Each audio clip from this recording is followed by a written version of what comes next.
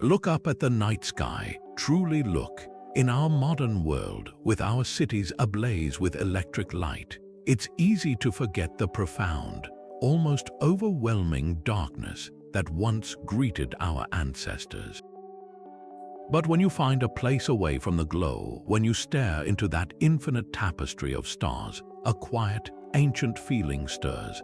It's a feeling that every human in every corner of this planet has shared for thousands of years. What did they see when they looked up? Did they see distant, cold points of light, or did they see something more? Did they see travelers? The very same stars we gaze upon today were once the celestial highways and homelands of God's ancestors and visitors from realms beyond our understanding. They were not just myths, they were memories woven into the very fabric of cultures separated by vast oceans and impassable mountains, yet telling eerily similar stories. This video is an invitation to step into that shared memory, to embark on a journey that will carry us across time and continents. We are about to explore 50 ancient legends, 50 distinct narratives from cultures worldwide that all speak with one voice about a singular, incredible phenomenon, beings from the sky. These are not vague tales of spirits or ghosts. These are detailed, specific accounts of entities descending from the heavens in vessels of light and fire, imparting knowledge of agriculture, astronomy, and architecture, and sometimes departing just as mysteriously as they arrived, promising to return one day. From the intricate myths of the Sumerians to the oral histories of indigenous tribes in the Americas, from the sacred texts of India to the folklore of the Pacific Islands, a pattern emerges that is impossible to ignore. It is a pattern that challenges our conventional understanding of history and begs a profound question. Were these simply the products of vivid imagination, or could they be fragmented recollections of actual, extraordinary encounters? This exploration is more than just a catalogue of fascinating stories. It is a quest for a deeper truth about our past and our place in the cosmos. As we uncover each legend, you will begin to notice the startling parallels, the descriptions of flying vehicles, the gifts of advanced knowledge, the physical evidence sometimes left behind. We will walk in the footsteps of the Dogon people of Mali, who possessed an impossibly accurate knowledge of a star system invisible to the naked eye. We will listen to the echoes of the Australian Aboriginal Dreamtime, where celestial beings shaped the land itself. We will decipher the clues left in the Epic of Gilgamesh and wonder at the sky gods of the Maya. Prepare to have your curiosity ignited and your perspective shifted. This is a journey into the greatest historical mystery of all, a puzzle whose pieces are scattered across the globe waiting to be assembled. So let's begin our descent into the first of these 50 ancient legends and see what secrets the stars have been keeping from us. Our journey begins not with a whisper, but with a civilization that laid the very foundations of recorded history, Mesopotamia. In the fertile land between the Tigris and Euphrates rivers, the Sumerians gifted humanity with writing, law, and cities. But they also left us something far more enigmatic: the first detailed accounts of celestial visitors known as the Anunnaki. Their name itself is a clue, often translated as those who from heaven to earth came. These were not vague, ethereal spirits.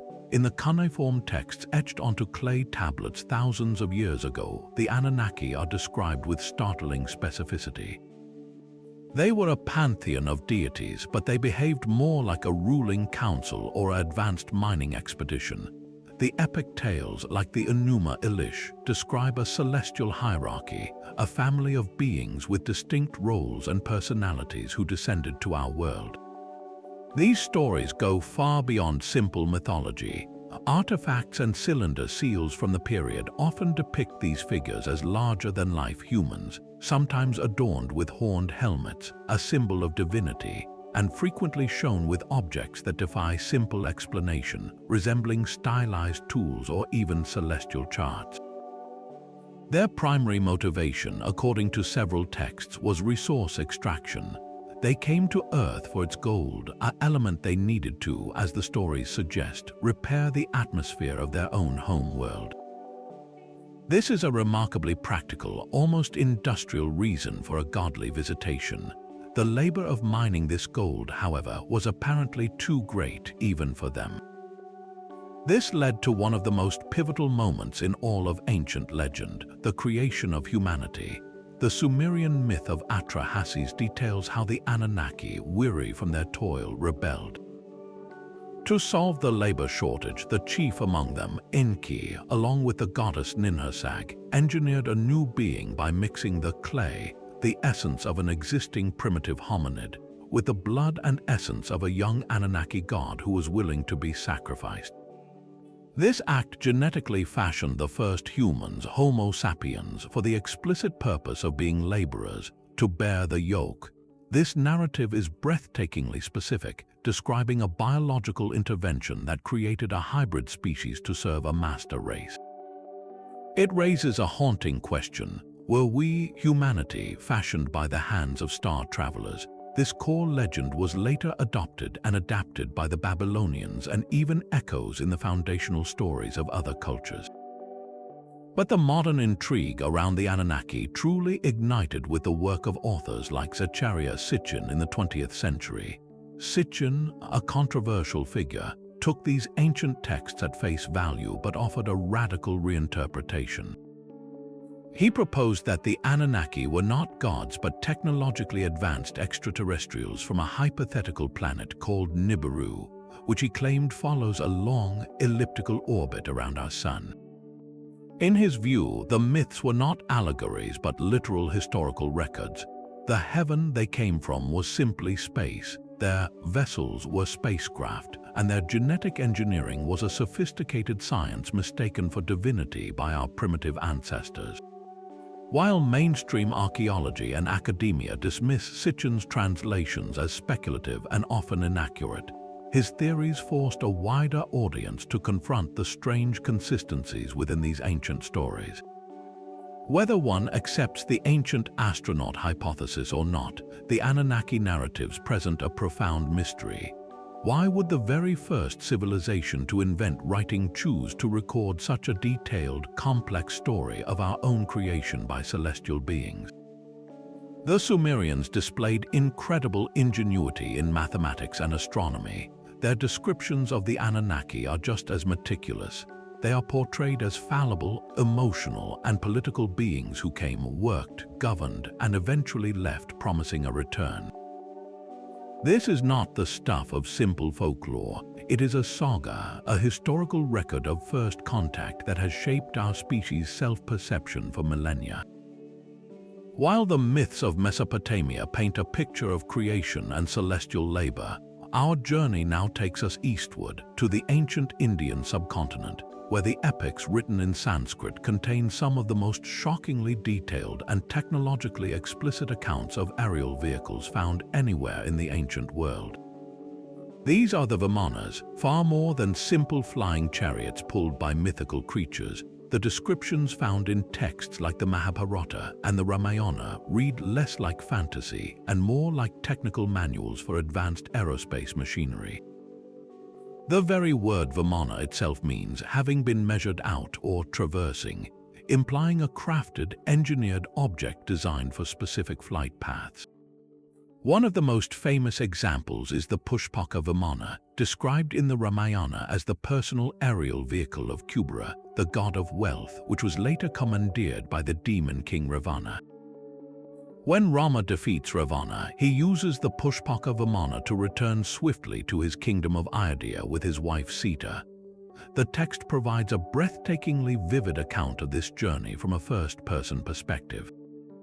Rama and Sita are described as sitting within a luxurious, palace-like structure that could carry many passengers. The vehicle is said to move at the will of the pilot, responding to mental commands, and it offered a smooth, silent ride high above the earth, allowing its occupants to look down upon cities, forests, and rivers as they passed.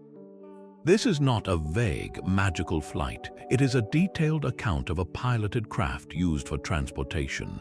but the descriptions become even more extraordinary and far more ominous in the Mahabharata.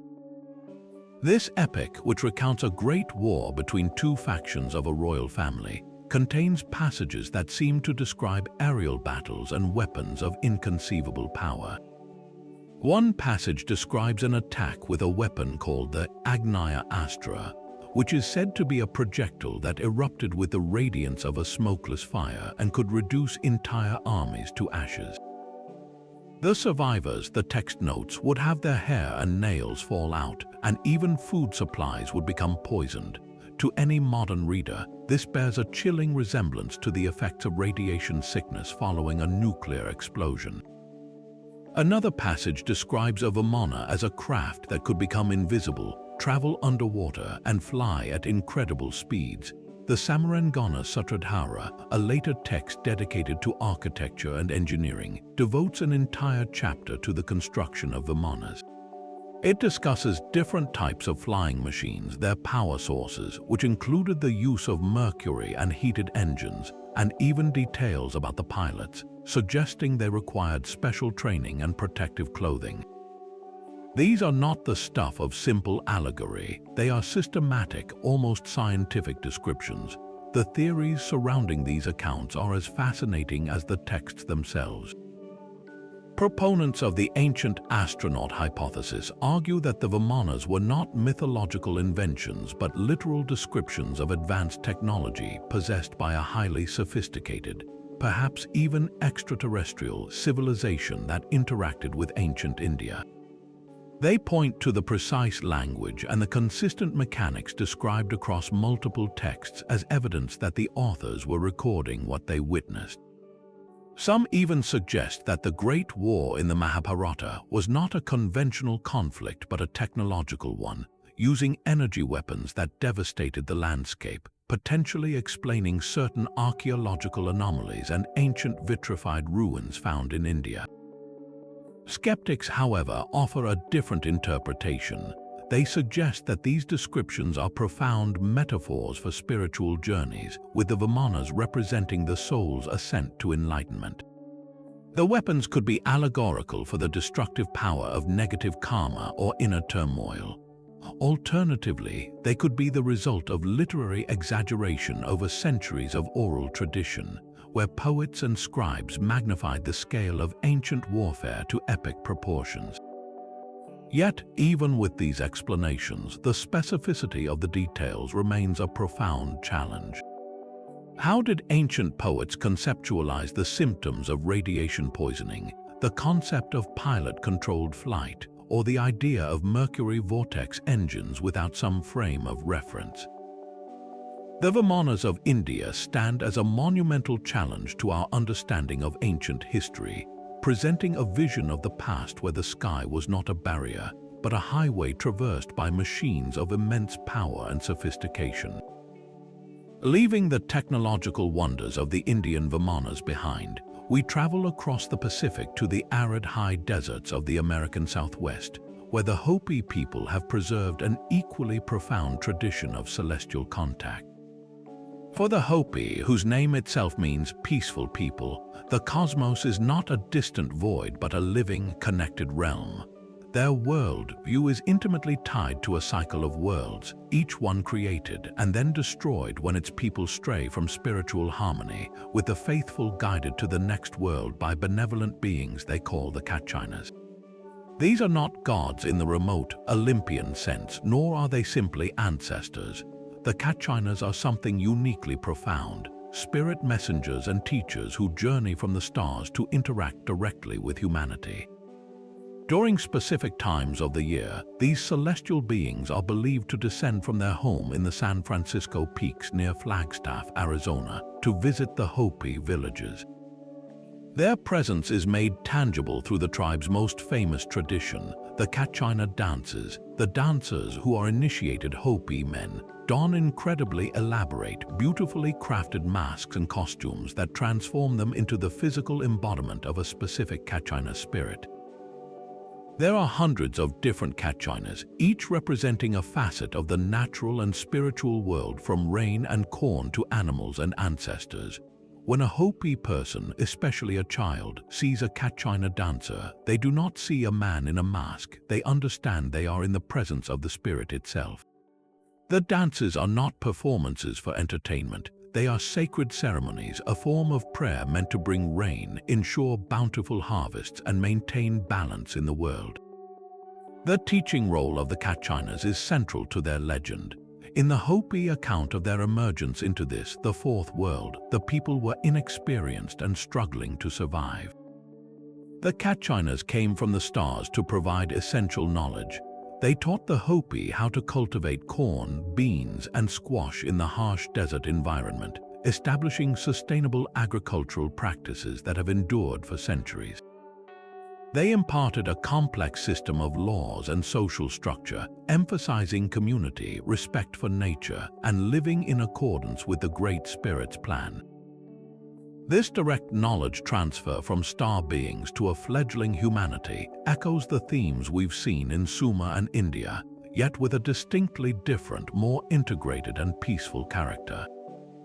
This brings us to one of the most compelling and urgent aspects of the Hopi tradition: their prophecies. The Hopi have a detailed oral history that predicts future events, and a central figure in these prophecies is the blue star Kachina, also known as the Sakwasoha. The prophecy states that a time will come when the world becomes deeply unbalanced, filled with corruption and moral decay. At the climax of this period, the blue star Kachina will first make its presence known in the skies above. Its appearance will signal the beginning of the end of the current age, the fourth world. Soon after, the true white brother, a lost sibling of the Hopi, will return to help them purge the world of its impurities. This purification will not be a gentle process. It is often described as a great upheaval of the earth itself, a cleansing fire that will make way for the emergence of the fifth world, populated by those who have lived in harmony and truth. The interpretation of this prophecy in a modern context is where the legend of the Star People takes on a startling new dimension. Many researchers and Hopi elders themselves have drawn a potential connection between the appearance of the blue star Kachina and the arrival of a comet or a large, visible celestial object. Some have even suggested it could be a reference to a planet, drawing a fascinating, though highly speculative, parallel to Zecharia Sitchin's description of the planet Nibiru from the Sumerian tales. The prophecy's warning about environmental disregard and societal collapse resonates deeply with contemporary concerns about climate change and global instability. For the Hopi, these are not abstract myths. They are a living blueprint for the future, a warning from their star-born teachers about the consequences of straying from a sacred path. The Kachinas, therefore, are more than just spirits of the past. They are a continual reminder of a cosmic connection and a profound responsibility to live in balance, with their eventual return marking a pivotal moment of transformation for all of humanity. From the prophecies of the Hopi, we now venture across the Atlantic to the West African nation of Mali, home to one of the most precise and baffling astronomical mysteries in the world. The Dogon people, an ethnic group living in the Bandiagara escarpment, possess a cosmological tradition that has stunned astronomers and historians alike. At the heart of their beliefs are the Nomo, a race of amphibious, fish-like beings who are said to have visited the Dogon from the heavens in a great arc that spun on its axis as it descended, accompanied by fire and thunder. These visitors, described as masters of water and teachers of civilization, imparted profound wisdom to the Dogon, but it is the specific celestial knowledge they bestowed that forms the core of an intense and enduring debate. The Namo, according to Dogon oral tradition, originated from a star that orbits Sirius, the brightest star in our night sky. What makes this claim so extraordinary is the Dogon's detailed understanding of the Sirius system. They knew that Sirius, which they call Sigitolo, or Star of the Sigi, is not a single star. They described it as having a tiny, incredibly dense, and invisible companion star that orbits it in an elliptical path over a period of 50 years. They called this companion Po Tolo, Po meaning the smallest seed, a grain of Digitaria, and Tolo meaning star. This seed star, they said, was made of a metal heavier than all the iron on Earth and completed one revolution around Sirius every 50 years. To appreciate why this is so astonishing, we must look through the lens of modern astronomy. Sirius B, the white dwarf companion to Sirius A, is completely invisible to the naked eye. Its existence was first inferred by the German astronomer Friedrich Bessel in 1844 due to gravitational wobbles in Sirius A's motion, but it wasn't actually observed through a telescope until 1862 by Alvan Clark. A white dwarf is the remnant of a star that has exhausted its nuclear fuel. It is incredibly small and dense, with a teaspoon of its matter weighing tons. The Dogon's description is unnervingly accurate. Sirius B is indeed small, dense, and follows a 50.04-year orbital period. The question is, how could a remote tribe with no astronomical instruments have known this for centuries? This mystery was brought to the world's attention by the French anthropologists Marcel Grioul and Germain Dieterlen, who studied the Dogon in the 1930s and 40s. In 1946, Dogon elders shared this sacred cosmological knowledge with them, including intricate sand drawings that illustrated the orbital paths of the stars. The anthropologists published their findings, and the scientific community was left bewildered. Ancient astronaut theorists, most notably Erich von Däniken, seized upon this as some of the strongest evidence for past extraterrestrial contact. The theory is straightforward. The Nommo were not mythological figures but actual interstellar travelers from the Sirius system. They came to Earth and, in their interactions with the Dogon, provided them with accurate astronomical data about their home star, which was then preserved through generations of oral tradition. In this view, the Dogon legend is a preserved record of a first contact event. However, mainstream anthropology and astronomy offer alternative explanations, sparking a vigorous debate. The primary counter-argument suggests that the Dogon could have acquired this knowledge through cultural contamination in the early 20th century. Missionaries, explorers, and colonial administrators passed through the region, and it is plausible that Western astronomical knowledge about Sirius B, which was a major scientific topic in the late 19th century, was communicated to the Dogon and subsequently incorporated into their existing myths. Proponents of this view point out that Grioul and Dieterlen's work occurred after this period of potential contact, and that the Dogon elders, being highly intelligent, may have woven this new, fascinating information into their spiritual framework to give it greater meaning. Another perspective considers the possibility of independent, ancient observation.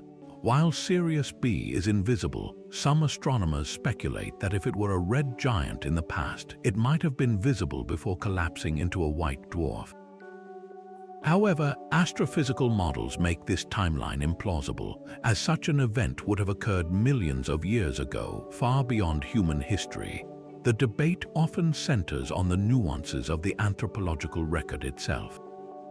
Some scholars have questioned the interpretation of Grioul and Dieterlen's work, suggesting that the Dogon knowledge may have been more symbolic and less precise than initially presented, and that the 50-year cycle could be a coincidence linked to the Dogon's own major religious ceremony, the Sigui, which is also celebrated roughly every 60 years. Yet, despite these skeptical arguments, the puzzle remains deeply compelling. The Dogon do not just know that Sirius has a companion. Their descriptions include specific details about its elliptical orbit, its 50-year cycle, and its immense density, concepts that are not easily conveyed through casual conversation. The legend of the Nommo is intricately woven into their entire culture, from their art and rituals to their calendar, suggesting a deep-rooted antiquity. This is not a vague story, it is a complex, integrated system of knowledge. Whether the source was extraterrestrial visitors, a remarkable case of convergent discovery, or cultural transmission, the doggone mystery forces us to reconsider the capabilities of ancient cultures and the potential for lost or misunderstood channels of knowledge. It stands as a powerful testament to the idea that our ancestors may have been looking at the stars with a far deeper understanding than we have ever credited them with. Shifting our focus from the deserts of Africa to the ancient river valleys of China, we encounter a foundational legend that is deeply woven into the very identity of the world's oldest continuous civilization. This is the story of the Yellow Emperor Huangdi, a figure who straddles the line between myth and history so perfectly that he embodies the very mystery we are exploring. More than just a wise ruler, Huangdi is portrayed in ancient texts as a celestial sovereign who descended from the heavens to guide humanity's first steps toward civilization, and his mode of transport is as magnificent as his legacy. He did not simply walk out of the mist, he arrived in a chariot pulled by a jade dragon, a vehicle that gleamed with otherworldly light and roared across the sky. The imagery of the dragon in Chinese culture is crucial to understanding this legend. Unlike the fire-breathing, malevolent beasts of Western folklore, the Chinese dragon is a benevolent and wise celestial creature, a symbol of imperial power, reign, and good fortune. It is a being associated with the heavens that Huangdi's chariot was drawn by one made of jade, a stone revered for its purity, durability, and connection to immortality signals that this was no ordinary king. His arrival was an event of cosmic significance. Ancient texts like the Records of the Grand Historian by Sima Qian describe Huangdi's reign as a golden age, a time when he and his court of celestial ministers bestowed upon the fledgling Chinese people the essential arts of advanced society. This was a knowledge transfer of monumental proportions. Under Huangdi's guidance, the chaotic tribes of ancient China were unified and organized. He is credited with inventing or formalizing the principles of traditional Chinese medicine, including the foundational text known as the Huangdi Nijing, or the Yellow Emperor's Inner Canon, which details concepts like acupuncture, herbal remedies, and the flow of Qi, or life energy, through the body. This was not merely practical knowledge, it was a holistic system for understanding the human body's relationship with the universe. Furthermore, Huangdi is said to have overseen the creation of the first Chinese writing system, replacing primitive knot-tying methods with characters that could record history, laws, and philosophy. Perhaps most iconic of all, his reign is associated with the discovery of silk production. The legend tells that his principal wife, Li Zhu, discovered how to harvest silk from silkworms and invented the silk loom, gifting China an industry that would define its economy and culture for millennia. Each of these innovations, medicine, writing, and silk, represented a quantum leap in human development. But just as his arrival was spectacular, so too was his departure. After a long and prosperous reign, Huangdi did not die a mortal death. Instead, the legends state that he achieved immortality and ascended back to the heavens, once again aboard his jade dragon chariot. This concept of ascension is a common thread in these star-being narratives. The teacher does not perish but returns to their point of origin. In some versions of the story, Huangdi first refined an elixir of immortality, and a dragon descended from the sky to carry him away. His departure left behind a people transformed, but also a profound mystery about his true nature. The interpretation of Huangdi's story offers a fascinating duality. From a traditional historical perspective, he can be seen as a composite figure, a symbolic representation of the collective achievements of early tribal chieftains over centuries, whose deeds were eventually attributed to a single, semi-divine progenitor to give the Chinese state a glorious and unified origin story.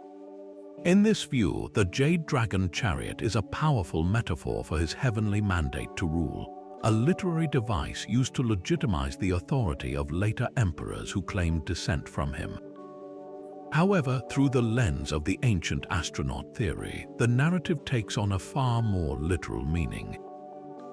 Could the Jade Dragon Chariot be a description of a spacecraft, its sleek, serpentine form and luminous green hue interpreted by ancient observers as a mythical beast. The gifts of knowledge-structured medicine, a complex writing system, and advanced textile production are precisely the kind of cultural technology that a more advanced civilization might impart to accelerate a society's progress. Huangdi's ascension mirrors the departure of the Anunnaki or the Katchinas. It is the classic motif of the star traveler who completes their mission and leaves, leaving humanity to steward the knowledge they have been given. The enduring mystery of Huangdi is that he is so firmly embedded in China's historical record that he feels more tangible than a purely mythical god. Yet his story is filled with elements that defy conventional explanation, forever marking him as a possible visitor from the stars who helped forge a civilization. From the ordered celestial courts of China, we now journey to one of the oldest and most spiritually rich landscapes on Earth, the vast and ancient continent of Australia. Here, among the rugged Kimberley region in the northwest, the Aboriginal peoples hold a tradition that is as visually striking as it is profound. This is the legend of the Wandjina, beings whose images stare out from rock art galleries that are thousands upon thousands of years old, their silent gaze holding a mystery that resonates across the millennia. Unlike any other figures in global mythology, the Wandjina are instantly recognizable. They are depicted with large, dark, owl-like eyes that seem to hold a deep intelligence, but most remarkably, they have no mouth. Their faces are framed by a halo or a helmet from which lines of energy often radiate, and their bodies are frequently painted in ochre shades with intricate patterns that represent both clouds and the life-giving power of rain. According to the creation stories of the Moanjum peoples, the Wandjina are the supreme rain-making spirits, the creators of the land itself. They did not evolve on Earth. They descended from the Milky Way during the Dreamtime, the sacred era when the world was formed. These powerful beings traveled across the barren, featureless landscape, and as they moved, they shaped the world we know today. They carved out riverbeds with their movements, pushed up mountain ranges, and called forth all living things, including the first human beings. The Wandjina were the ultimate architects and lawgivers, establishing the social and tribal structures that would govern Aboriginal life. Their work was not without conflict. Some stories tell of epic battles between Wandjina figures, struggles that further molded the topography of the region. Once their creative work was complete, the Wandjina did not simply vanish. They transitioned. They entered the rock surfaces themselves, leaving their life essence and power imbued within the stone. Their physical forms became the ancient rock art we see today. This is why these images are not considered mere historical records or artistic expressions. They are the living presence of the Wandjina. The belief is that the spirit's power remains active in the world, directly controlling the monsoon rains, the fertility of the land, and the general well-being of the people.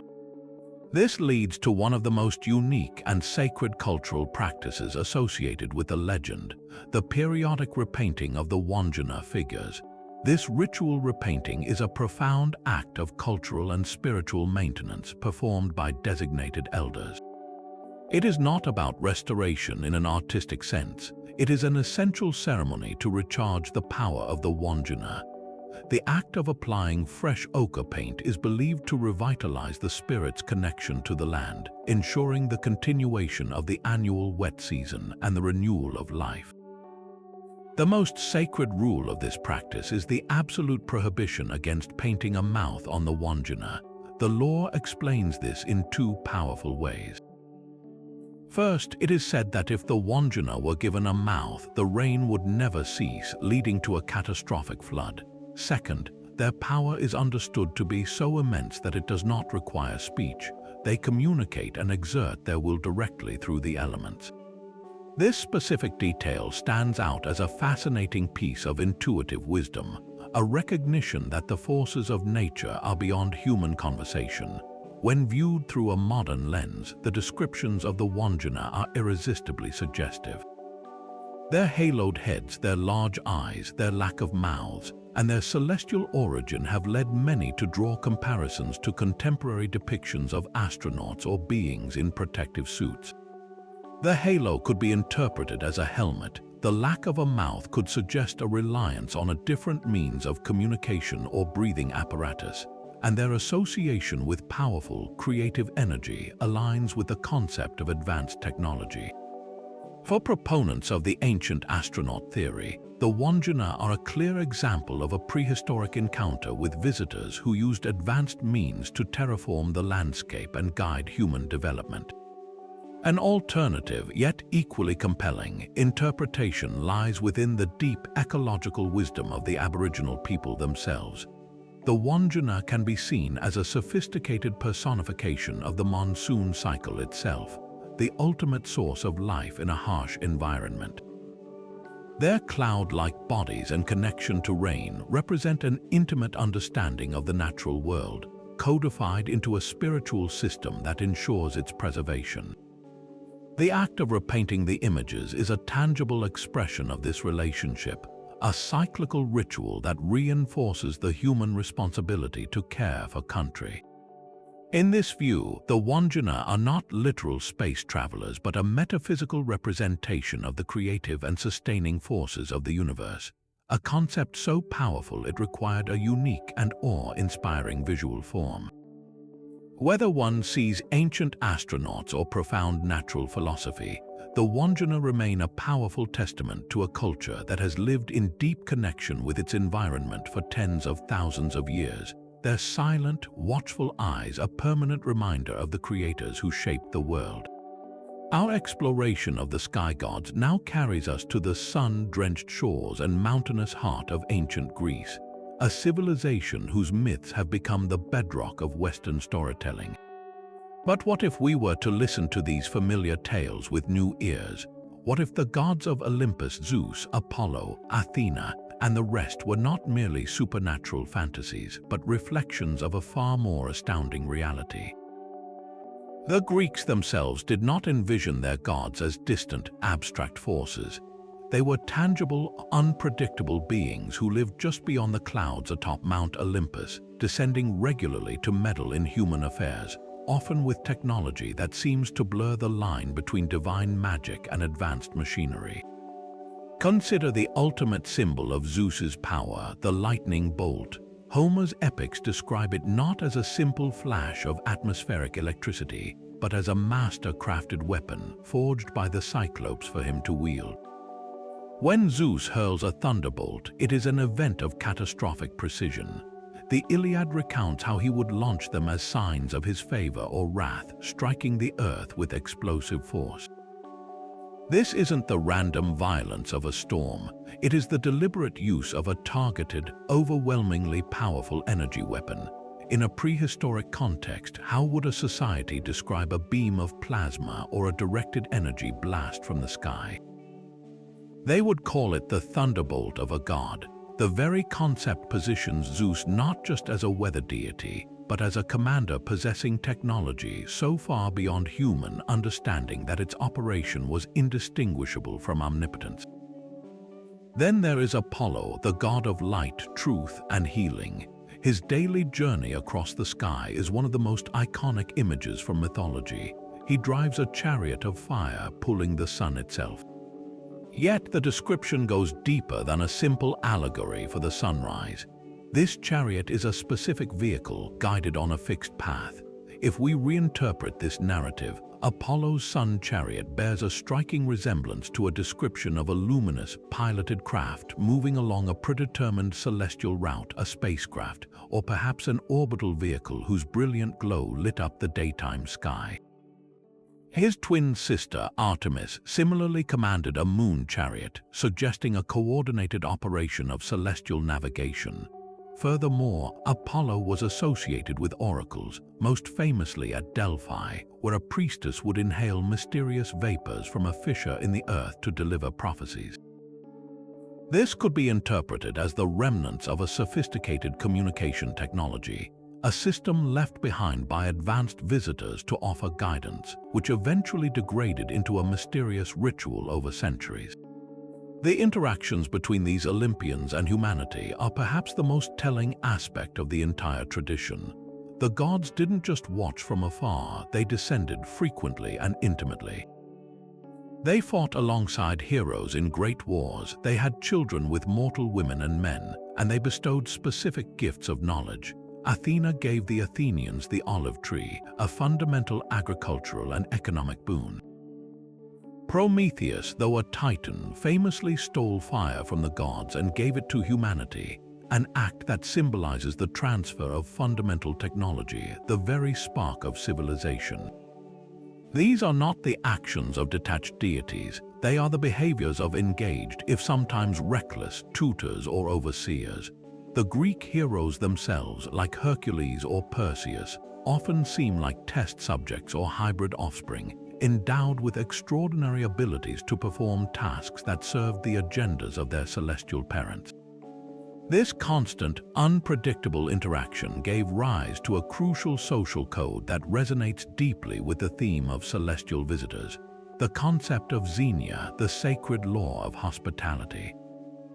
Xenia was far more than good manners, it was a religious obligation. It demanded that any stranger who arrived at your door must be welcomed, offered food, shelter, and protection before even being asked their name.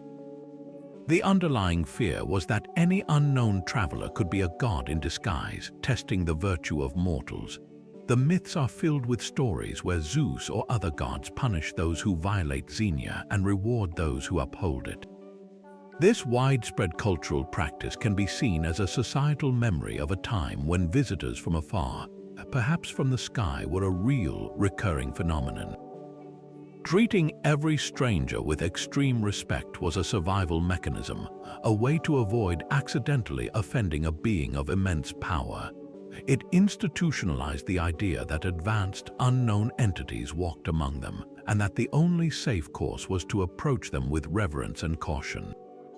The gods of Olympus, therefore, may represent a grand and dramatic encoding of contact, their myths preserving the awe, the fear, and the transformative knowledge that came from encounters with those who descended from the heavens.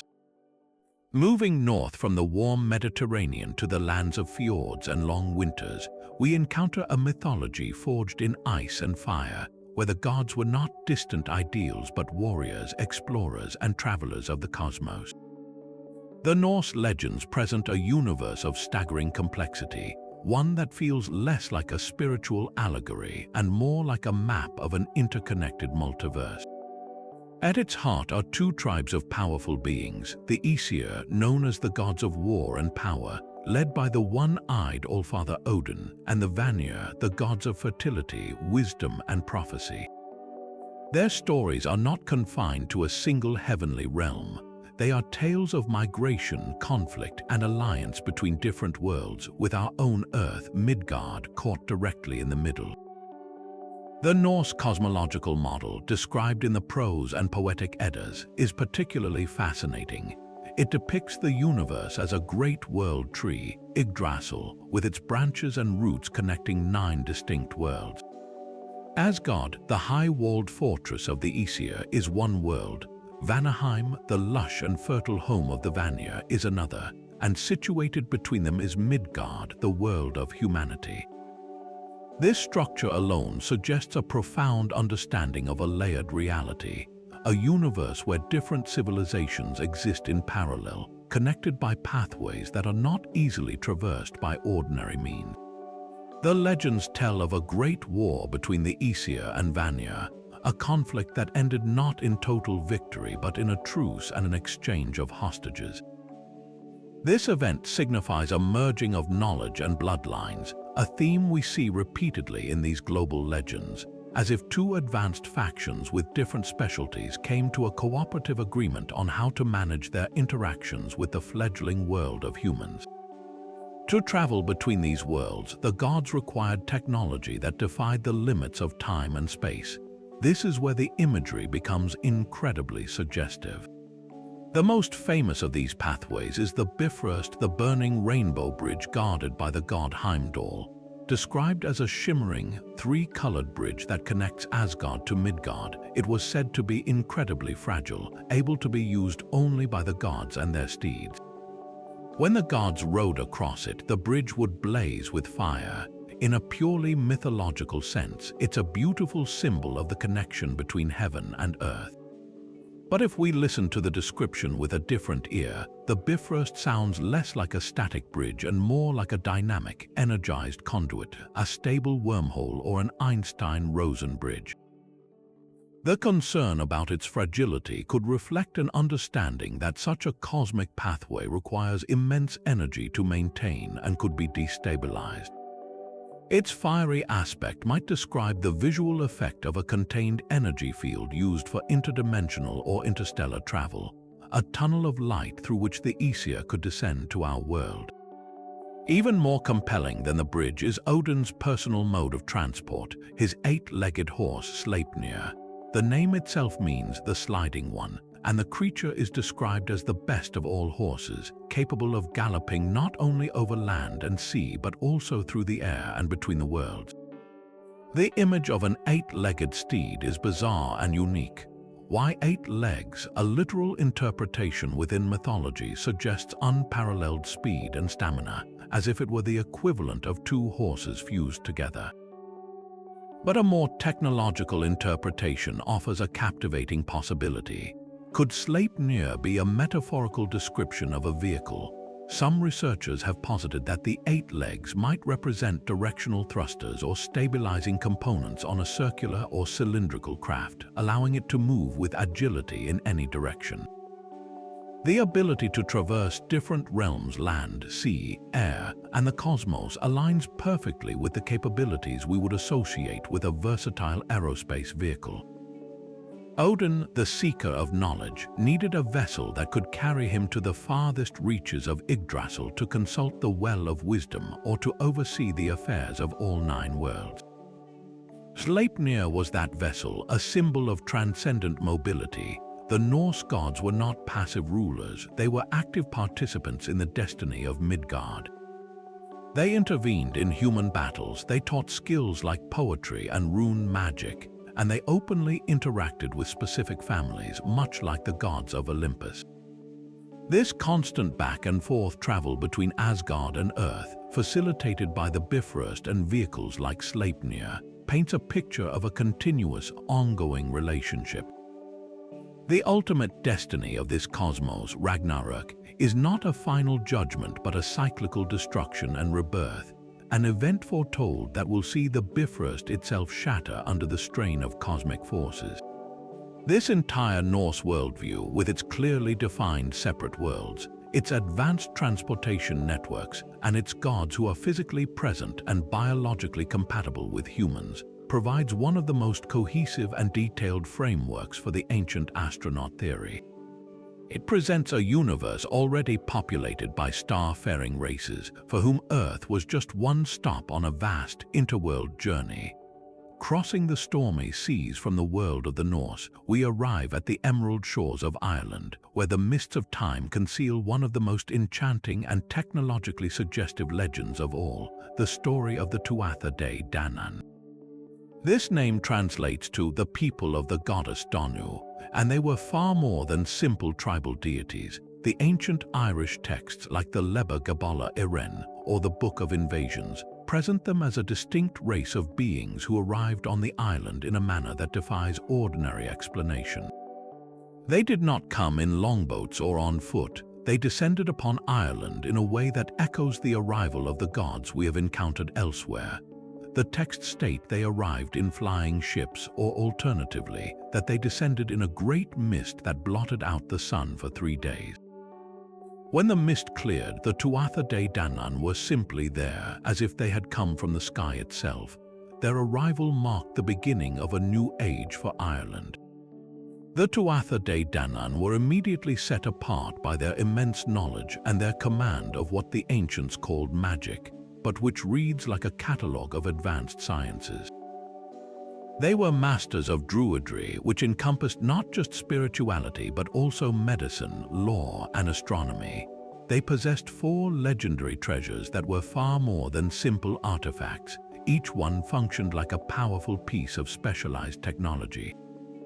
There was the Spear of Lug, which guaranteed victory to whoever wielded it, a weapon of formidable and perhaps guided power. There was the Stone of Fall, which would cry out when the true High King of Ireland stood upon it, acting like a sophisticated biological or genetic verification system. Most famous of all was the Cauldron of the Dagda, a vessel from which no company ever went away unsatisfied, a seemingly endless source of sustenance that could be interpreted as an advanced device for material replication or food synthesis. These were not just magical trinkets, they were tools of a highly advanced civilization. This superior knowledge was put to the test almost immediately in 2 great battles for control of Ireland. First, they faced the Fir Bolg, the previous inhabitants of the island, in the First Battle of Mag Tuathad. The Tuatha De Danann emerged victorious, but not without cost. Their king, Nuada, lost his arm in the combat. This detail is crucial, for it demonstrates that they were not invulnerable spirits. They could be injured, they could bleed, they possessed physical, biological bodies.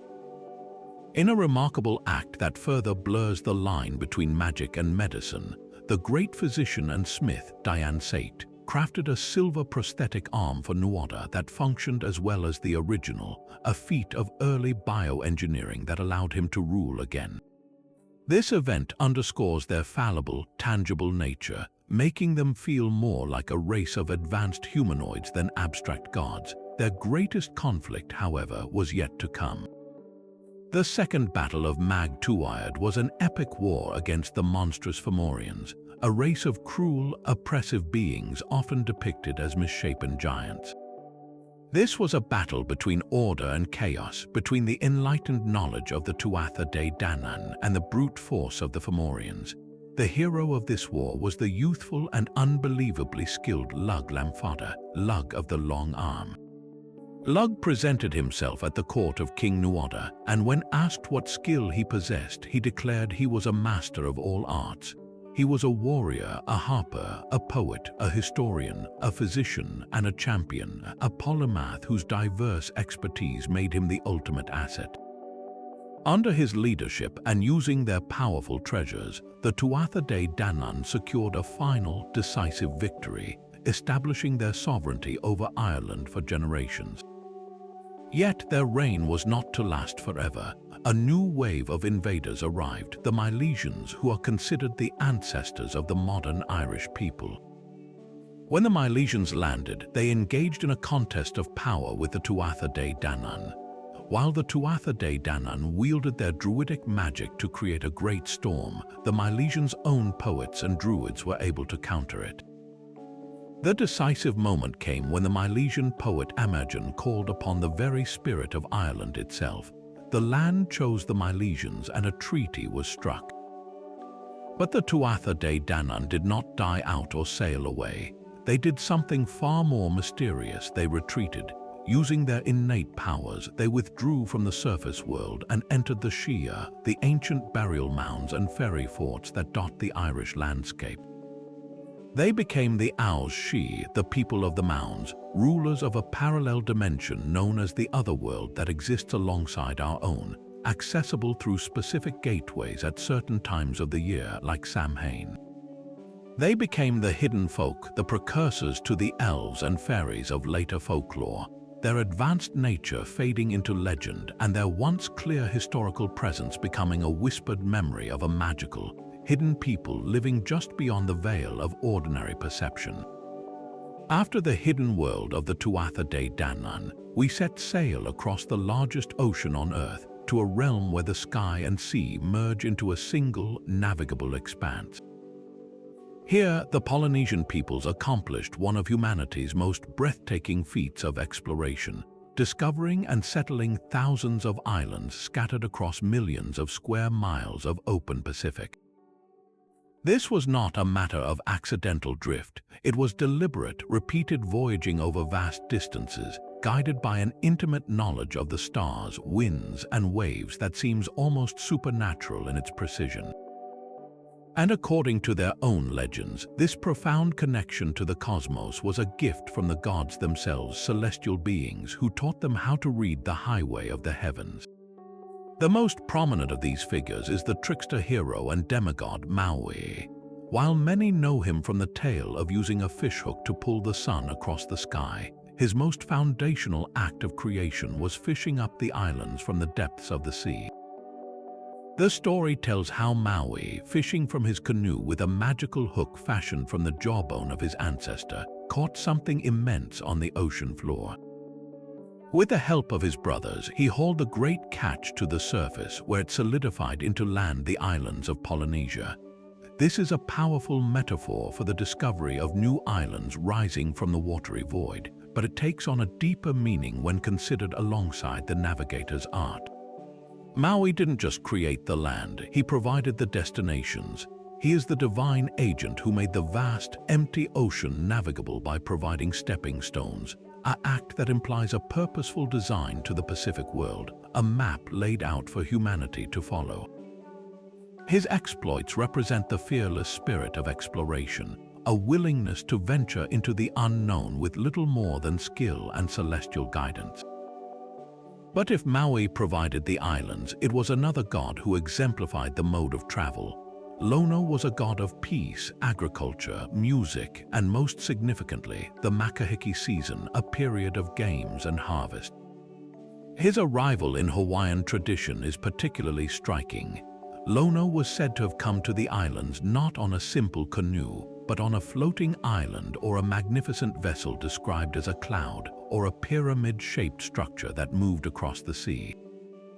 This floating island was called Kanuiakia, and it was covered in white copper cloth catching the wind.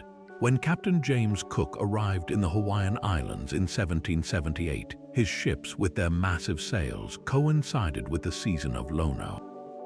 Many historians believe the Hawaiians initially perceived Cook's vessel as the return of the god Lono on his floating island. This tragic case of mistaken identity underscores how the description of a god's vehicle, a large, wind-driven structure, could align perfectly with the technology of an advanced seafaring culture, perhaps one that visited the islands in the distant past. The true miracle of Polynesian navigation, however, lies not just in the legends but in the practical, star-based science that was practiced for centuries. This knowledge, known as wayfinding, is a complex system that uses the entire natural world as a compass. Navigators, or PWO, memorize the rising and setting points of hundreds of stars, creating a mental star compass. They learn to read the subtle patterns of ocean swells, sensing the direction of distant islands by how the waves reflected and refracted around them. They observed the flight paths of birds, the types of clouds that form over land, and even the color of the water. This was a holistic science of observation, passed down through generations in elaborate chants and oral traditions. The question that naturally arises is, how did they develop such a sophisticated system in isolation? The legends provide a compelling answer: it was taught to them. The god most directly associated with this gift of navigation is often Maui, or in some traditions a figure named Tanga in the Cook Islands or Ku in Hawaii. These deities are credited with lashing the heavens together, fixing the stars in their courses to create a reliable map for voyagers. This notion of organizing the sky is profound. It suggests that the star patterns were not just observed, but were understood as a designed system, a calibrated network meant for travel. The parallels to other cultures we've explored are striking. Just as the Sumerian Anunnaki came for resources and the Hopi Kachinas came as teachers, the Polynesian navigator gods came to impart the ultimate tool for survival and expansion, the knowledge to conquer the greatest geographic barrier on the planet. The star knowledge wasn't just practical, it was sacred, a divine science that connected every voyage to the cosmic order. This celestial connection is powerfully embodied in the Polynesian concept of the star compass and the star path. A navigator would hold a course by keeping a specific star directly over the stern of the canoe. As that star moved too high or set, they would pivot to the next star rising in the same relative position, effectively creating a continuous, interlocking chain of celestial markers across the night sky. This method allowed them to sail straight lines across thousands of miles of open ocean, reaching targets as small as tiny atolls with astonishing accuracy. The recent revival of this ancient art, exemplified by the historic voyages of the Hopi canoe, has proven its effectiveness beyond any doubt. Modern navigators, using only traditional methods, have successfully sailed from Hawaii to Tahiti and across the Pacific, demonstrating that the legends were not mere myths but encoded instructions for a viable technology. The enduring mystery is whether this knowledge was developed through millennia of gradual, fearless experimentation, or whether, as the stories of Maui and Lono imply, it was given as a complete system by visitors who already possessed a masterful understanding of the Pacific.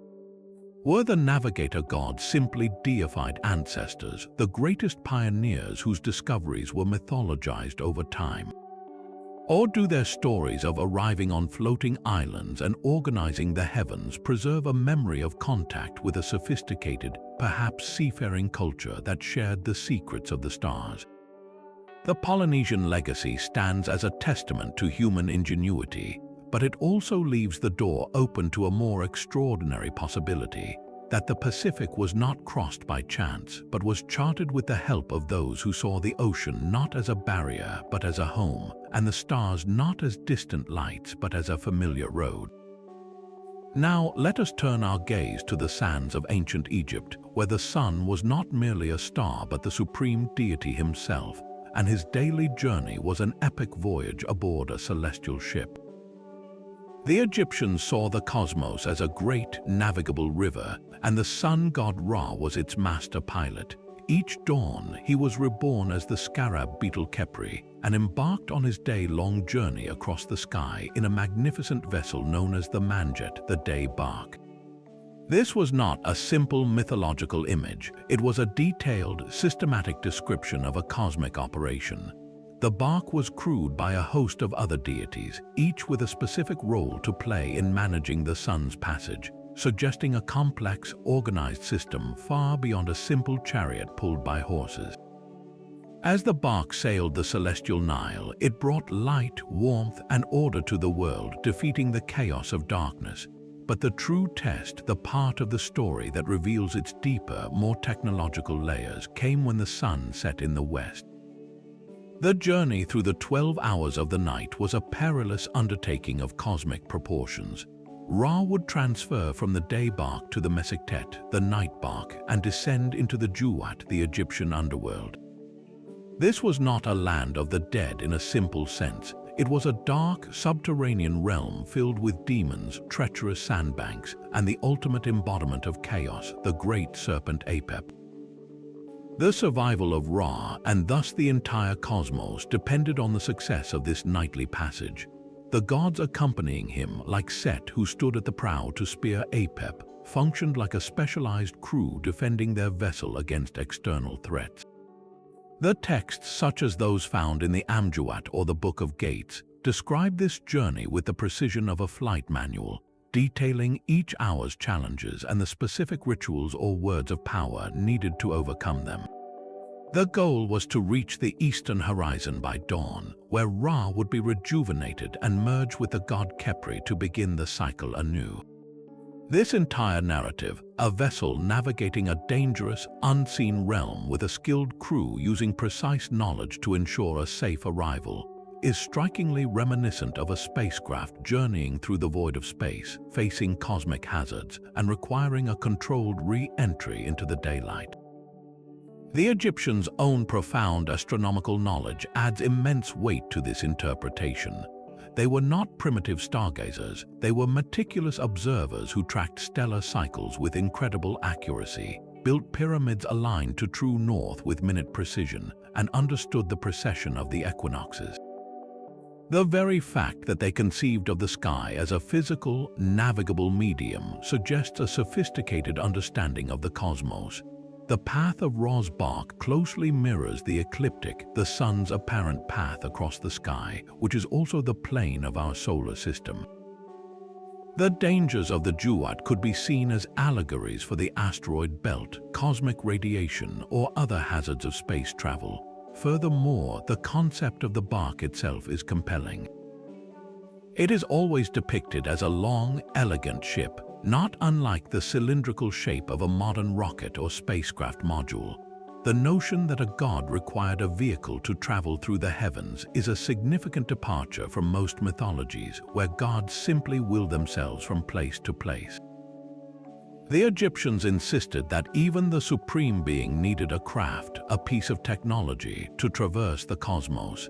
This leads to a fascinating parallel with another, more tangible Egyptian mystery, the so-called Abu Ghurab Sun Temple and its unique alabaster platform. While commonly interpreted as a ritual altar, the structure's design is highly unusual. It is a large, flat, precisely cut slab of alabaster, situated in an open courtyard and aligned with the sun. Some researchers have pointed out that its appearance and composition are less suggestive of a sacrificial altar and more reminiscent of a landing platform or an energy-focusing device. When the sun strikes the translucent alabaster, it creates a diffuse, ethereal glow. Could this have been a representation of the place of appearance, the spot where Ra's solar bark would dock or manifest its energy upon the Earth? While this is a speculative theory, it demonstrates how the literal elements of the myth encourage a search for physical evidence that goes beyond symbolic interpretation. Ultimately, the legend of Ra's solar bark operates on multiple levels. On one hand, it is a beautiful allegory for the cycle of death and rebirth, the eternal struggle between order and chaos, and the dependency of all life on the sun. On the other, its detailed, mechanical nature, the specific vessel, the crude operation, the navigational hazards, and the precise knowledge required for a successful journey, presents a compelling case for an ancient astronaut interpretation.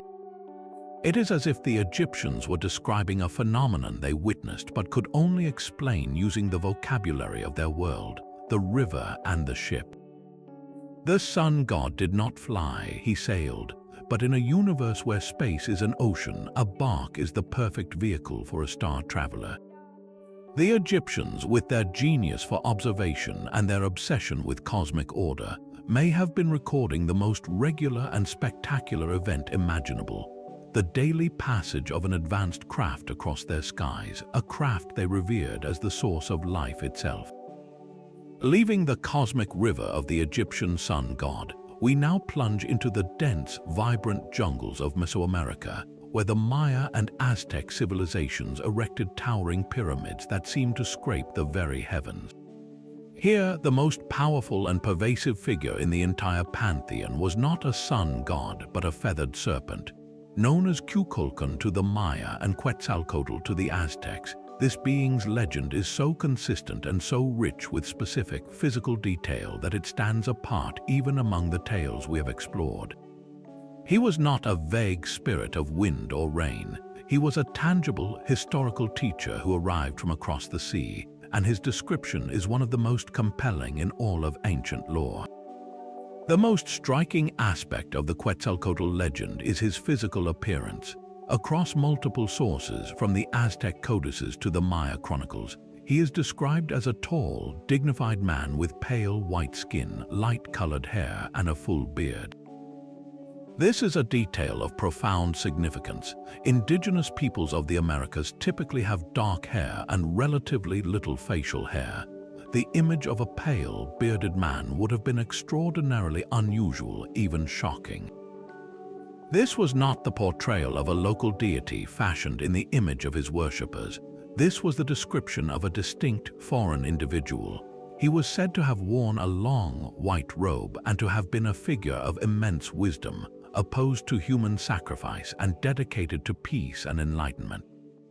His very being challenged the norms of the cultures he entered. His arrival was marked by a clear purpose to civilize. Quetzalcoatl was the ultimate culture bearer. He taught the people the essential foundations of advanced society. He introduced the knowledge of agriculture, specifically the cultivation of maize, which became the lifeblood of Mesoamerican civilization. He imparted the principles of mathematics, including the revolutionary concept of the zero, a mathematical abstraction that allowed for complex calculations far beyond simple counting.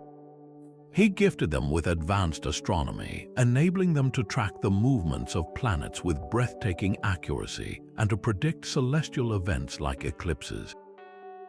Under his guidance, the Maya developed their incredibly precise calendar systems, which were not just tools for marking time but complex instruments for understanding cosmic cycles. Furthermore, he is credited with teaching the arts of writing, medicine, and architecture, overseeing the construction of grand cities that were harmoniously aligned with the stars. Each of these gifts represents a leap in human capability, a package of knowledge that transformed hunter-gatherer societies into sophisticated, structured civilizations. This brings us to the cornerstone of his legacy, the calendar. The Maya calendar system is a masterpiece of astronomical observation and mathematical precision. It was not one calendar, but several interlocking cycles. The most famous is the long count, a linear count of days from a mythical starting point, which famously fueled speculation about the end of the world in 2012. But more impressive is the Hob, a 365-day solar calendar, and the Tzolk'in, a 260-day sacred calendar that meshed with the Hob to form the calendar round, a 52-year cycle of immense ritual importance. The accuracy with which they tracked the solar year, the synodic period of Venus and other cycles rivals, and in some cases surpasses, the calendrical knowledge of other ancient cultures. The legend states that this complex system was a direct gift from Kukulkan. It was as if he provided them with an operator's manual for understanding the clockwork of the cosmos itself.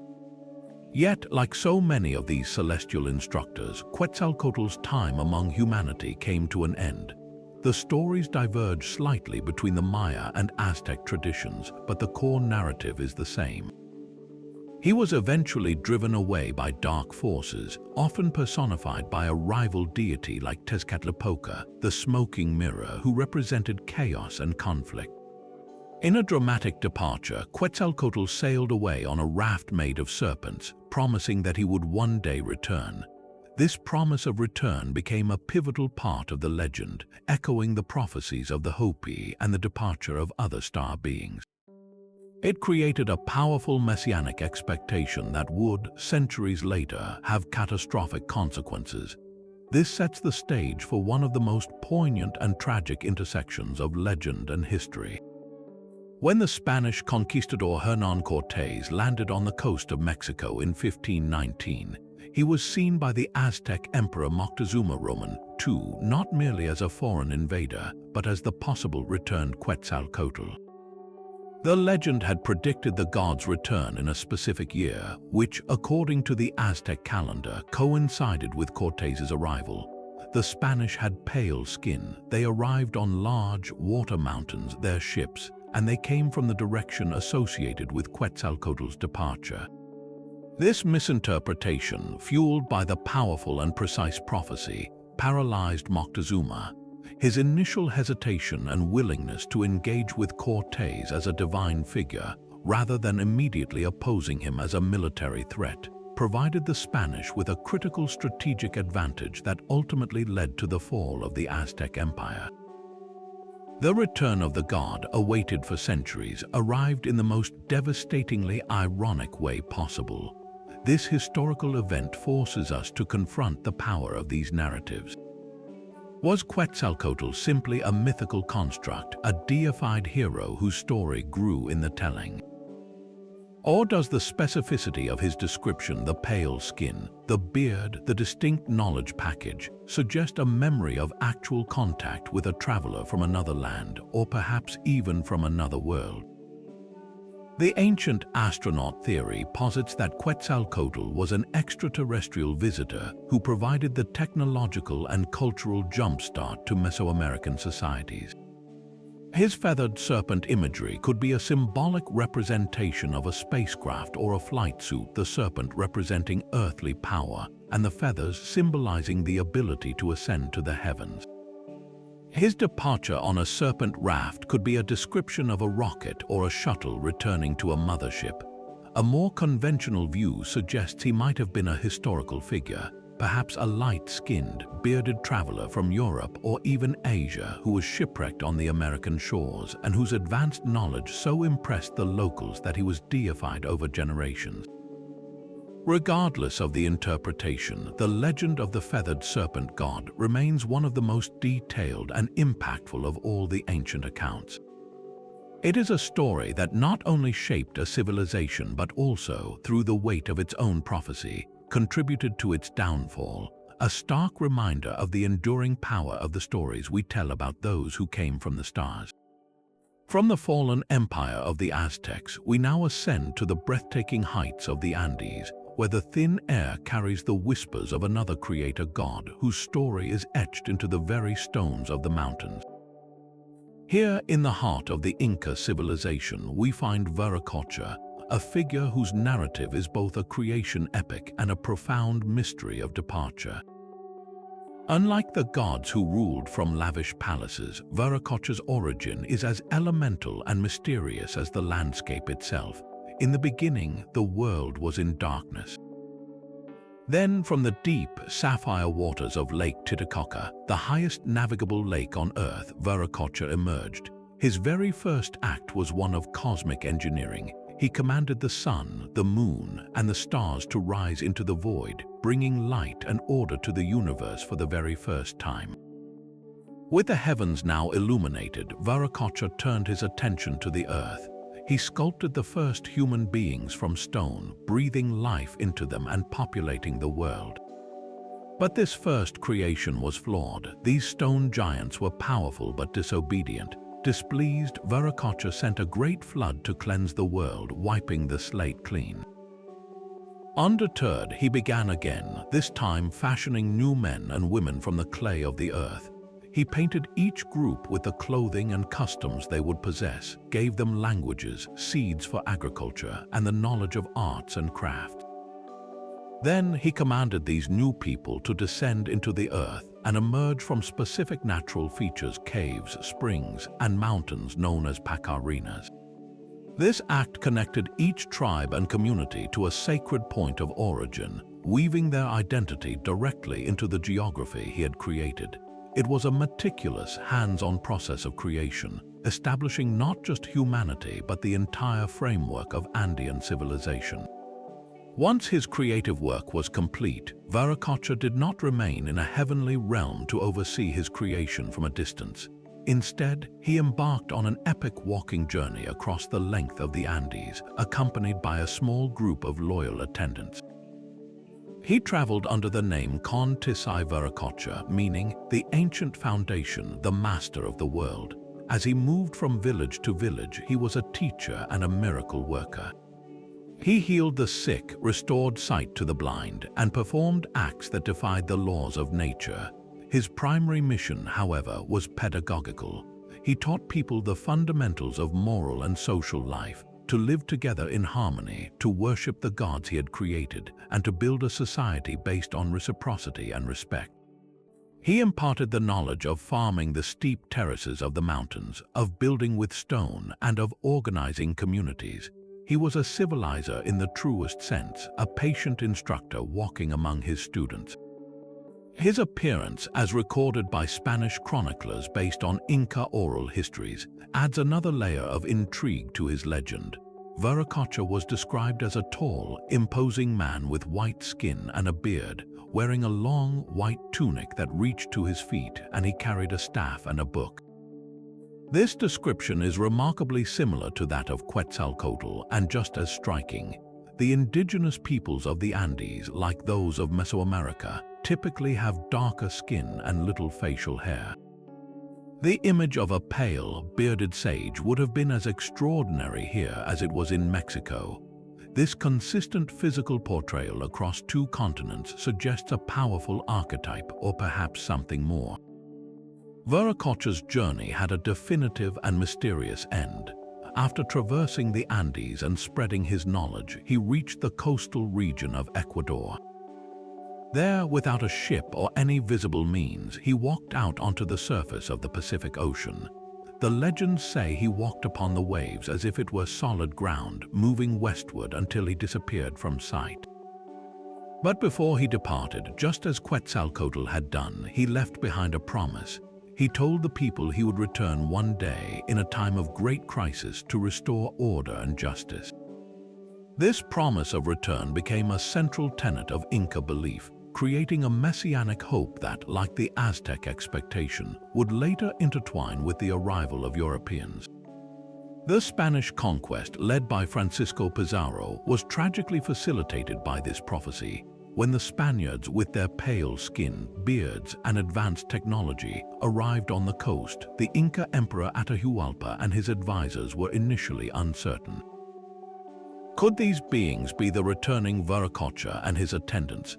This moment of hesitation and theological confusion played directly into Pizarro's hands, allowing a small band of conquistadors to capture Atahualpa and destabilize the massive Inca Empire. The return of the creator god, awaited for centuries, manifested as a cataclysmic invasion. This profound legend invites multiple interpretations. Was Viracocha a metaphorical representation of the sun's life-giving power, with his journey across the land symbolizing the sun's path across the sky? Or was he a deified memory of a particularly wise and benevolent culture hero, a traveler from a distant land whose teachings were so transformative that he was elevated to divine status over generations?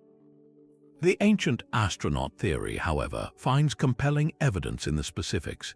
A tall, white-skinned, bearded being emerging from a lake with the power to command celestial bodies and shape humanity, who then walks on water to depart, sounds less like a natural phenomenon and more like an account of a technologically advanced visitor. His ability to walk on the Pacific could be interpreted as the use of a hovercraft or anti-gravity technology, perceived by awe-struck observers as a miraculous act. The promise of return is a recurring theme in contact narratives, perhaps indicating a planned revisit by an extraterrestrial expedition. The story of Viracocha, from his cosmic genesis at Lake Titicaca to his enigmatic departure across the sea, remains a cornerstone of Andean identity and one of the most powerful and poignant legends of a star-born teacher in the Americas. After the vast journeys of Viracocha and the feathered serpent, we turn to a legend preserved not on temple walls but in the fragmented writings of a Babylonian priest. In the 3rd century before the Common Era, a scholar named Berossus set out to document the history and wisdom of his people for the Greek conquerors who now ruled the region. Within his work, he recorded a tradition so strange and so specific that it has captivated historians and ancient astronaut theorists for centuries. This is the story of the Apkallu and their leader, the amphibious sage known as Ons. According to Berossus, in the most ancient times, humanity lived without knowledge like wild animals. They had no cities, no agriculture, no laws, and no science.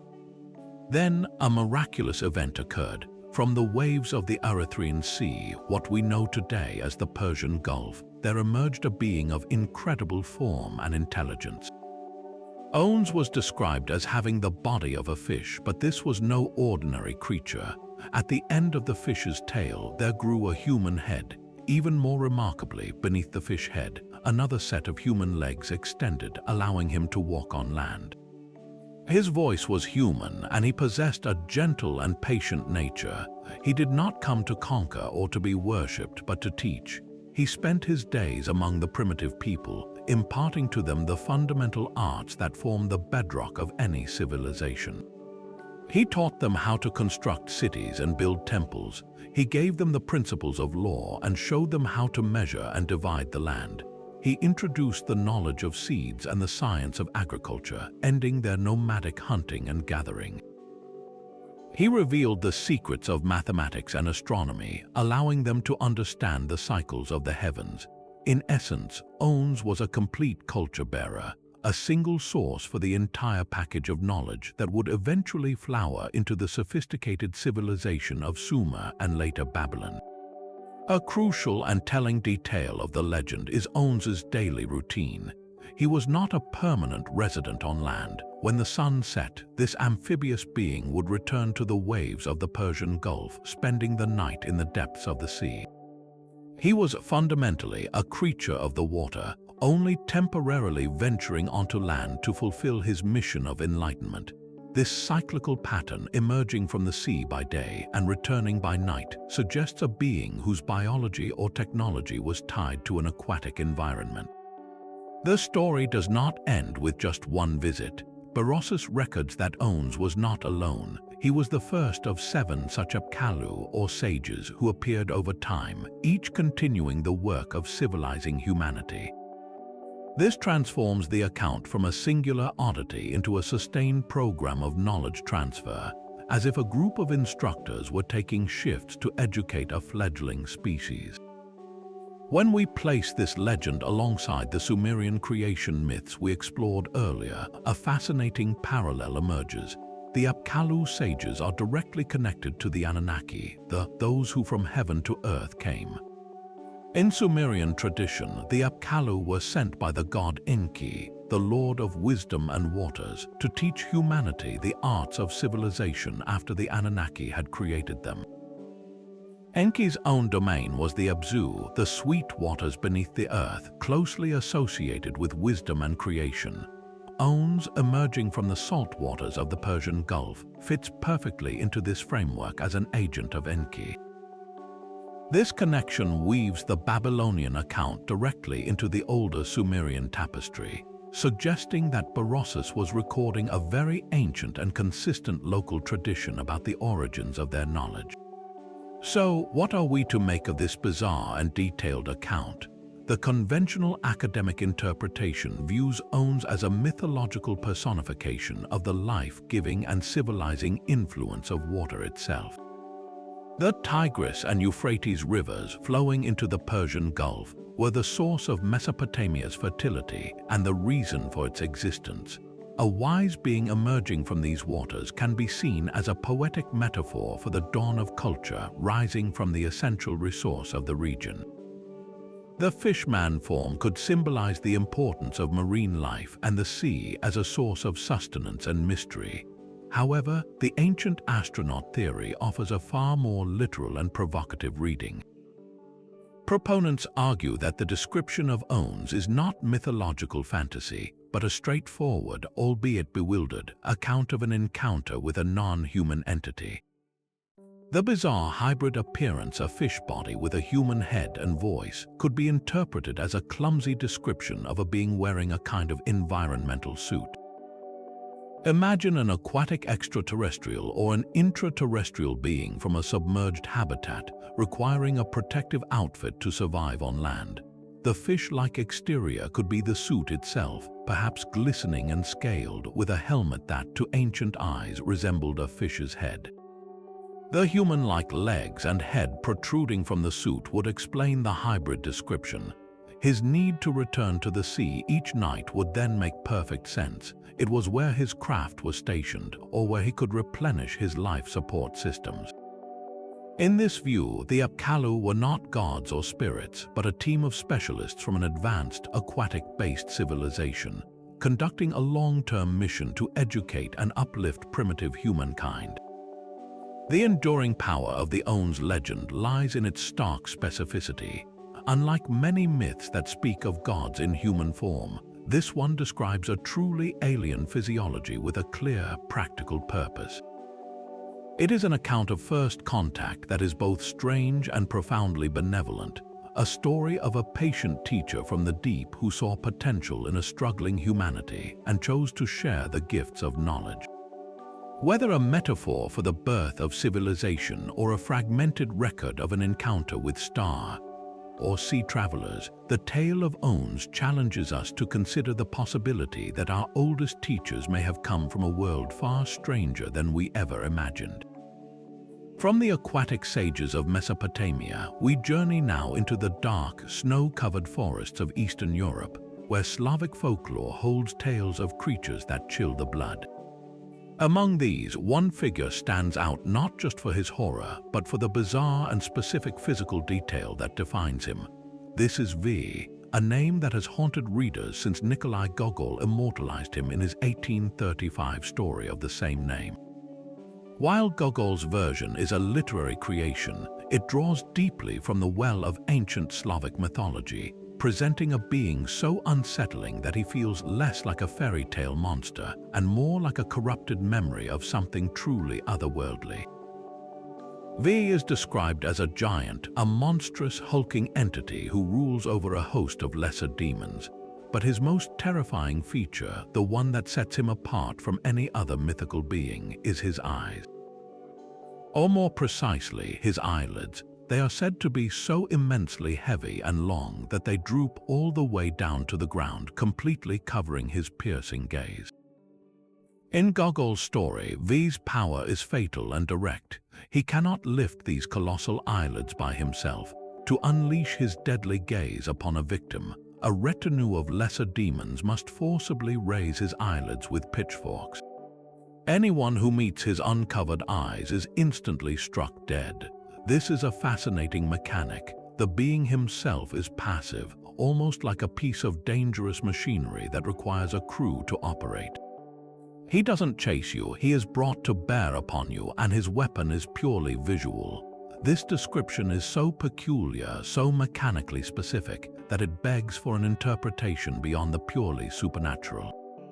What if this legend is not about a monster at all, but a distorted, fear-filled recollection of an encounter with a being of immense stature and advanced technology? Through the lens of the ancient astronaut theory, V's defining characteristic transforms from a biological oddity into a potential piece of equipment. Those heavy eyelids that reach the floor could be a misunderstood description of a protective visor or a helmet faceplate on a large, armored suit. Imagine ancient villagers stumbling upon a giant figure, perhaps a being in a bulky environmental suit or powered exoskeleton. The face of this entity might be covered by a dark, reflective visor that extends down the chest. To the uncomprehending observers, this would not look like technology. It would look like grotesquely long, heavy eyelids. The need for assistance to lift the eyelids could then be interpreted as the being's attendants or robotic aids activating a mechanism to retract the visor, perhaps revealing a luminous or intense light source where the eyes should be, a light that, to primitive people, could seem like a deadly force. This interpretation, while speculative, invites us to reconsider how ancient peoples might have processed encounters with technology far beyond their understanding. A giant in a sealed suit would be perceived as a giant. A retracting faceplate would be described as eyelids being lifted. The powerful, perhaps laser-based, scanning systems or communication devices in the helmet's eyes could easily be remembered as a gaze that kills. The legend preserves the core elements of the experience: the giant size, the strange face covering, the lethal effect of being looked at, but translates them into the mythological language of demons and monsters. This is not to say that V was a friendly visitor. The legend is unequivocally terrifying, but terror is a natural response to the utterly unknown. An encounter with a massive, armored, non-human entity would likely be traumatic, and the memory of that trauma would be passed down through generations, evolving into the story of a demonic king of the underworld. It is also crucial to place V within the broader context of Slavic mythology, which is filled with figures of immense power and scale, often associated with the primal forces of nature. V is sometimes considered the guardian of the underworld, the watcher of souls. His earth-touching eyelids could be a powerful symbol of his connection to the ground, to death and burial, as if he is perpetually looking down into the earth itself. In this more traditional view, he is a personification of the grave's finality, the weight of death that closes over the living. His deadly gaze is a metaphor for the moment life ends. Yet, even within this symbolic framework, the unique specificity of the eyelid mechanic remains. most personifications of death are depicted as a skeleton with a scythe, a simple and universal image. V's design is complex and almost technological, making him an outlier whose description continues to fuel imaginative theories about the possible origins of such a bizarre and chilling figure in the human imagination. But from the shadowy forests of Eastern Europe, we now travel to the islands of Japan, where the waters hold a different kind of mystery. You've likely heard of the kappa, those mischievous turtle-like imps known for lurking in rivers and ponds, challenging passers-by to sumo matches, and having a rather unsettling appetite for cucumbers and, according to some tales, human entrails. This is the popular image, a creature of folklore used to warn children away from dangerous waterways. Yet, hidden within the vast tapestry of Japanese legends are far stranger and more ancient versions of the kappa's origin story, versions that suggest these beings did not simply crawl out of the mud but fell from the sky. In certain regional myths, particularly from more isolated mountainous villages, the kappa are not native to Earth's rivers at all. These stories describe a time when glowing objects or strange lights were seen descending from the heavens, crashing into remote lakes or secluded valleys. From these celestial arrivals, the kappa emerged. This alternative lore completely reframes their nature. They are not primitive water sprites, but stranded beings, visitors whose true home is among the stars. This idea of a celestial origin transforms the kappa from a simple monster of local superstition into a potential figure of a much grander cosmic narrative. Their mischievous and sometimes violent behavior could then be reinterpreted not as innate malice, but as the desperate actions of intelligent beings trapped in an alien environment, struggling to survive and perhaps trying to find a way back home. This interpretation is bolstered by the kappa's most defining and puzzling physical feature, the sera, the dish-like depression on the top of its head. This is not a minor detail, it is central to the creature's entire existence. The sera is always filled with water, and this water is the source of the kappa's life force and its formidable strength. If the water spills out, the kappa becomes weak, lethargic, and may even die. This is why the classic advice for escaping a kappa is to bow deeply. The courteous kappa will feel obligated to bow in return, spilling the water from its head and rendering it helpless. But let's consider this from a different angle. Why would a creature perfectly adapted to an aquatic environment have such a critical vulnerability tied to a small, open reservoir on its head? It seems like a drastic evolutionary flaw for a water-dwelling being. This is where fringe theories, particularly those aligned with the ancient astronaut hypothesis, propose a more technological explanation. Could the sera be misunderstood biology? Perhaps it is not a dish of water at all, but a sophisticated organic or cybernetic interface. Some researchers have suggested it might function as a power source, a biological battery that requires a liquid coolant to operate. The loss of the fluid would cause a system shutdown, explaining the kappa's immediate debilitation. Others have speculated that the depression could be a sensory organ, a dish-like structure designed to receive cosmic energy or communicate with other beings or a ship in orbit. In this view, the water inside might be a specially engineered conductive fluid necessary for this function. The kappa's need to keep it filled is not about hydration, but about maintaining a critical technological or biological system that allows it to function on our planet. Their attraction to water bodies, then, is not just habitat preference, but a necessary mission to keep their life support systems operational. Further supporting this idea of advanced intelligence is the kappa's surprising association with knowledge, particularly in the field of medicine. Despite their reputation for mischief, kappa are also known in folklore as skilled healers. Legends tell that if a human manages to befriend a kappa or outsmart it without harming it, the creature may feel indebted.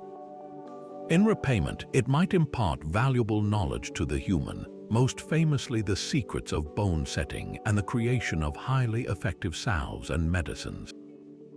This tradition is so specific and practical that it stands in stark contrast to the usual vague promises of treasure in fairy tales. The Kappa doesn't give gold, it gives advanced medical science.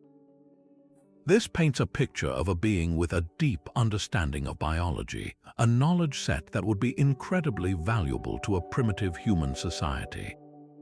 If the Kappa were indeed stranded star travelers, their medical knowledge could have been vastly superior, and sharing it might have been a way to negotiate for resources or secure a position of safety within a human community. When we piece these elements together, the celestial origin myths, the technologically suggestive Sarah, and the advanced medical knowledge, the Kappa begins to look less like a mythical monster and more like a possible archetype of a stranded extraterrestrial. Its turtle-like appearance with a shell and webbed hands could be a description of a protective suit or an amphibious biology designed for exploration.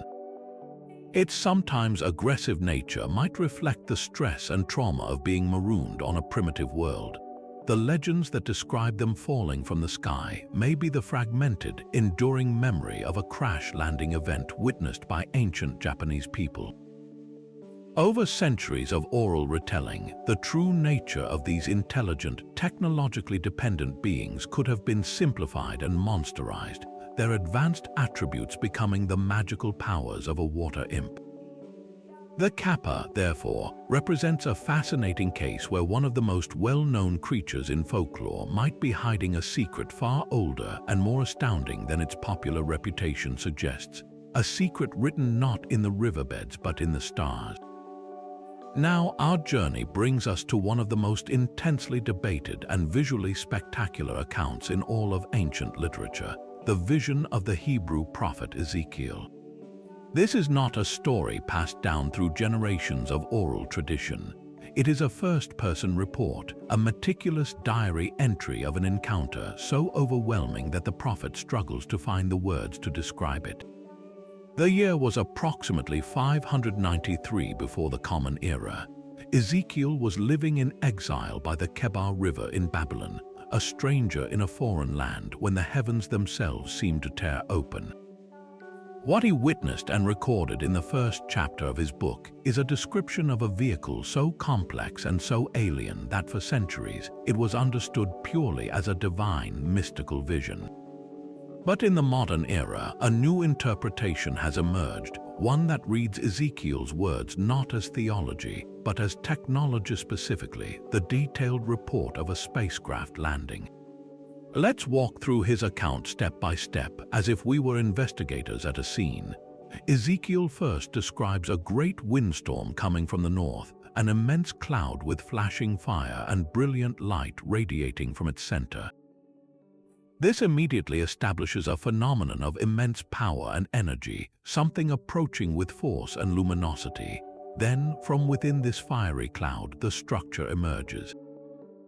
He sees 4 living creatures, but these are unlike any angelic beings depicted in Renaissance art.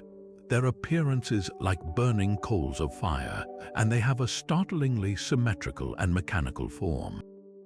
Each creature has 4 faces, that of a human, a lion, an ox, and an eagle, and 4 wings. Most crucially, their legs are described as straight, and their feet are like the hoof of a calf, gleaming like burnished bronze. This description of straight legs and unified, gleaming feet is less suggestive of biological limbs and more indicative of rigid, perhaps hydraulic, landing gear or stabilizing legs. But the centerpiece of the vision, the element that has captivated engineers and theorists alike, is the system of wheels. Ezekiel writes, "The appearance of the wheels and their workmanship was like the sparkle of chrysolite, and all 4 of them had the same form, their appearance and workmanship being as if one wheel were within another wheel." This famous phrase, "a wheel within a wheel," is the key. He elaborates further, stating that the wheels could move in any of the 4 directions without turning as they moved. They had immense height, and their rims were full of eyes all around. This is where a technological reading becomes almost irresistible. The wheel within a wheel could be a primitive description of a gyroscopic mechanism or a set of concentric rings capable of independent movement. The ability to move in any direction without turning suggests omnidirectional movement, a capability we associate with advanced machinery like drones or aircraft using vector thrust. The eyes covering the rims could be interpreted as a series of lights, lenses, sensors, or even portholes. Above the heads of the four living creatures was a terrifying crystal dome, an expanse sparkling like ice.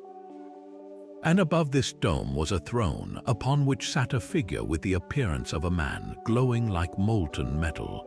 The ancient astronaut interpretation posits that we are looking at a layered vehicle. The four living creatures are not angels but the landing pads or engine nacelles of a craft, their symmetrical faces perhaps representing different operational modules or directional intakes. The straight legs are the landing struts. The complex gyroscopic wheels are the propulsion or stabilization system at the base. The crystal dome is the main canopy or cockpit, transparent and commanding a view of everything below. And the glowing figure on the throne, that is the pilot, the commander of the vessel, whose appearance was so brilliant that Ezekiel could only interpret it as the glory of God. This interpretation was catapulted into popular consciousness by none other than Joseph Blumrich, a chief of the NASA Systems Layout Branch at the Marshall Space Flight Center. In the 1970s, initially aiming to debunk what he saw as Erich von Däniken's fanciful claims, Blumrich applied his engineering expertise to Ezekiel's description. To his own astonishment, he concluded that the vision was not only plausible but accurately described the principles of a reusable spacecraft. He even designed a blueprint for what he called the Ezekiel spacecraft, complete with the omnidirectional wheels, the command module on top, and the helicopter-like rotor system he believed the wings of the creatures represented. Blumrich's professional endorsement gave the theory a significant degree of credibility, suggesting that the prophet was documenting a real, technological event with the only vocabulary available to him. Of course, traditional theological and scholarly perspectives offer a profoundly different understanding. They view the vision as a powerful symbolic revelation, meant to convey God's omnipresence, omniscience, and supreme power to a prophet in exile. The four faces of the creatures represent the pinnacle of creation humanity, wild animals, domestic animals, and birds, signifying that all creation is engaged in worship. The many eyes on the wheels symbolize God's all-seeing knowledge. The movement in any direction without turning illustrates divine sovereignty, the ability to act anywhere without deviation or hindrance. The entire vision is a masterpiece of apocalyptic literature, designed to inspire awe and reinforce faith in a transcendent God who is not limited to the temple in Jerusalem, but is Lord of the entire cosmos, even in the heart of a pagan empire. The enduring power of Ezekiel's account lies in this very duality. It functions perfectly and profoundly as a theological statement about the nature of God.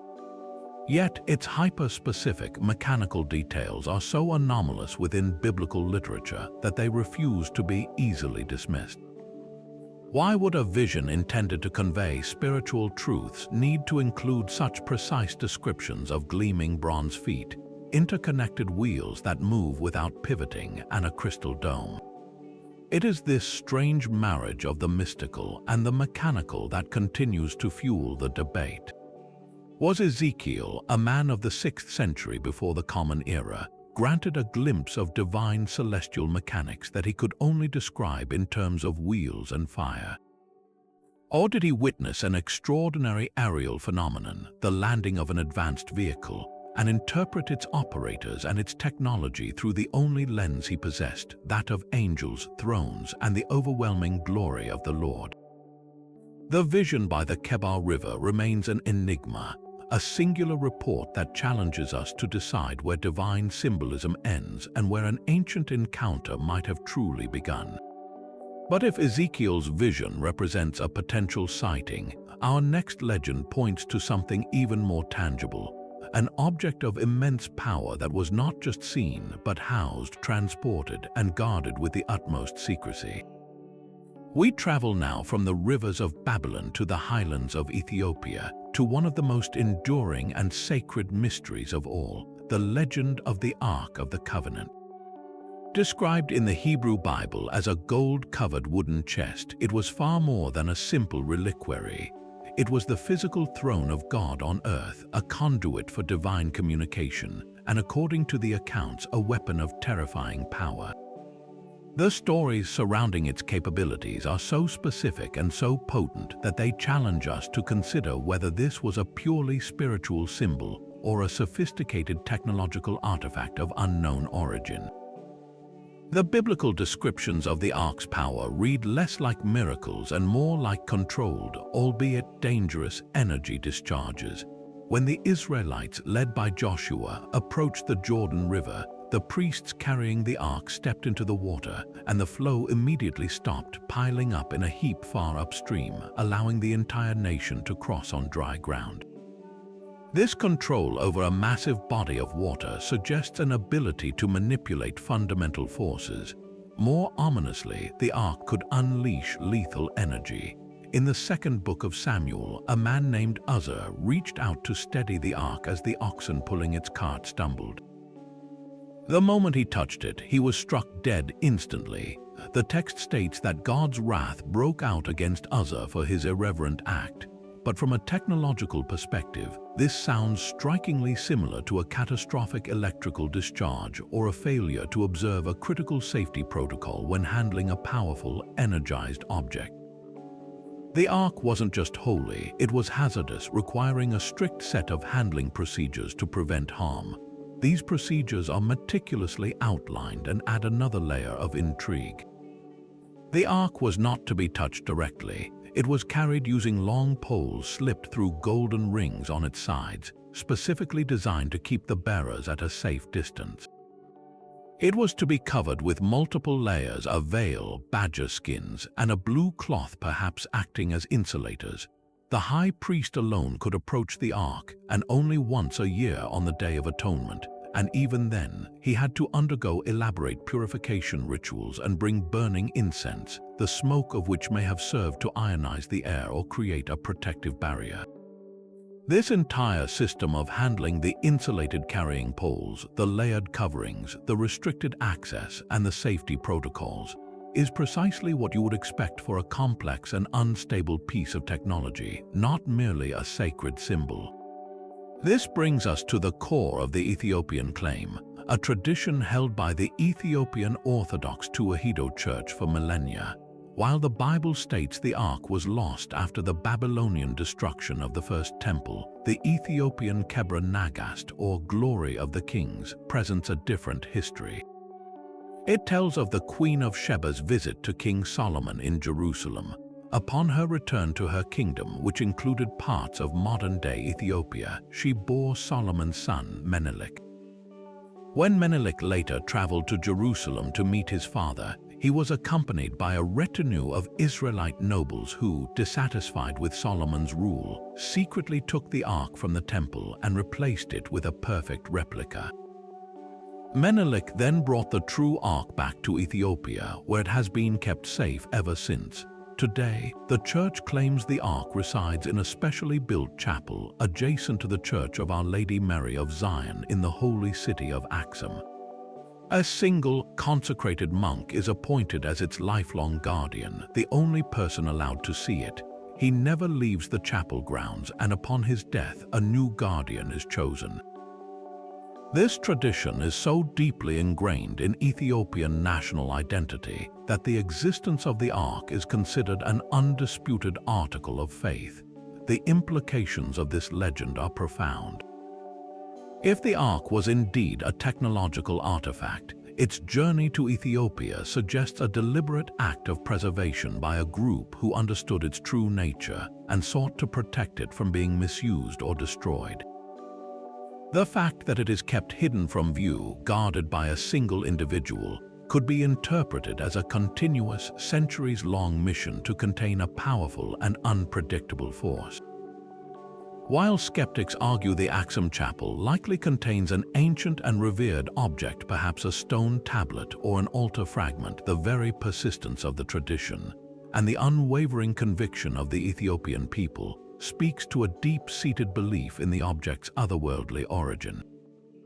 The Ark of the Covenant, whether a divine throne or an alien power source, remains one of history's most powerful symbols of a lost technology, a relic whose legend is kept alive by the silent vigil of a guardian in a remote chapel, protecting a secret that may have fallen from the stars.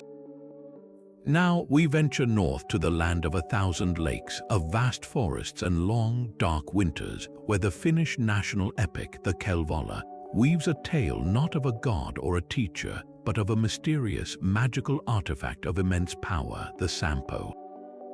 This is not merely a treasure chest or a simple charm. Its story is one of creation, conflict, and a desperate quest, centering on an object whose true nature is as enigmatic as its origins. The Sampo's legend begins with a promise made in desperation. The beautiful maiden of the north, the Pohjola, is desired by many heroes, but her mother, the powerful and grim mistress of the north, sets an impossible task as the bride price. She demands that a hero must forge the Sampo, a device that has never been seen, from the swan's quill, the milk of a barren cow, a single grain of barley, and the fleece of a summer sheep, ingredients that sound more like a riddle than a recipe. The hero who accepts this challenge is the great smith Ilmarinen, a figure of profound significance. He is not just a man who works with metal, he is a celestial artisan, the forger of the sky itself.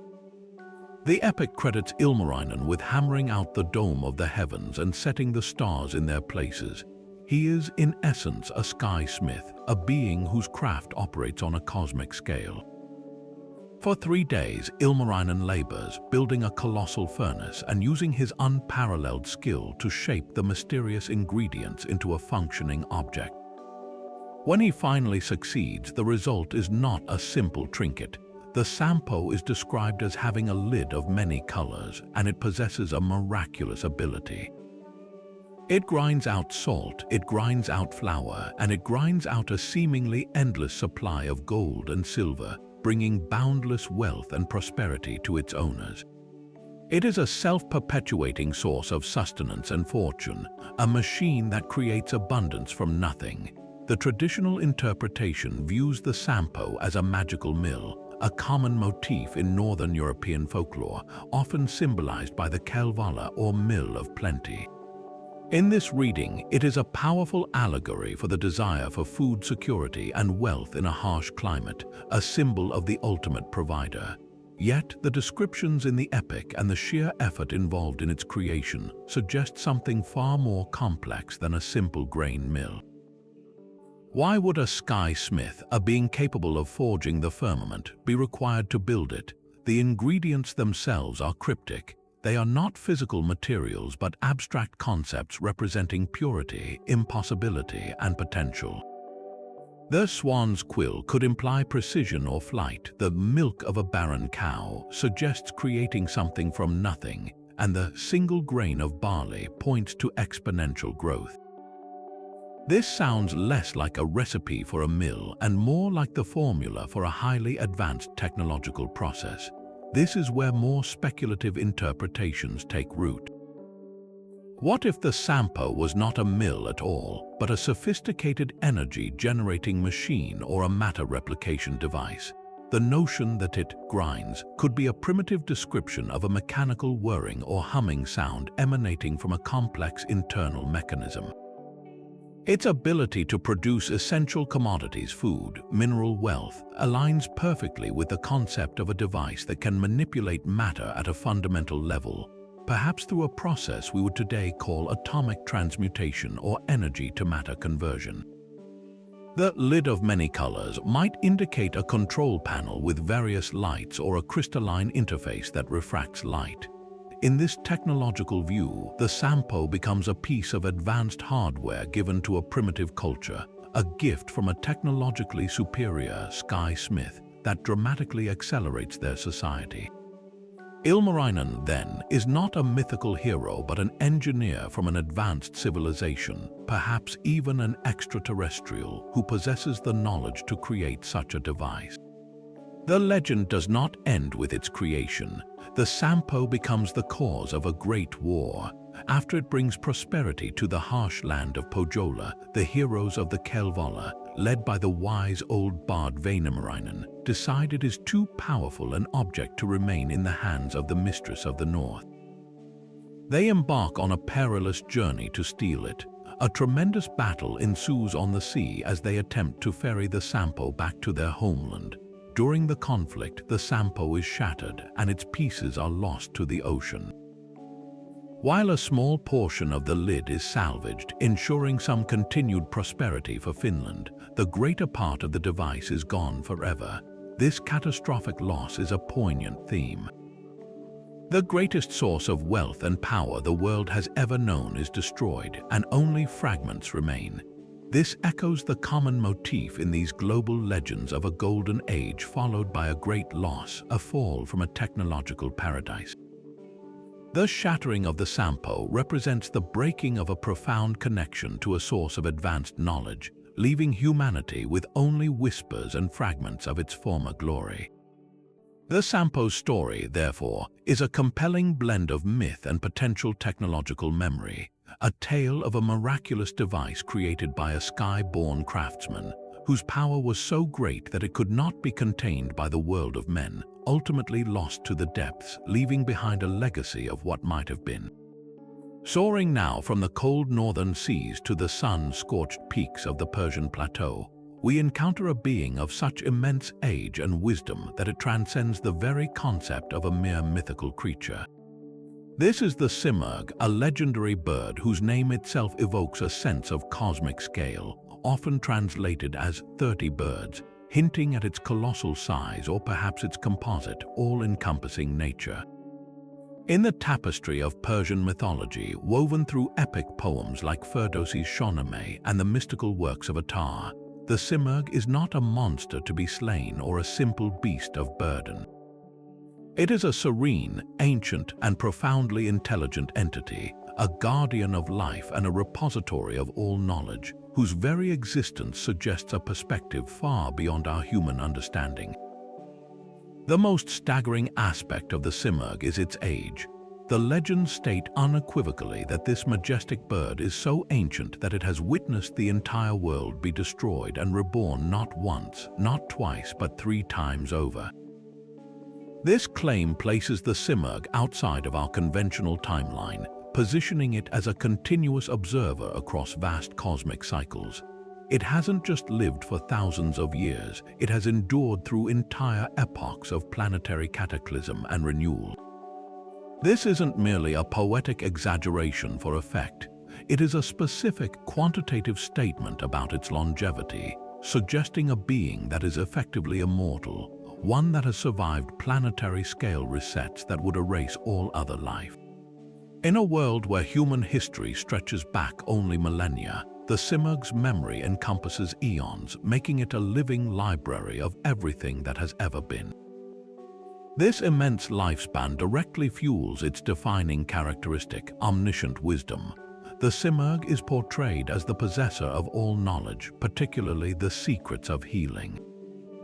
Its feathers are said to have miraculous curative properties, and its nest, high in the mythical tree of life that stands in the center of the world's ocean, is a sanctuary where it hoards the secrets of the universe. It does not hoard this knowledge out of selfishness, but rather holds it in trust, dispensing it only to those who prove themselves worthy through great trials. This role as a benevolent keeper of wisdom is central to its interactions with humanity. In the Shahnameh, the great hero Zal, born with hair as white as snow and abandoned by his father, is found and raised by the Simurgh. The bird not only nurtures the infant but later provides a single feather, instructing Zal to burn it if he ever needs help. When Zal's son, the legendary Rostam, is mortally wounded in battle, Zal burns the feather, summoning the Simurgh, who immediately appears, heals Rostam's near-fatal injuries, and guides him on how to defeat his enemies. This is not the intervention of a capricious god, but the measured assistance of a wise mentor who shares its advanced knowledge to preserve a just cause. The Simurgh's function extends beyond that of a simple guardian or healer. It acts as a direct messenger and a bridge between realms. It is said to nest in the Tree of Life, a cosmic axis that connects the earthly world to the higher celestial spheres. From this vantage point, it can traverse the boundaries between heaven and earth, carrying messages and influencing the fate of both realms. This intermediary role is crucial. The Simurgh doesn't belong entirely to our world or the next. It moves between them, facilitating communication.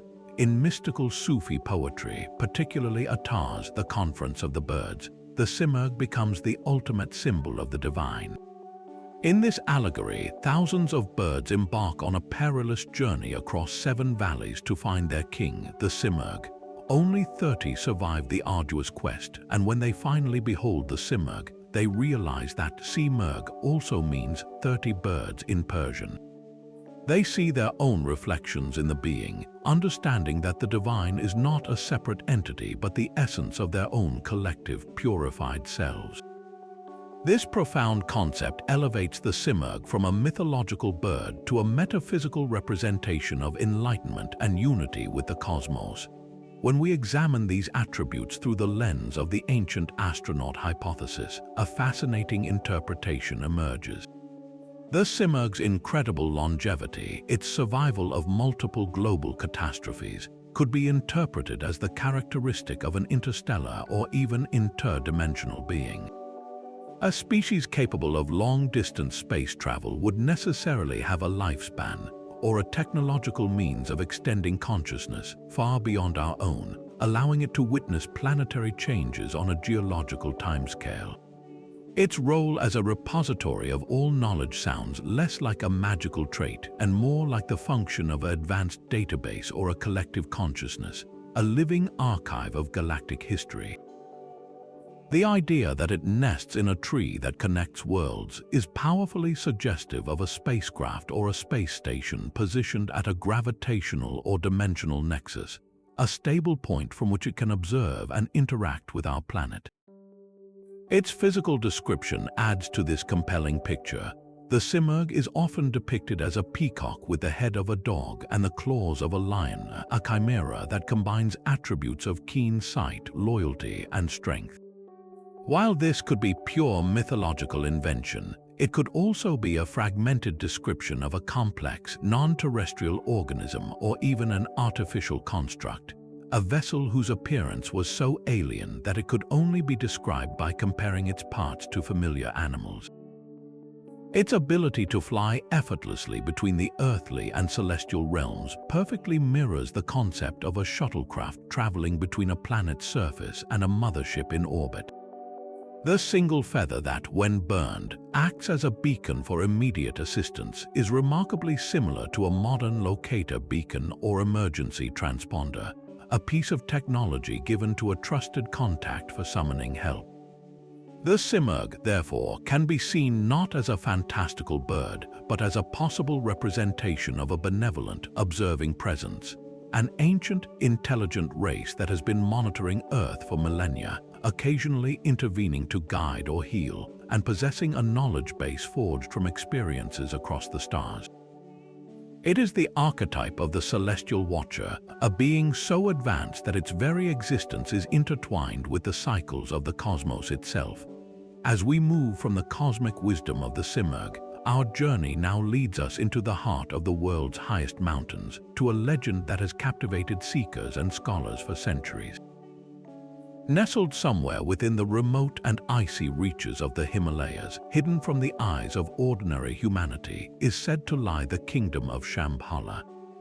This is not a myth of the distant past, but a living prophecy for the future, a sanctuary of perfect peace and advanced consciousness, waiting for its moment to emerge. Unlike the lost cities of gold that tempt explorers with material wealth, Shambhala promises something far more valuable: the ultimate knowledge to guide humanity through its darkest hour.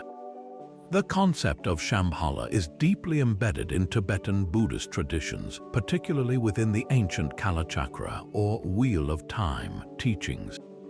It is described as a pure land, but not one that exists in a separate spiritual dimension. Rather, it is a physical place, a hidden valley protected by a ring of towering, snow-capped peaks. Its inhabitants are not gods, but highly evolved human beings who have perfected their society. There is no poverty, crime, or conflict in Shambhala. Its people have mastered their inner selves, living in harmony with each other and their environment, and they possess a profound understanding of the cosmos that far surpasses our own. This knowledge is not technological in the sense of machinery, but spiritual and metaphysical, granting them abilities that would seem miraculous to us. The rulers of Shambhala, a lineage of enlightened kings known as the Kulikas or Kalkis, are said to guard this wisdom, preparing for a predestined role in world events. This brings us to the most compelling aspect of the legend, the prophecy of Revelation. The Kalachakra texts predict that our world will gradually descend into an age of great turmoil, a time when materialism, greed, and violence will reach a peak, pushing humanity to the brink of self-destruction. It is at this precise moment of global crisis that the forces of darkness will gather for a final, catastrophic war. As this conflict erupts, the narrative states that the then-ruling king of Shambhala will emerge from seclusion. His name is Rudra Kakran, meaning the wrathful one with the wheel. He will not lead an army of soldiers, but a force of individuals who have attained spiritual mastery. They will engage in a great battle not with conventional weapons, but with the power of wisdom and compassion, utterly vanquishing the forces of ignorance and hatred. Following this victory, a new golden age will dawn for all of humanity, an era of peace and enlightenment inspired by the wisdom of Shambhala. This prophecy has led to numerous expeditions, both physical and metaphysical, in search of the hidden kingdom. Throughout the late 19th and early 20th centuries, the legend captivated Western explorers and theosophists like Nicholas Roerich, who traversed Central Asia convinced that finding Shambhala was key to humanity's spiritual evolution. Yet, all attempts to locate its physical coordinates have failed. This failure is central to the mystery. Tibetan lamas teach that Shambhala cannot be found by those whose motivations are impure or who are not spiritually prepared. It is said to be protected by a mystical force that causes the landscape to shift, making it invisible to the unworthy. This idea of a land that is both physical and yet perceptually elusive suggests a reality that interfaces with consciousness itself. Interpretations of Shambhala vary dramatically. From a traditional Buddhist perspective, it is primarily an allegory, a symbolic representation of the inner journey toward enlightenment. The hidden kingdom is the enlightened mind. The ring of mountains represents the barriers of ego and delusion that must be overcome, and the final battle is the internal struggle against one's own negative tendencies. In this view, the prophecy is a guide for personal transformation, not a literal forecast of future wars. However, through the lens of the ancient astronaut theory, Shambhala takes on a different, equally fascinating dimension. Could it be a real, hidden civilization that has preserved advanced knowledge from a previous age, perhaps even from extraterrestrial visitors? The description of its inhabitants possessing profound wisdom and awaiting a specific cosmic alignment to intervene parallels other legends of star beings who promise to return. The force that hides the valley could be a sophisticated technology, a cloaking device, or a dimensional gateway that keeps it isolated. In this scenario, the kings of Shambhala are not just spiritual masters but the guardians of an ancient, perhaps even galactic, science that will be deployed to reset human civilization. The enduring power of the Shambhala legend lies in its potent combination of hope and warning. It tells us that a solution to our world's problems exists, but it is not something that can be conquered or taken. It must be earned through inner growth and a collective shift in consciousness. Whether a map for the soul or a literal sanctuary of star-born wisdom, Shambhala represents the enduring human belief that even in our darkest times, a light is being kept safe, high in the mountains, waiting for the moment when we are finally ready to see it. But what if the tranquil waters of a British lake concealed not magic but machinery?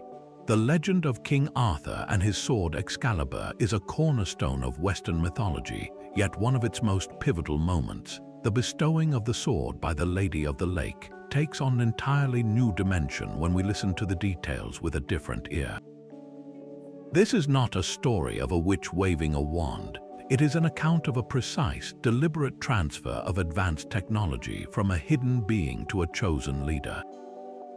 The lady does not appear in a castle or a forest. She emerges from a lake, a body of water that could easily serve as the perfect camouflage for a concealed entrance to a subterranean or subaquatic base. Her very title, the Lady of the Lake, signifies her origin point, her home base, which is separate from and inaccessible to the world of men. Consider the iconic scene. Arthur, often accompanied by the wizard Merlin, approaches the water's edge. From the calm surface, a hand and arm clad in white samite rise, holding the magnificent sword Excalibur. The lady herself may or may not be fully visible. The emphasis is on the arm and the artifact. This is a controlled, almost clinical presentation. There is no grand spell cast, no cloud of mystical smoke. It is a handoff, an exchange. The sword itself is described as peerless, its blade gleaming with a light of its own, and its scabbard possessing even greater power, said to protect the wearer from mortal injury. These are not the vague properties of enchantment, they are specific functional attributes. A blade that never dulls and glows could suggest an energy weapon, while a scabbard that prevents Chinese letter could be a personal force field or advanced medical technology contained within a housing. This is not a magical charm, it is a piece of hardware with clearly defined operational capabilities. The role of the lady extends far beyond this single act. She is not a one-time benefactor. Later in the legends, when Excalibur must be returned after Arthur's final battle, it is the lady's hand that rises again from the lake to catch the sword as Sir Bedivere throws it back into the water. This completes a cycle. The technology is loaned for a specific purpose, to unite a kingdom and establish a just rule, and is recalled once that mission is over. This concept of a loaned artifact with a return protocol is far more consistent with the lending of advanced equipment than with the granting of a magical gift. Furthermore, the lady acts as a guardian and mentor. She raises the sorceress Nimue, and in some versions she directly protects the young Arthur, even healing his wounds. This ongoing, behind-the-scenes involvement suggests a monitoring and advisory role, much like a case officer overseeing a field agent who has been equipped with specialized tools. So who or what was the Lady of the Lake? Through the lens of the ancient astronaut theory, she becomes a compelling figure. She could be the commander or representative of a group of advanced beings who have established a hidden outpost on Earth. The lake provides an ideal natural cloaking mechanism for an underwater or underground facility. Her emergence from the water could be the operation of an airlock or a shuttle rising from a submerged bay. Her agelessness and wisdom align with the characteristics of a being with a prolonged lifespan or access to life-extending technology. Her choice of Arthur, a leader known for his quest for justice rather than mere conquest, indicates a selective intervention policy. They weren't arming a tyrant, they were supporting a potential unifier, providing him with a technological advantage to help him achieve a stable, peaceful society. The Lady of the Lake, therefore, transforms from a mystical nymph into a possible administrator of a celestial aid program, her hand rising from the water not with sorcery, but with a tool of immense power, given with the hope of guiding a civilization toward a brighter future. But now, let us turn our gaze from the hidden valleys of Shambhala to the vast, empty skies above the ancient trade routes of the Arabian Peninsula. Here, in the stories told by merchants and sailors navigating the endless dunes and the treacherous seas, we find a creature of such impossible scale that it challenges our very understanding of the natural world. This is the legend of the rock, a bird of prey so colossal that its wings were said to blot out the sun, and its talons could lift an elephant from the earth as easily as an eagle snatches a mouse. Immortalized in the tales of Sinbad the Sailor and the travels of Marco Polo, the rock is more than just a big bird. It is a force of nature, a living storm whose existence speaks to a profound and awe-inspiring encounter with the utterly unknown. The descriptions of the rock are staggering in their specificity. In the 1001 Nights, Sinbad recounts how his crew mistook a gigantic white dome on a remote island for a landmark, only to discover it was the egg of the rock. The sheer size of this egg implies a creature of inconceivable dimensions. Later, to escape the island, Sinbad and his men tie themselves to the legs of the adult rock, which carries them high into the sky, offering them a view of the world that no human of that era could have otherwise conceived. Marco Polo, ever the diligent chronicler, also recorded accounts of the rock from his journeys, describing it as an eagle of immense power, capable of carrying an elephant to its lofty eyrie. These are not vague tales of a large bird, they are detailed reports of a biomechanical impossibility. For a creature of that size to achieve flight under Earth's gravity and atmosphere would violate every known law of physics and biology. The wingspan required would be measured in miles, not feet, and the energy needed for liftoff would be catastrophic. This forces a critical question. If the rock could not have been a flesh and blood animal, what did these ancient witnesses actually see? One compelling interpretation is that the rock represents a distorted cultural memory of a large aerial vehicle. Imagine a desert tribesman or a sailor whose entire frame of reference for flight is limited to birds and insects, witnessing the passage of a massive, unknown object in the sky. The most logical way to process this vision would be to describe it in terms of the largest flying creature they knew.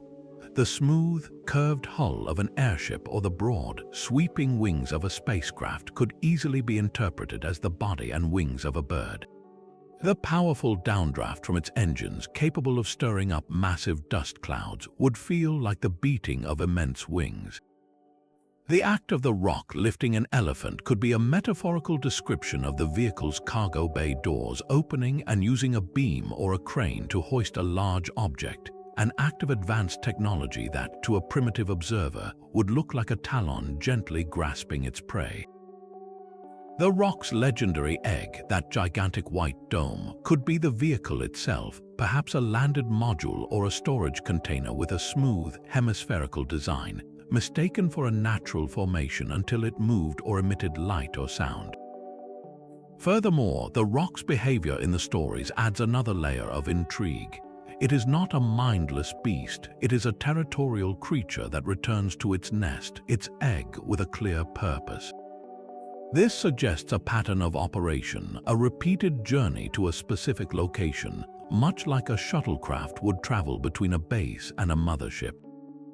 The fact that Sinbad is able to use the rock as a means of transportation mirrors the themes we've seen with Odin's Sleipnir or the Jade Dragon Chariot of Huangdi, the idea of a powerful, piloted vehicle being utilized by a human for travel. This transforms the rock from a monster into a potential conveyance, a piece of technology whose true nature was lost in translation over centuries of storytelling. An alternative, yet equally fascinating, theory considers the possibility that the rock was not a machine, but a being from a world with fundamentally different physical laws. What if the legends preserve a memory of contact with a life form that evolved on a planet with lower gravity or a denser atmosphere, where creatures of such immense size could naturally achieve flight? In such an environment, a bird with a wingspan of a mile might be perfectly feasible. The concept of extraterrestrial life isn't limited to humanoid figures. It encompasses the entire spectrum of biological possibility. A creature from such a world, perhaps visiting Earth in a bioship, a living vessel, or simply observed here during a temporary visit, would appear as a god-like entity to ancient humans. Its ability to lift heavy objects would be a natural function of its biology, not its technology. The legend of the rock, in this view, becomes a fossilized record of a truly alien encounter, a brief glimpse of a biology so foreign that it could only be explained through the language of myth. Whether a misunderstood vehicle or a visitor from a distant star, the rock remains a powerful symbol of the boundless mysteries that once filled the skies, a reminder that the world of our ancestors was a place where the line between the impossible and the real was forever being redrawn by the shadows of giants soaring overhead. Now let us ride eastward into the vast, wind-swept steppes of Central Asia, where the horizon is an unbroken line and the sky is the most dominant feature of existence. Here, among the nomadic tribes who would one day forge the largest contiguous land empire in human history, arose a spiritual tradition as expansive and profound as the landscape itself. This is Tengriism, and at its heart is a concept of divinity that is strikingly abstract and immense, the worship of Tengri, the eternal blue sky. Unlike the anthropomorphic gods of Olympus or the detailed celestial travelers we have encountered, Tengri was not a being with a personality or a physical form. Tengri was the sky, the infinite, omnipresent, and eternal canopy of blue that watched over the world. This was not a god who lived in the sky itself was the god. For the Mongolian people, whose lives were utterly dependent on the whims of weather and the cycles of nature, the sky was the ultimate source of life and authority. The sun gave warmth, the rain gave life to the grasses that fed their herds, and the clear, blue expanse represented order and permanence in a world of constant movement.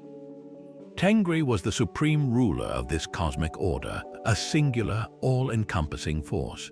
This concept is remarkably close to what we would recognize as monotheism, emerging from a pastoral society centuries before contact with the major monotheistic religions of the West.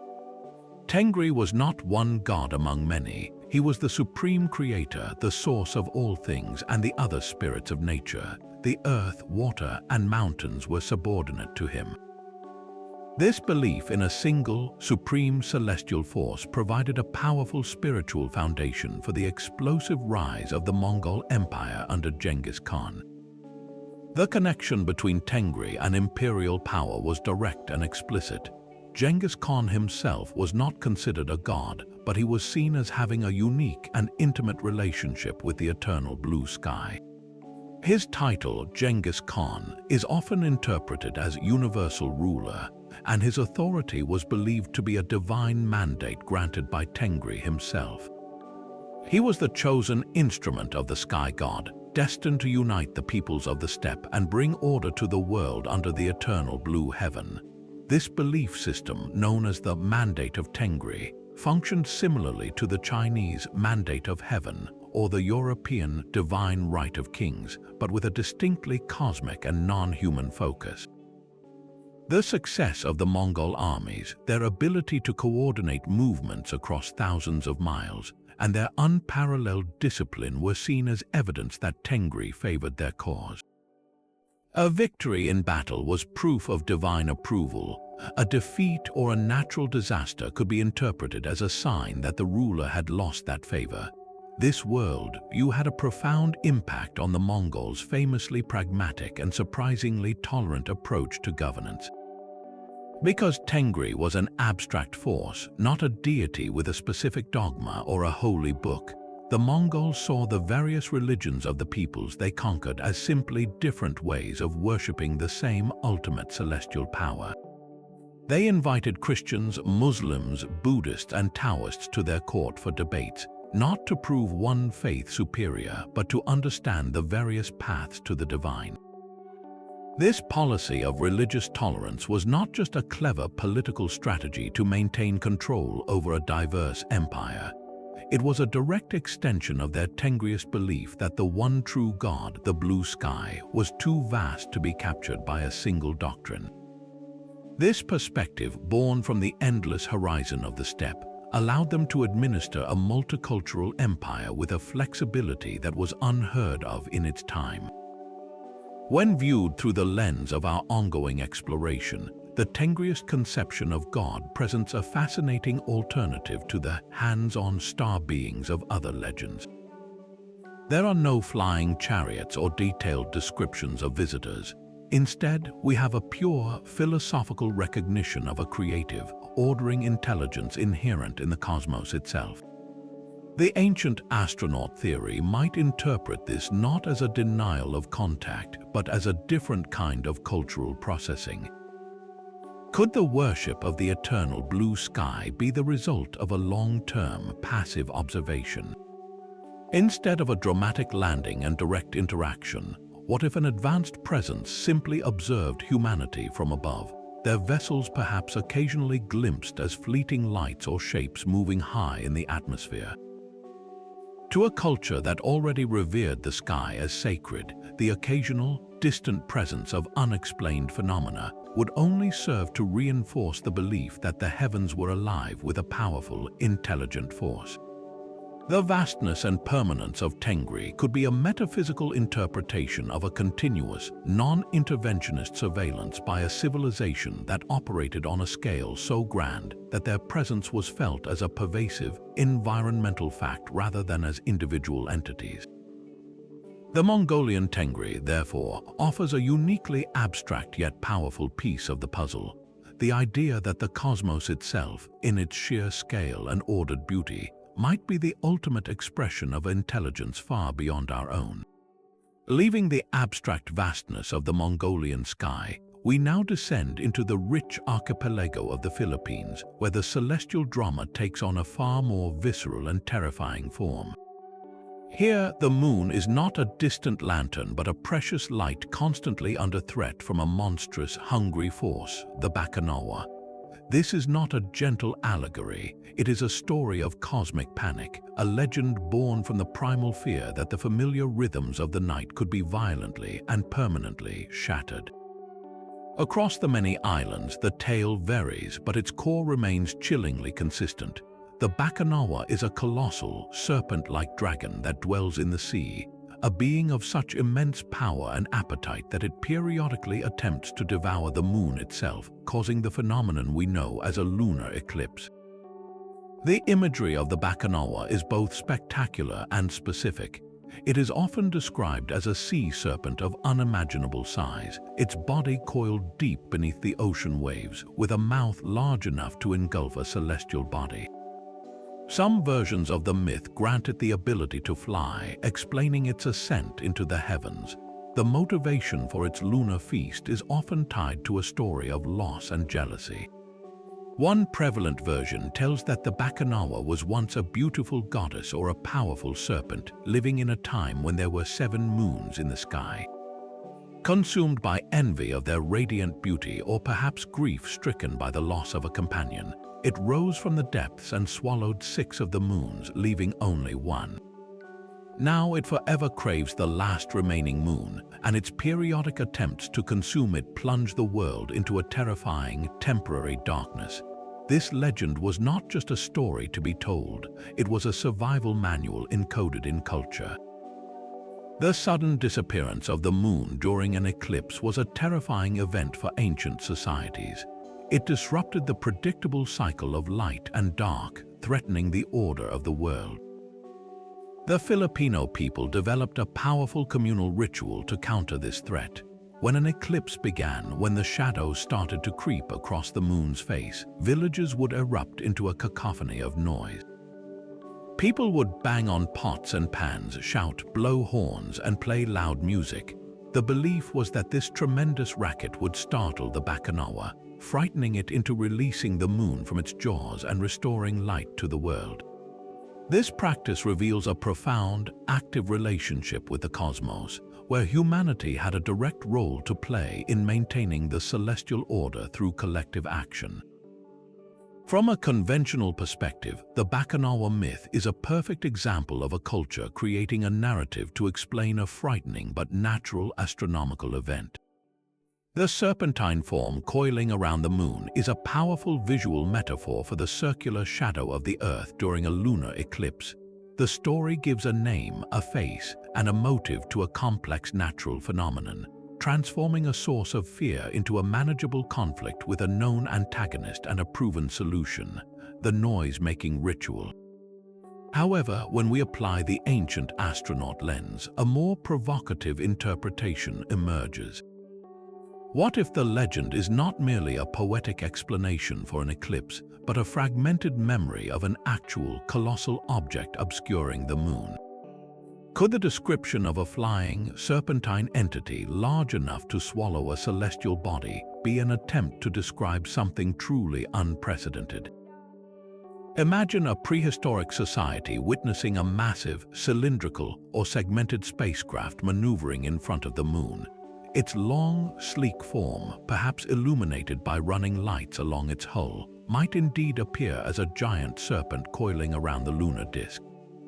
The event would be brief, terrifying, and utterly inexplicable. The swallowing of the moon would be the craft passing in front of it, and the moon's reappearance would be the craft moving away. The communal noise-making ritual, then, could be a distorted memory of a desperate attempt to drive away or communicate with this immense, silent vessel. In this view, the Bacchanawa is not a mythological monster but a misunderstood witness account of a near-lunar encounter with a vehicle of staggering proportions, an event so traumatic that it became etched into the cultural memory as a warning from the heavens. But to truly grasp the scale of this Norse cosmos, we must turn to its stunning centerpiece, the great world tree, Yggdrasil. We often picture it as a mighty ash tree, its branches stretching into the heavens and its roots digging into the underworld. Yet the ancient texts describe something far more vast and dynamic than a simple tree. It is called the axis of the worlds, an immense living structure that holds the 9 realms within its form. Its 3 great roots extend to 3 separate wells, each in a different world, suggesting that Yggdrasil doesn't just sit in the universe. It is the fundamental architecture of reality, a cosmic backbone connecting everything. This isn't just a symbol of life, it's a detailed map of a complex, interconnected multiverse. The image of a tree is likely the best metaphor the Norse poets had for a system of staggering complexity, a network of pathways linking distinct realms of existence. When we listen to this description with modern ears, the concept of Yggdrasil begins to sound less like a mythological plant and more like a theoretical model of the universe that aligns with some of our most advanced scientific ideas. Could this world tree be an ancient interpretation of a cosmic network, perhaps even a representation of a wormhole system or a series of interdimensional gateways? The idea of a stable, tree-like structure with roots and branches creating shortcuts through space-time is remarkably similar to the concept of an Einstein-Rosen bridge, a hypothetical tunnel connecting 2 distant points in the universe. Yggdrasil, with its roots and branches intrinsically linking worlds that would otherwise be impossibly far apart, functions in exactly this way. It is the predefined highway that makes travel between the realms not just possible but part of the natural order. This brings us to the crucial question of travel. How did the gods and heroes actually move across this cosmic network? The most famous pathway is, of course, the Bifrost, the burning rainbow bridge guarded by the watchful god Heimdall. It's traditionally seen as a beautiful, shimmering arc connecting Asgard, the realm of the gods, to Midgard, the world of humanity. But the legends note that it is incredibly fragile and that only the gods and their steeds can traverse it safely. When they ride across it, the bridge blazes with fire. This description transcends the idea of a static stone bridge. The concern over its fragility could reflect an understanding that such a cosmic conduit requires immense, precise energy to maintain and could be easily destabilized. Its fiery aspect might describe the visual effect of a contained energy field, a stabilized wormhole, or a conduit for faster-than-light travel. The Bifrost isn't just a connection between a mountain and the ground. It's a dynamic, energized tunnel through the world tree itself, a controlled gateway that the Aesir used to descend to our world. Even more compelling than the bridge is Odin's personal steed, the 8-legged Sleipnir. This creature is described as the finest of all horses, capable of galloping over land, sea, and air, and most importantly, traveling between the worlds. The unique eight-legged design is bizarre and specific. Why 8? A literal interpretation suggests unparalleled speed and stamina, but a more technological reading offers a captivating possibility. Could Sleipnir be a metaphorical description of a vehicle? Some researchers have proposed that the 8 legs might represent directional thrusters or stabilizing components on a circular or disc-shaped craft, allowing it to move with agility in any dimension. The ability to traverse different realms, land, sea, air, and the cosmos aligns perfectly with the capabilities we would associate with a versatile aerospace vehicle. Odin, the seeker of knowledge who needed to travel to the farthest roots of Yggdrasil to consult the Well of Wisdom, required a vessel that could navigate this complex network. Sleipnir was that vessel, a symbol of transcendent mobility directly tied to the tree's pathways. The Norse cosmos, therefore, presents one of the most cohesive and detailed ancient models of a multidimensional universe. Yggdrasil is not a passive symbol but the active infrastructure of reality. The Bifrost and vehicles like Sleipnir are the technologies used to navigate it. This entire framework suggests a profound understanding that the universe is layered, with different civilizations existing in parallel, connected by a vast natural network that advanced beings could learn to traverse. The Norse didn't see the stars as distant points of light. They saw them as markers on a cosmic map, with the world tree serving as the ultimate proof that the heavens were not a barrier but a home. From the orderly, interconnected cosmos of the Norse, we plunge into a world of cyclical creation and total annihilation, where the very existence of humanity hangs by a thread, renewed again and again through fire, flood, and tempest. This is the Aztec legend of the 5 suns, a creation narrative of breathtaking scope and terrifying violence that suggests our world is not the first, but merely the latest in a series of failed experiments. For the Aztecs, time was not a linear march toward progress, but a series of repeating cycles, each one a sun, an era presided over by a specific god and destined to end in a specific catastrophic way. The current era, the one we inhabit now, is the 5th sun, and its fragile existence is predicated on a terrible bargain with the gods, a bargain that required the most precious substance of all, human blood. The myth begins not with a blank slate, but in the primordial void, a time the Aztecs called the first sun, or 4 Jaguar. This era was governed by the god Tezcatlipoca, the smoking mirror, a deity of fate, night, and sorcery. For 676 years, a race of giants roamed the earth, nourished by a diet of acorns and pine nuts. But this age did not last. It was violently terminated when the jaguars of the world, embodiments of Tezcatlipoca's power, rose up and devoured every last giant.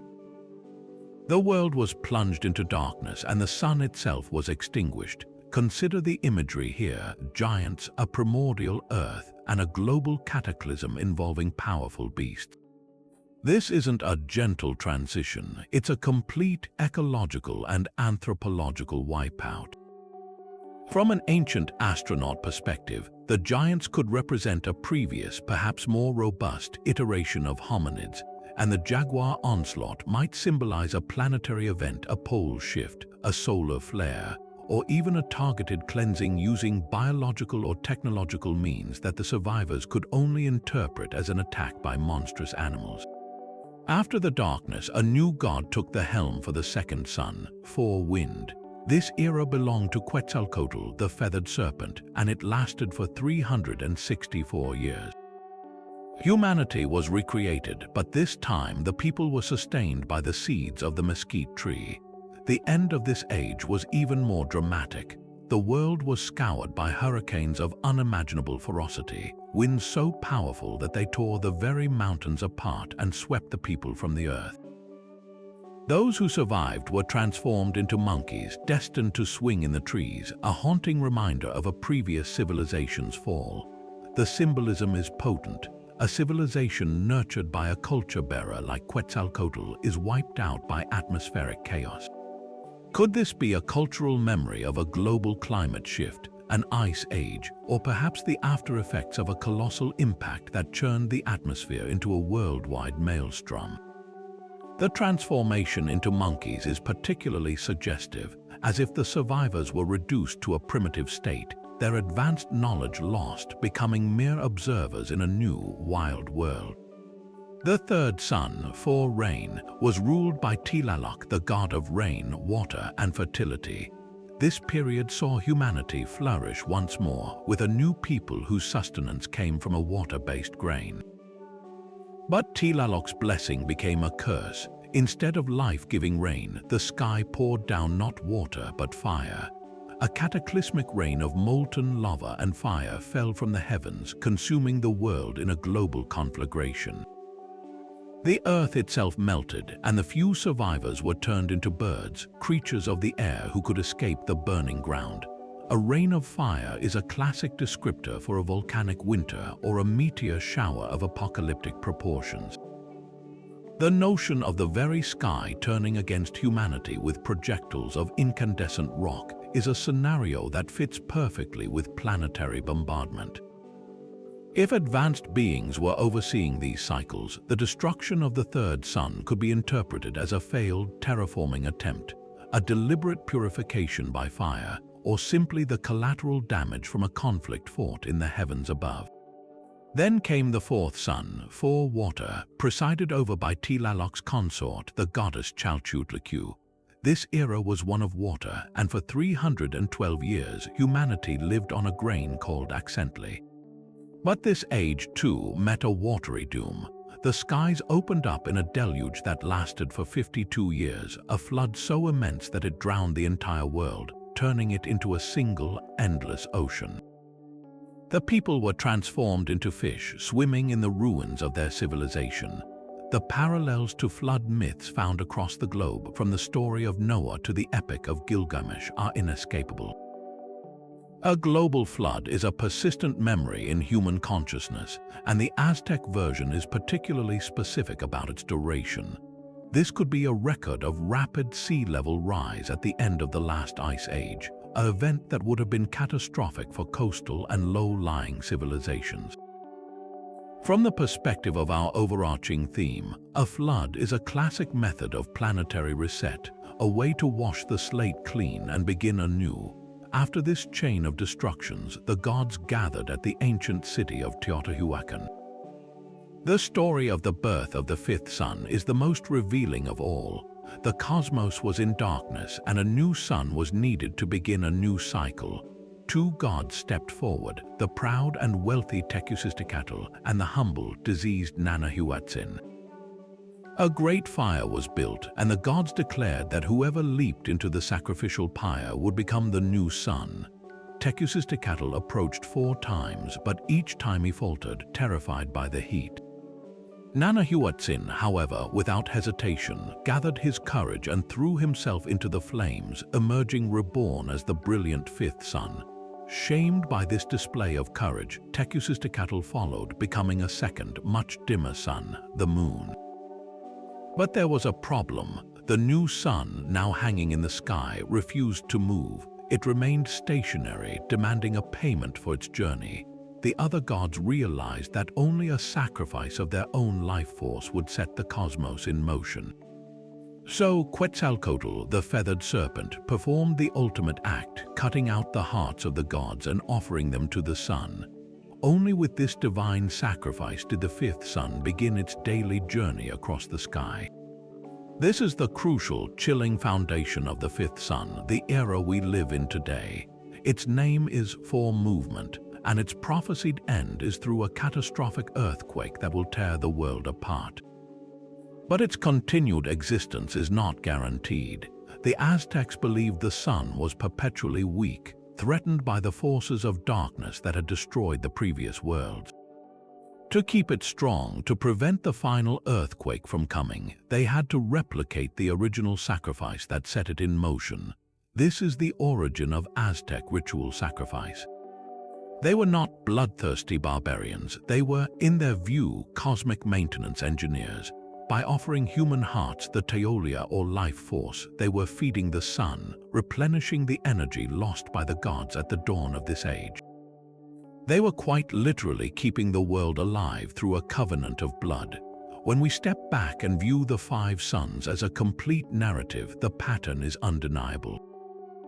It is a story of sequential planetary cataclysms: jaguar, wind, fire, water, each one wiping the slate clean. The idea that humanity was reseeded each time, often with the direct involvement of a god like Quetzalcoatl, aligns strikingly with the theory that Earth may be a laboratory or a colony subject to periodic resets. The specific nature of each catastrophe suggests accurate, if allegorical, memories of real geological and astronomical events. The fifth sun's dependence on sacrifice adds a haunting dimension. What if the life force needed to sustain this era is not a mystical concept, but something more tangible, like energy or a specific resource that an advanced civilization requires? The legend of the five suns is more than a myth. It is a profound and terrifying cosmology that frames human history as a fragile, temporary state, entirely dependent on forces beyond our comprehension and forever balanced on the edge of annihilation. Returning now to the technological marvels of ancient India, we must venture beyond the epic narratives of the Mahabharata and into a text that purports to be nothing less than an engineering manual for the heavens themselves. This is the Vaimanika Shastra, or the Science of Aeronautics, a work that claims to describe the construction and operation of Vimanas in exhaustive, almost bewildering detail. Allegedly channeled in the early 20th century by a mystic who claimed to be transcribing the wisdom of an ancient sage, this text moves the Vimana from the realm of poetic metaphor into the territory of a detailed technical schematic. While its authenticity is hotly debated, the specificity of its descriptions presents a challenge that cannot be easily dismissed. The Vaimanika Shastra doesn't speak of a single type of flying machine. It catalogues multiple classes of Vimanas, each designed for a specific purpose. There are the Rukma Vimana, said to be conical in shape and golden in color, and the Sundara Vimana, which was aerodynamically pleasing and resembled a modern aircraft. Then there are the more fantastical Shakuna Vimana, shaped like a bird, and the Tripura Vimana, which are described as multi-story crafts capable of operating in air, water, and even, some interpretations suggest, space. This categorization suggests a sophisticated aerospace industry with specialized vehicles for different missions, reconnaissance, transport, and perhaps even interstellar travel. The text goes so far as to describe their interiors, mentioning mirrors and instruments installed around the pilot's seat, which some researchers have likened to a cockpit control panel or navigational displays. Perhaps the most debated aspect of the Vaimanika Shastra is its description of the propulsion systems. It speaks of complex energy sources that sound less like magic and more like advanced physics. One method involves the use of mercury and other metals in a vortex chamber. The text describes harnessing the power of a heated mercury vortex to generate lift and thrust, a concept that has drawn comparisons to modern ion propulsion or even electromagnetic field propulsion. Another system involves capturing and converting energy from the atmosphere, sunlight, and even cosmic ether. It details the use of specific crystals and lenses to focus this ambient energy powering the craft. The most enigmatic power source mentioned is referred to as anti-gravity, achieved by mastering a mysterious energy field the text calls the Laghima force, a latent power inherent in all matter. The pilot, through rigorous training and the consumption of specific foods and elixirs, was said to be able to control these forces mentally, directing the craft with his will. This fusion of mechanical engineering and consciousness-based control is a recurring theme that blurs the line between technology and what we might call psychic or spiritual science. The materials prescribed for construction are equally fascinating.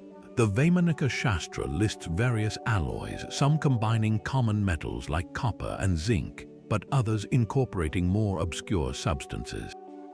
These alloys were said to be incredibly strong, lightweight, and capable of withstanding immense heat and pressure. They were prepared through a secret process involving intense heating and rapid cooling, a method not unlike modern metallurgical techniques for creating super-strong composites. The text even mentions materials that could absorb light or heat, rendering the Vimana invisible or immune to fire, a description that sounds eerily like a primitive understanding of stealth technology or thermal shielding. This level of detail goes far beyond what would be necessary for a mythological allegory. It reads like the careful notes of a master engineer documenting a viable, though lost, technology. Of course, the scientific community remains deeply skeptical. A study conducted by aeronautical engineers at the Indian Institute of Science in Bangalore in the 1970s concluded that the designs, as illustrated in the Vimanas Shastra, were aerodynamically unfeasible. The shapes described would not generate lift, and the propulsion methods based on mercury vortexes defy known principles of physics.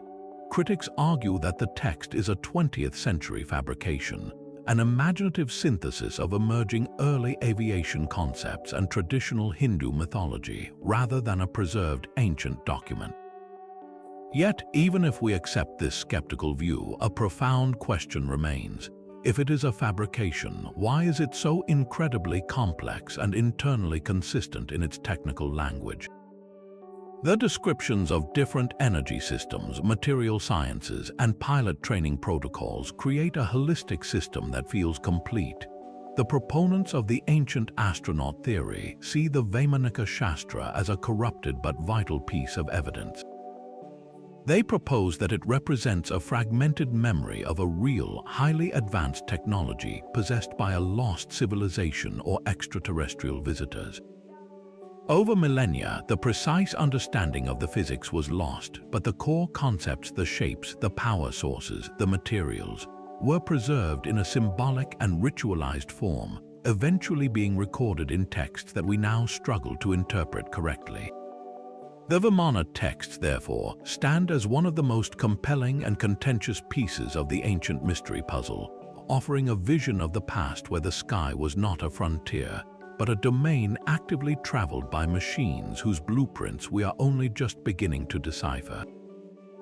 Now, let's return to that foundational Sumerian legend of the Anunnaki, but this time we'll zoom in on the single most explosive detail within their entire story, the creation of humanity itself.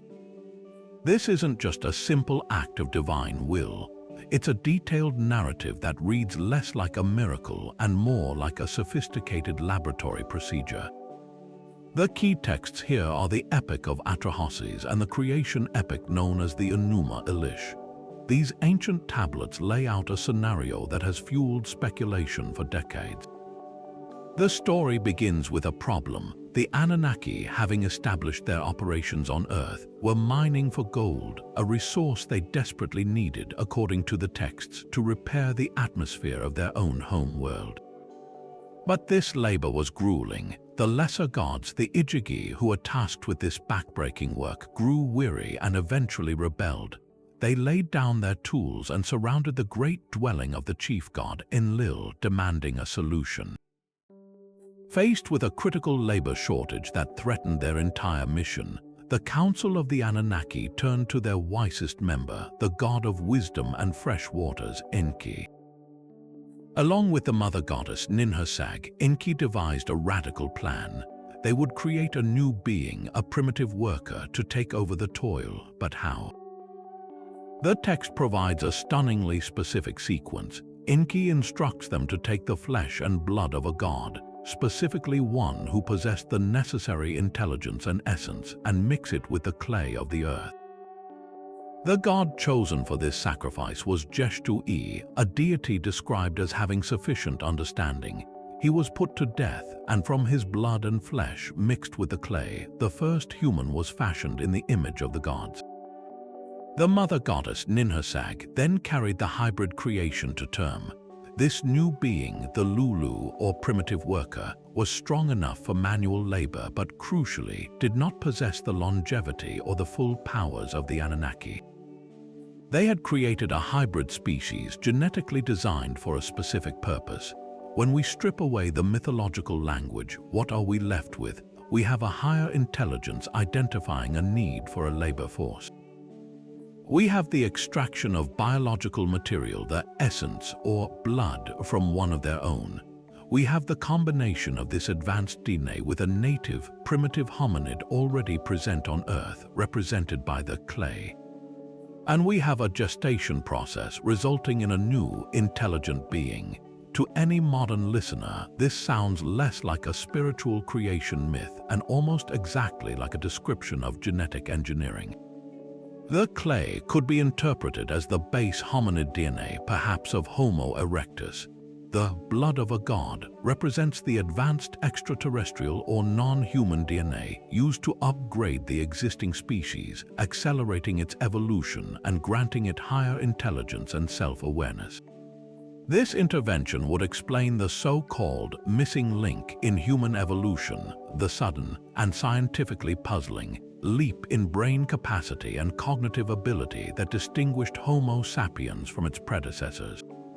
The ancient astronaut theory takes this interpretation a step further, suggesting that the image of the gods is not a metaphorical statement but a literal one. We were created to look like them because we are, in a very real sense, their children, a hybrid race. This would account for the sudden appearance of complex language, art, agriculture, and civilization. These were not slow developments over millennia, but a package of latent knowledge implanted in our genetic code, which we then unlocked over time. The story of Adam and Eve in the Garden of Eden, with its themes of being granted knowledge and then being prevented from attaining immortality, can even be seen as a later, simplified version of this original Sumerian account, where humanity gains consciousness but is denied the full status of its creators. Of course, mainstream scholarship offers a different perspective. They see the Atrahasis and Enuma Elish as powerful allegories for the social structures of early Mesopotamian society. The rebellion of the Igigi mirrors the real-life tensions between the ruling class and the laboring masses. The creation of humans to bear the yoke of the gods is a mythological justification for the rigid, hierarchical nature of Sumerian civilization, where the vast majority of people were indeed destined for a life of hard labor to serve the temple and the king, who were seen as the representatives of the gods. In this view, the story is a profound exploration of the human condition, explaining our place in the world as one of subservience to divine will, a narrative designed to maintain social order. Yet the sheer technical specificity of the process described continues to resonate. Why describe creation as a biological blending of divine and earthly materials, rather than a simple act of speech or thought, as in other creation myths? Why include the detail of a specific god being sacrificed for his intelligence? The Anunnaki creation story stands alone in its clinical detail, presenting a scenario that, thousands of years before we understood genetics, accidentally described a process that would only become scientifically conceivable in the 20th century. It forces us to confront a haunting possibility that our oldest written records might not be telling us how we were magically made, but how we were deliberately designed. But the doggone mystery only deepens when we turn to the passionate counter-arguments presented by researchers like Robert Temple. In his groundbreaking 1976 book, The Serious Mystery, Temple argued that the knowledge was not only ancient but formed the very bedrock of doggone cosmology, a system far too complex and integrated to have been a recent addition. He pointed to the fact that Griaule and Dietalen's informants were not random villagers but initiated elders, part of a secret society that guarded this sacred knowledge. For the doggone, this was not a casual piece of trivia. It was a core component of their most important rituals, including the Sigwi ceremony, which is celebrated roughly every 60 years, a cycle that itself is intimately tied to the orbital period of Sirius B. The ceremony involves elaborate masks and dances that reenact the Nomo's arrival and the very structure of the cosmos. Temple and others ask a crucial question: is it truly plausible that such a profound, deeply embedded spiritual framework, complete with intricate sand drawings and a complex calendar, could have been fabricated and adopted so completely within just a few decades? The knowledge is not an isolated fact. It is woven into the fabric of their art, their architecture, and their understanding of life itself, suggesting an antiquity that stretches back far beyond any colonial contact. Furthermore, the skeptic's theory of cultural contamination faces its own challenges. The astronomical knowledge of Sirius B in the Western world was, at the turn of the 20th century, a topic of intense specialist interest, not common knowledge. It seems unlikely that a passing missionary or colonial administrator with no deep anthropological training would have engaged in detailed conversations about the intricacies of a white dwarf star with Dogon elders, let alone that the Dogon would have then seamlessly incorporated this highly technical information into the center of their own creation myth. The transmission of such specific data, the star's density, its elliptical orbit, its 50-year cycle, would have required sustained and sophisticated dialogue, not a fleeting encounter. Proponents of the ancient knowledge theory argue that the contamination hypothesis underestimates the Dogon and overestimates the likelihood of such a precise and profound cultural transfer occurring by chance. This leaves us with a puzzle that remains tantalizingly unsolved. On one hand, the possibility of cultural contamination cannot be definitively ruled out, and it provides a comfortable, conventional explanation that aligns with our understanding of history. On the other, the depth and integration of the Dogon-Sirius lore present a compelling case for a different kind of history altogether, one that includes the possibility of an ancient, profound encounter. The Dogon mystery stands as a powerful reminder of the limitations of our own historical record and a challenge to our assumptions about the capabilities of ancient cultures. It forces us to hold two possibilities in tension: that a remote tribe could have preserved an astonishing astronomical secret for centuries, or that the human capacity for integrating new ideas into old frameworks is even more profound than we realize. Either way, the silent gaze of the Nomo and the distant light of Sirius continue to beckon, inviting us to look deeper into the night sky and wonder what other secrets the stars might hold.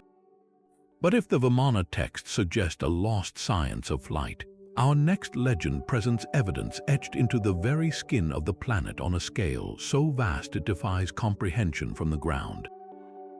Journey now to the stark, arid plains of southern Peru, to the Pampa, Colorado, where one of the world's most enduring archaeological mysteries lies in wait. These are the Nazca Lines, an immense canvas of geometric precision sprawled across nearly 1,000 square kilometers of desert floor. From ground level, they are little more than shallow grooves, scratches in the dark, rocky surface revealing the lighter soil beneath.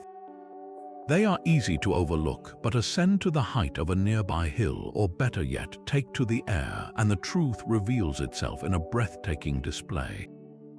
The scattered scratches coalesce into immense, perfectly straight lines running for miles, into colossal trapezoids, triangles, and spirals, and most famously, into the grand figures of animals and beings: a hummingbird with a beak 100 meters long, a spider, a monkey with a coiled tail, and a strange, humanoid figure nicknamed the astronaut, who appears to be waving with one hand. The sheer scale and precision of these geoglyphs is the first clue to their profound mystery. The lines are astonishingly straight, even over miles of uneven terrain. The curves of the animal figures are smooth and deliberate. This was not the work of haphazard scratching. It was a monumental engineering project requiring sophisticated surveying techniques, a unified labor force, and a purpose important enough to warrant such an immense investment of time and energy. The prevailing archaeological theory, championed by figures like Maria Reich, who dedicated her life to studying the lines, is that they were a giant astronomical calendar. The lines may have pointed to celestial events on the horizon, like the rising of the sun during solstices or the heliacal rising of certain stars, crucial for an agricultural society's calendar. Others suggest they were sacred pathways walked by priests during water-related rituals, a plea to the gods in an environment where water was the most precious and elusive resource. However, the most captivating and controversial theory, one that ties directly into our theme, was put forward by Erich von Däniken. He observed the fundamental, inescapable fact of the Nazca lines: their complete and intended meaning is only visible from the air. The people who created them, the Nazca culture, who flourished between 200 before the Common Era and 600 after, had no technology for flight. So why create art you can never see? Von Däniken's hypothesis is as simple as it is revolutionary. The lines were not meant for human eyes at all. He proposed that the vast trapezoids, which resemble modern runways, were landing strips for ancient astronauts. The wider area could accommodate a spacecraft, with the long, straight lines providing approach and departure paths. The intricate animal figures, then, could have served as identifying markers, a kind of celestial billboard signaling to different groups of sky beings which lane was theirs, or perhaps representing constellations familiar to the visitors. In this scenario, the lines were a functional airport and communication system for extraterrestrial craft. This idea is bolstered by one specific geoglyph that stands out from the rest, the so-called astronaut. Located on a steep hillside, this figure is distinctly humanoid but possesses bizarre, exaggerated features. Its head is large and round, unlike the typical human depictions found in Nazca pottery. One of its hands is raised as if in greeting or warning. To those who see it through the ancient astronaut lens, this is not a stylized human. It is a representation of the visitors themselves, a being with a prominent helmet-like head, depicted by the Nazca people who may have witnessed them. This figure, forever etched into the hill, could be a portrait of the very sky beings for whom the entire massive complex was built. Skeptics, of course, offer more earthbound explanations. They argue that the Nazca people could have created the designs using simple but effective surveying techniques, like laying out the patterns on a small scale and using a grid system to scale them up. The purpose, they maintain, was deeply spiritual. By creating these massive figures, the Nazca were not trying to communicate with beings in the sky.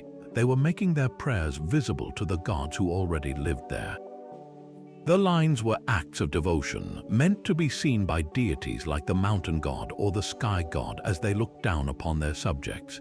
The astronaut could simply be a shaman in a ritualistic mask and costume, his enlarged head representing a hallucinogenic vision or a spirit mask. Yet, even with these rational explanations, the questions persist. Why choose a form of art that is fundamentally invisible to the artists? While a god might see it from above, the community itself would be deprived of the full, awe-inspiring effect of their own work. The airport theory, for all its controversy, provides a pragmatic answer to that question. Furthermore, the long, flat trapezoids do bear an uncanny resemblance to landing strips, and the idea of using large, ground-based symbols for navigation is a practice we ourselves use today with giant painted identifiers on airport tarmacs. The Nazca lines force us to confront the possibility that this desert was not just a sacred space, but a functional one, a crossroads of worlds where ancient humanity reached for the heavens, and perhaps the heavens reached back down, leaving their calling card in lines that have endured for 2,000 years, waiting for us to gain the perspective needed to finally ask the right questions. Across the rugged landscapes of Ireland and Wales, woven into the very fabric of Celtic lore, lies a concept that elevates the idea of star travelers from a singular event to a continuous reality. This is the otherworld, known by many names: Tir na an Og, the land of the young, or Anon, the Welsh realm of the deep.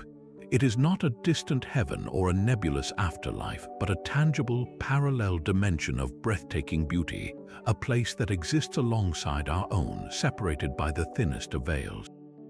The legends describe it as a land where time stands still, where sickness and decay are unknown, and where joy is the constant state of being. Fruit trees bear blossoms and ripe fruit simultaneously, and feasts are endless. But the most compelling aspect of the otherworld is not its idyllic nature. It is the specific, mechanical means by which it is accessed. The Celts did not believe you reached this paradise through prayer or death alone. You traveled there through very specific physical gateways. The most common portals were the ancient burial mounds, the Shia, those mysterious, grass-covered mounds that dot the Irish countryside. These were not simply graves, they were considered doorways. A hero, a king, or a lucky mortal might find themselves invited into a Shia on a certain feast day, like Samhain, when the veil between worlds was at its thinnest. Inside, they would not find a tomb, but a vast, magnificent hall belonging to the Aus Shi, the people of the mounds, the very same Tuatha De Danann who had retreated from the surface world long ago. Other times, the passage was marked by a sudden, inexplicable natural phenomenon, a bank of mist that would descend upon a hillside or a body of water. The stories tell of sailors who would spot an island on the horizon, cloaked in a shimmering haze. If they sailed toward it, they might find themselves not on an ordinary shore, but in the radiant lands of Tur Na and Og. This mist is a recurring motif in these encounters. It acts less like weather and more like a cloaking device or a visual distortion field, hiding the transition point between our reality and the next. Once a traveler passed through, the return to the normal world was often fraught with paradox. The classic tale of Oisin, son of the warrior Fionn mac Cumhaill, exemplifies this. Oisin fell in love with Niamh of the golden hair, a princess of Tur Na and Og, and left with her on her white horse to live in the other world. After what felt like 3 blissful years, Oisin grew homesick and wished to visit his family. Niamh warned him not to step off the white horse onto the soil of Ireland. When he returned, he discovered that not 3 years, but 300 years had passed in the mortal world. In a tragic accident, he fell from his steed, and the moment he touched the earth, the centuries caught up with him instantly, aging him into a withered old man. This story is more than a warning about the passage of time. It reads like a description of the physiological effects of crossing a dimensional boundary or traveling at relativistic speeds. The white horse itself could be seen as a kind of protective vehicle or containment field that shielded Oisin from the temporal differential between the two worlds. This leads to a fascinating reinterpretation of the Celtic otherworld. If the Tuatha De Danann were not magical spirits but an advanced race, as their legends suggest, then their retreat to the Shia was not a magical disappearance but a strategic withdrawal to a separate base of operations. The otherworld, then, might not be a mystical dimension but a parallel planet, a colony, or even a cloaked habitat in a stabilized orbit or a different phase of reality.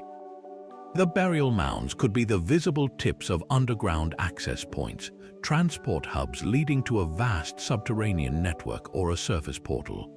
The eternal youth and abundance of Tur Na and Og could be the result of advanced environmental control, medical science, and matter synthesis technology, creating a perfect managed habitat. The difficulty of return and the time dilation effect described in Oisin's story are consistent with concepts in theoretical physics regarding wormholes or faster-than-light travel, where time passes differently for the traveler than for those who remain at the point of origin.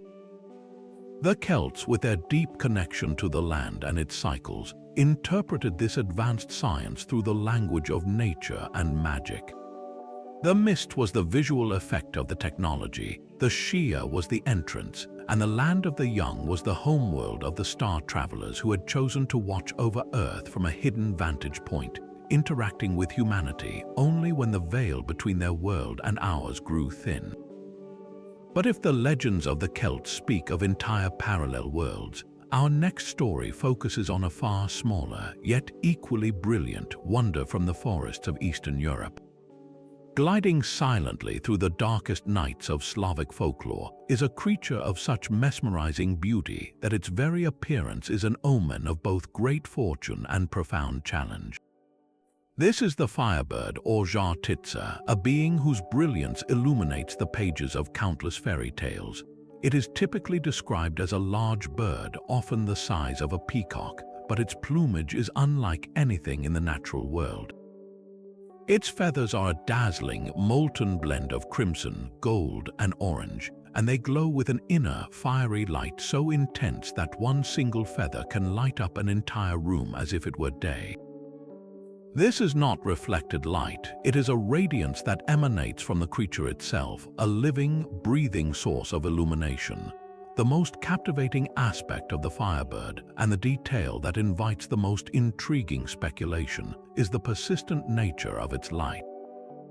When a feather is plucked or falls naturally from the bird, it does not fade or become inert. It continues to glow with the heat and light of a captured ember, retaining its magical properties long after being separated from its source. In the stories, it is often just one of these fallen, glowing feathers discovered by a hero in a dark forest that sets the entire adventure in motion, creating a trail of light for the hero to follow. This self-sustaining luminescence is a property that defies simple biological explanation. In our world, bioluminescence, like that of fireflies or deep-sea creatures, is a chemical reaction that requires constant metabolic upkeep within a living organism.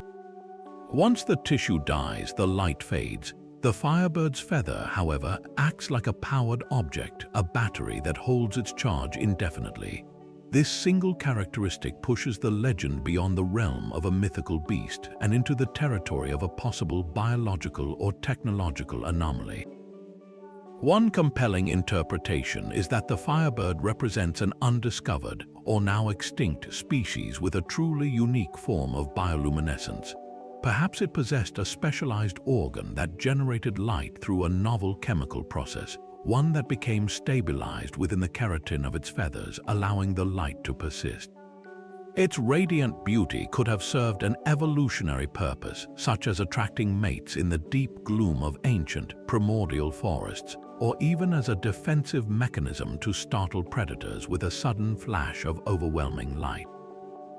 In this view, the firebird is a magnificent example of nature's unexplored potential, a creature whose legend was born from rare, awe-inspiring encounters with a real, glowing animal that once haunted the wilderness of Eastern Europe. Yet the persistent, battery-like quality of the feathers suggests another, more technological possibility. What if the firebird was not an animal at all, but a sophisticated piece of observational equipment? Imagine a small, autonomous drone crafted to resemble a bird for camouflage, its body equipped with advanced lighting systems for illumination and navigation. Its feathers could be individual photonic cells or light-emitting panels designed to be shed periodically, perhaps as a means of data dispersal or as deliberate markers. A hero finding one of these feathers would be discovering a piece of advanced technology, its inner light still active.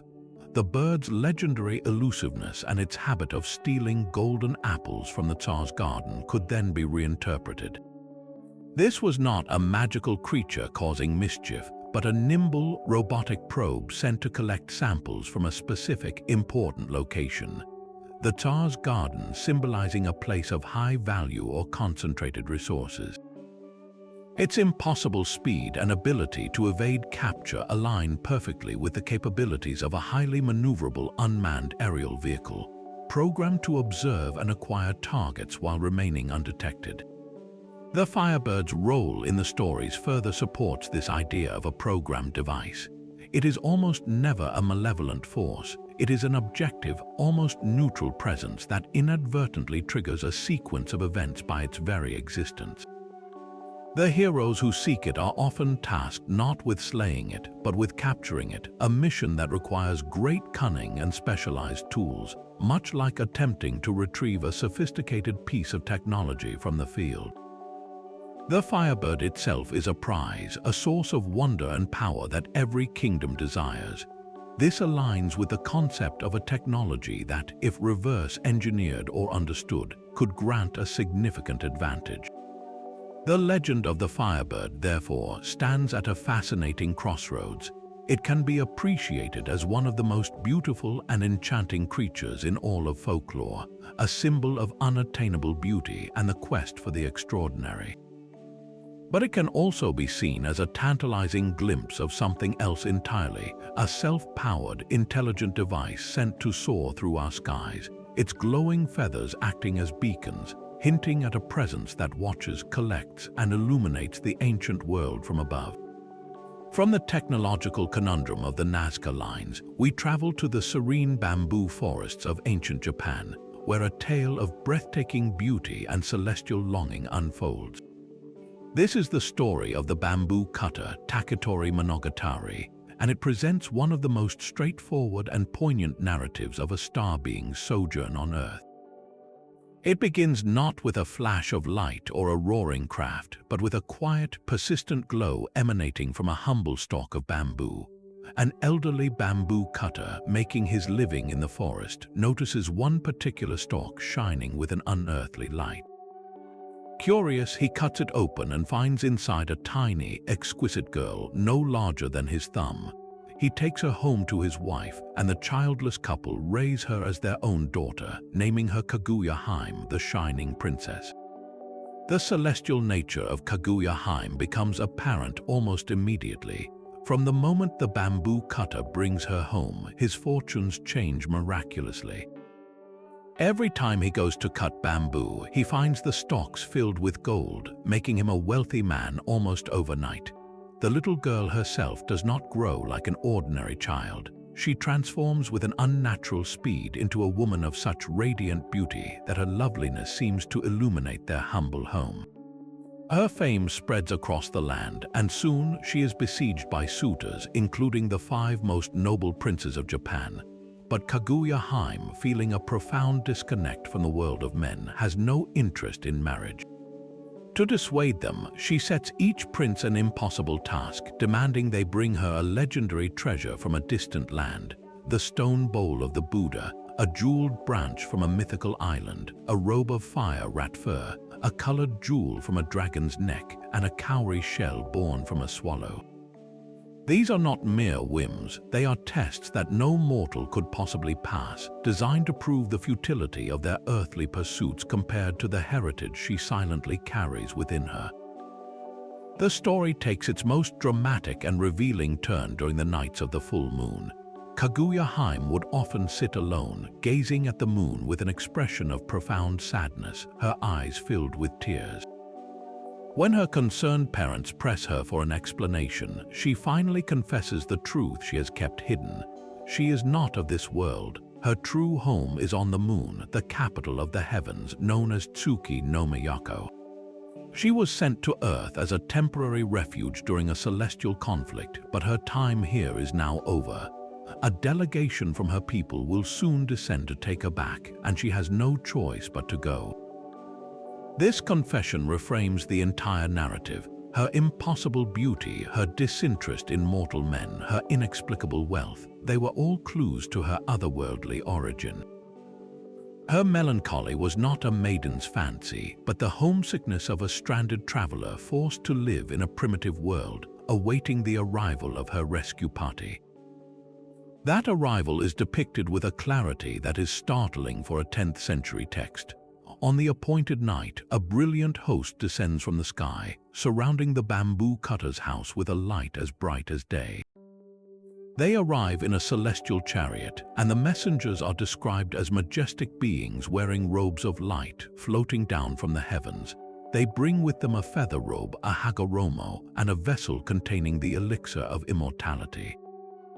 When Kaguya-hime puts on the robe, all her earthly memories and attachments fade away, a necessary step to reintegrate into her true society. Before she departs, she leaves behind a letter for the Emperor of Japan, along with the elixir as a final token. But the Emperor, heartbroken by her departure, understands that life without her would be an endless torment. He orders the letter and the elixir to be taken to the highest mountain in the land and burned, so that the smoke might carry his message of longing to the moon. This act, the story says, gave Mount Fuji its name, Fuji, meaning immortality, and explains the eternal smoke that once rose from its peak. The tale of Princess Kaguya is remarkable for its emotional depth and its lack of ambiguity. This is not a story of gods intervening in human wars or imparting technology. It is a personal story of exile and return. Kaguya Hime is not a teacher or a conqueror, she is a refugee.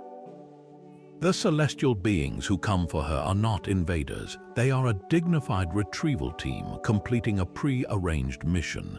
The ancient astronaut interpretation finds powerful evidence in this narrative's straightforward structure. The glowing bamboo stalk could be a description of a small, encapsulated escape pod or a stasis chamber that landed softly and was camouflaged within the natural environment. The rapid growth and unearthly beauty of Kaguya Hime could indicate a different biological clock or a more refined genetic standard for her species. The feather robe that erases memory might be a technological device designed to prevent cultural contamination, ensuring a returning explorer doesn't bring back disruptive ideas or emotions from a primitive world. The entire story reads less like a myth and more like a carefully recorded account of an extraterrestrial exchange student's time on Earth.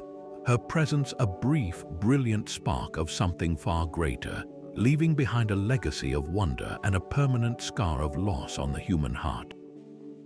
While the legend of Princess Kaguya tells a deeply personal story of celestial longing, our journey now turns to a myth that gripped the entire European continent for centuries, a tale not of a single individual, but of an entire lost kingdom of unimaginable power and piety.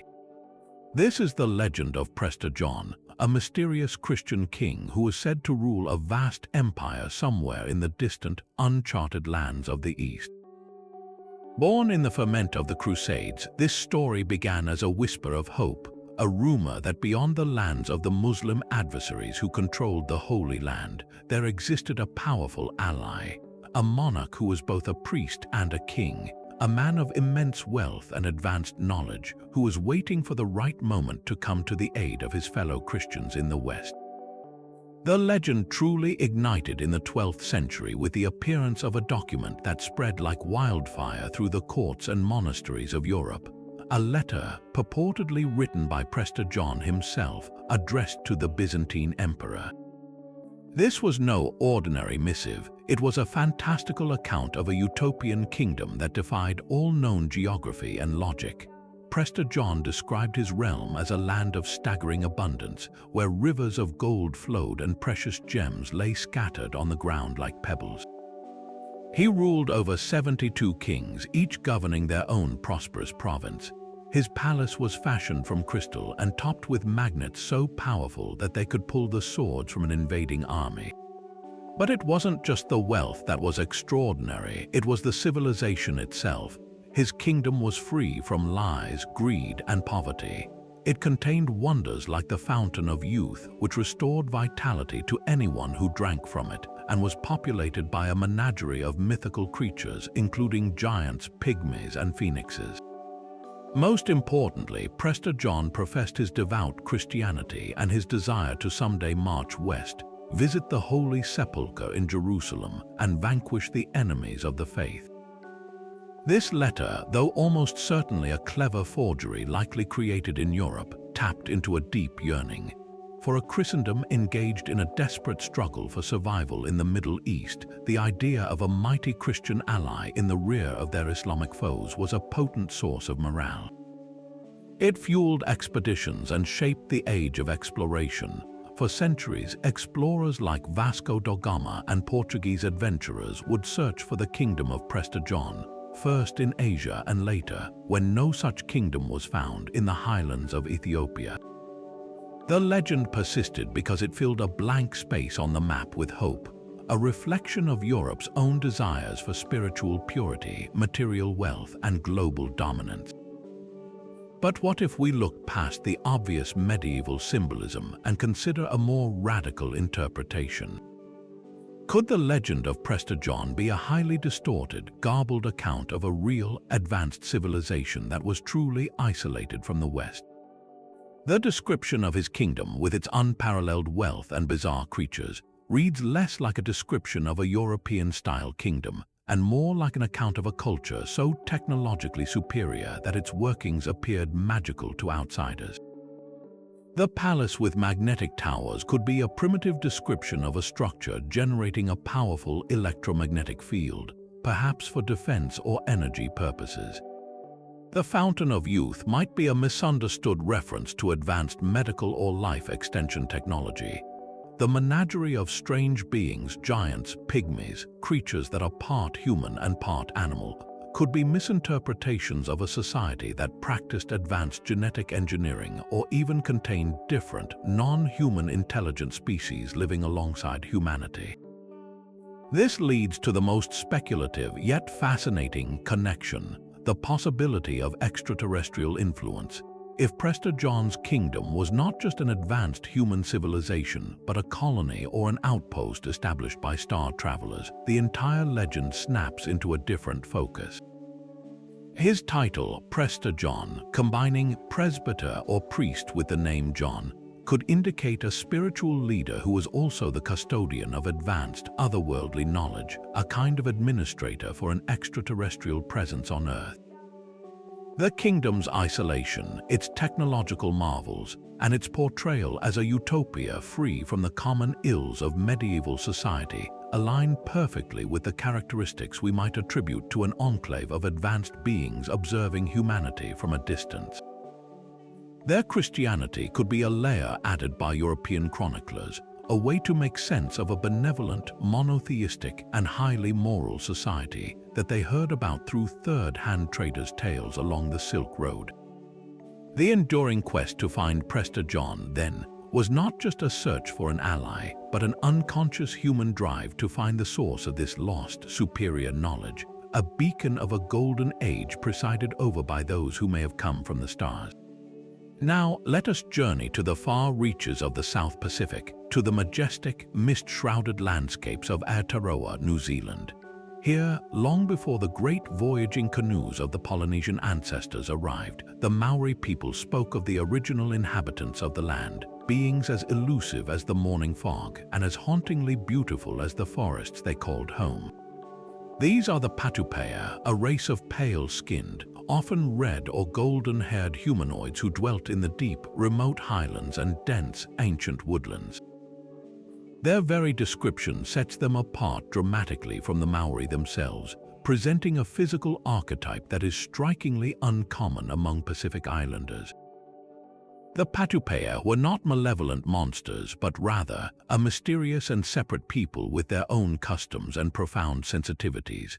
They possessed an intense aversion to sunlight and to the heat of fire, preferring the cool, dim light of dusk and dawn or the perpetual twilight of the heavy mountain mists. It was in these conditions that they were most active, and their presence was often heralded by the sound of their most famous attribute, their music. The enchanted music of the Patupea is a central pillar of their legend. They were master players of the koiwao, a traditional flute, and their melodies were said to be of an unearthly beauty, capable of captivating the human heart and luring people deep into the wilderness, never to return. This music was not merely entertainment, it was a tool of enchantment, a siren song that could cloud the mind and draw the listener into the Patupea's realm. Their homes were not ordinary villages but secret, fortified settlements known as pa, perched on inaccessible hilltops, often shrouded in permanent mist, making them invisible to ordinary human eyes.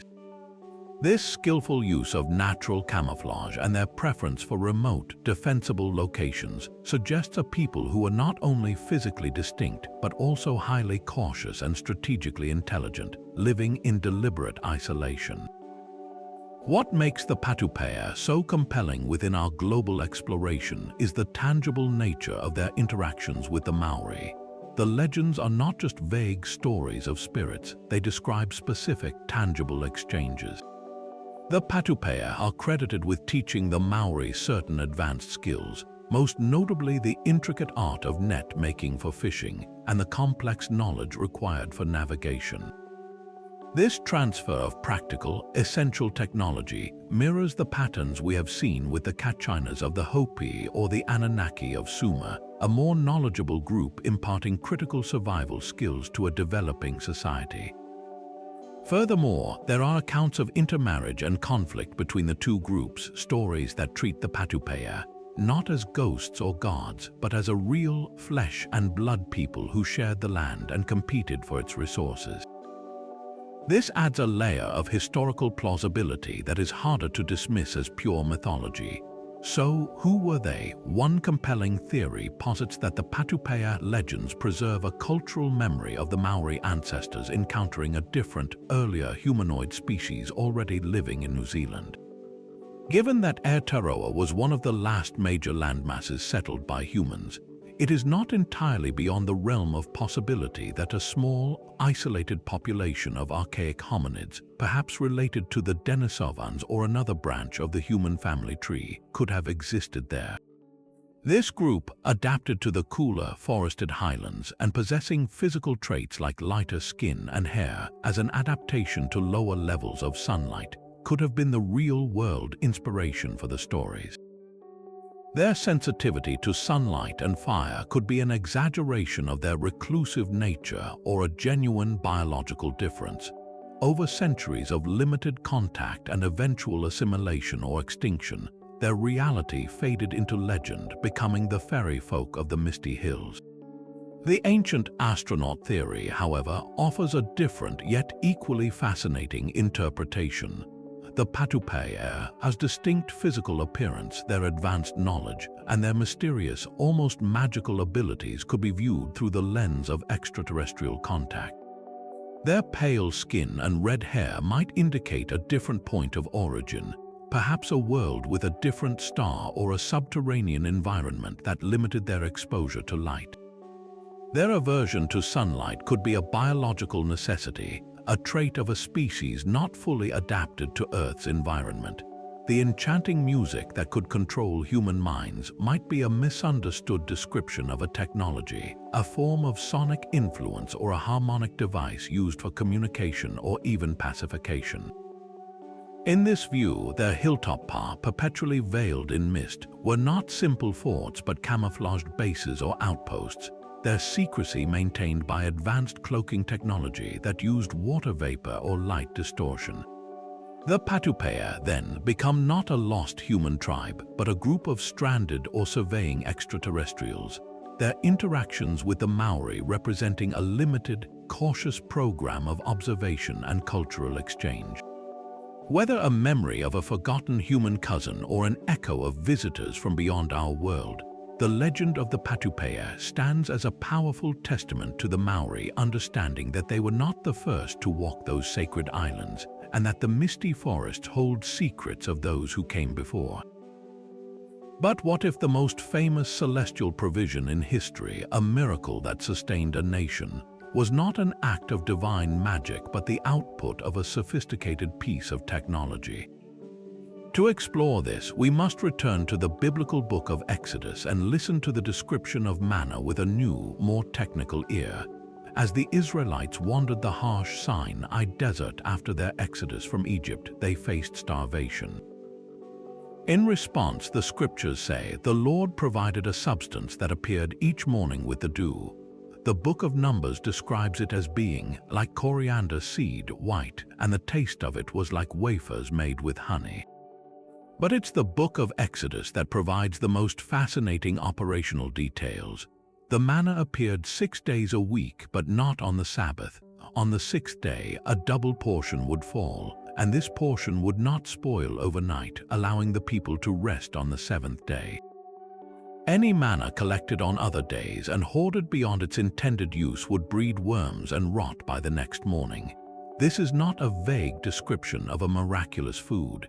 It reads like a set of specific, programmable instructions and properties for a biological substance.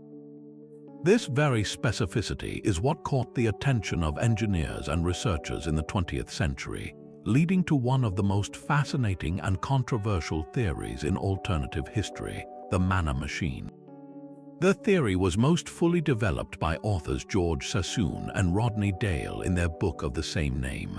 They argued that manna was not a supernatural gift but the product of an advanced, compact biological processing unit. Their starting point was a detailed analysis of ancient Jewish mystical texts, particularly the Zohar, which contains intricate descriptions of a mysterious object called the Ancient of Days. Sassoon and Dale interpreted these esoteric descriptions not as spiritual allegory, but as a technical manual for a machine. They proposed that this device, which they called the manna machine, was a closed-loop system designed to sustain human life in an environment where food was scarce. So, how would such a machine theoretically work? The core concept is based on a process we are familiar with today: algae cultivation and recycling. The machine, perhaps housed within the biblical Ark of the Covenant or a separate tabernacle, would have taken in a raw material, likely the desert air itself, which contains moisture and traces of carbon dioxide, or even human waste collected under strict hygienic protocols. Inside the machine, a carefully maintained culture of algae, such as chlorella, would use photosynthesis, perhaps energized by a light source within the unit, to convert these basic inputs into a nutrient-rich biomass. This biomass would then be processed, dried, and extruded into a palatable, wafer-like substance. This entire process, a self-contained ecosystem creating food from air and waste, is precisely the kind of technology NASA and other space agencies research for long-duration space missions. The theory posits that the Israelites were, in effect, participants in a survival test, equipped with technology far beyond their understanding to keep them alive in an extreme environment. This technological interpretation elegantly explains the strange, specific rules surrounding manna. The 6-day cycle with a double portion before the Sabbath could be explained by a programmed production schedule within the machine. The fact that extra manna would spoil could be a critical safety feature to prevent the accumulation of waste or the growth of harmful bacteria in the collection vessels, enforcing a just distribution system and preventing hoarding. The need to collect it early in the morning before the sun melted it makes perfect sense if the substance was a delicate, moisture-sensitive product that would degrade in the desert heat. Even its description as a small round thing, as small as the hoar frost on the ground, could be the result of a specific extrusion or crystallization process. In this view, the divine command was actually a set of necessary operating procedures for a piece of sophisticated hardware. The implications of the manna machine theory are profound. If accepted, it suggests that the Exodus story contains within it a record of direct technological intervention. The provider of this machine, whether interpreted as an advanced terrestrial civilization or an extraterrestrial one, was not merely performing a miracle but was deploying a specific piece of survival equipment. This aligns with the patterns we have seen elsewhere: the Anunnaki creating humanity for labor, the Kachinas teaching agriculture, Quetzalcoatl imparting knowledge of calendars. In each case, a more advanced intelligence provides the tools for a society to leap forward. The manna was not just food, it was a working prototype of a life support system, a temporary measure meant to bridge a critical gap. The mystery, then, is not how the manna appeared, but what happened to the machine itself. The theory suggests it may have eventually broken down or been taken back, its purpose served, leaving behind only the story of a heavenly bread that fell from the sky, a story that, for thousands of years, could only be understood as a miracle, but which now offers a tantalizing glimpse of a technology that could turn air into sustenance. But what if the weary wanderer was not a sinner cursed by God, but a scientist exiled by his own people? Enter the medieval Christian legend of the Wandering Jew, a haunting tale that takes on an entirely new dimension when viewed through our lens of celestial observation. The story, which first gained widespread popularity in the 13th century, tells of a shoemaker named Ahasuerus who was standing near his shop along the Via Dolorosa as Jesus, carrying the cross, stumbled past. As the condemned man paused to rest for a moment against the shoemaker's wall, Ahasuerus taunted him, telling him to move along. Jesus, according to the legend, looked at the man and delivered a chilling sentence: "I will stand and rest, but you will go on until the end of time." From that moment, Ahasuerus was cursed with immortality, forced to wander the earth without rest, a perpetual witness to human history, awaiting the second coming when his curse would finally be lifted. This narrative was traditionally a powerful morality tale, a stark warning against the sin of hard-heartedness and a reminder of the inescapable judgment of God. The Wandering Jew became a figure of Gothic horror, a ghostly presence appearing at moments of great historical upheaval, his endless life a form of divine punishment far worse than death. His appearances in folklore were always tinged with melancholy and a sense of dread. Yet, if we strip away the layer of religious condemnation, the core elements of the story present a fascinating profile. We have an individual who is seemingly immortal, or at least extremely long-lived. He is a perpetual traveler moving through human civilizations without settling. And his primary role is that of a witness, an observer who accumulates knowledge across centuries. This profile aligns remarkably well with the concept of a monitoring agent, an individual tasked with a long-term observational mission. Consider the possibility that the encounter on the Via Dolorosa was not a divine curse but a transfer of duty. What if the figure of Jesus in this story represents not a deity, but the leader of an advanced observation team, a mission commander who was concluding his own tour of duty on Earth? The curse imposed upon Ahasuerus could be reinterpreted as the passing of a solemn responsibility. The phrase, "you will go on until the end of time," might not be a punishment but the solemn activation of a new operative. The observer, perhaps a local recruit deemed suitable for his curiosity or his critical nature, is given the immense task of continuing the mission, to walk among humanity, to observe its progress, its wars, its triumphs, and its follies, and to report back or simply to record, awaiting the day when his people would return to evaluate the experiment. His immortality would then be a necessary piece of technology, a biological or cybernetic enhancement allowing for a timescale of observation that matches the slow, grinding pace of human evolution and societal change. This interpretation transforms the Wandering Jew from a tragic figure of penance into a dedicated, if lonely, field researcher. His reported appearances throughout history, cited during the fall of empires at the scenes of great battles, in the midst of plagues and revolutions, are not random hauntings but strategic points of data collection. He is there at the inflection points, gathering first-hand accounts of humanity's capacity for both creation and destruction. The profound melancholy associated with him is no longer just the pain of divine punishment, but the inevitable psychological toll of such a mission. To watch generations of people you briefly connect with grow old and die, to see civilizations rise from dust only to crumble back into it, to possess knowledge of cycles and patterns that no single human could ever perceive, this would be an existence of profound isolation. The legend's insistence that he cannot die or rest until a specific future event aligns perfectly with the concept of a mission parameter with a defined endpoint, the return of the overseeing civilization, an event that would, from a human perspective, be as momentous as the second coming. This speculative angle finds a curious echo in more modern tales of immortal observers, such as the story of John Oldman in the novel and film The Man from Earth.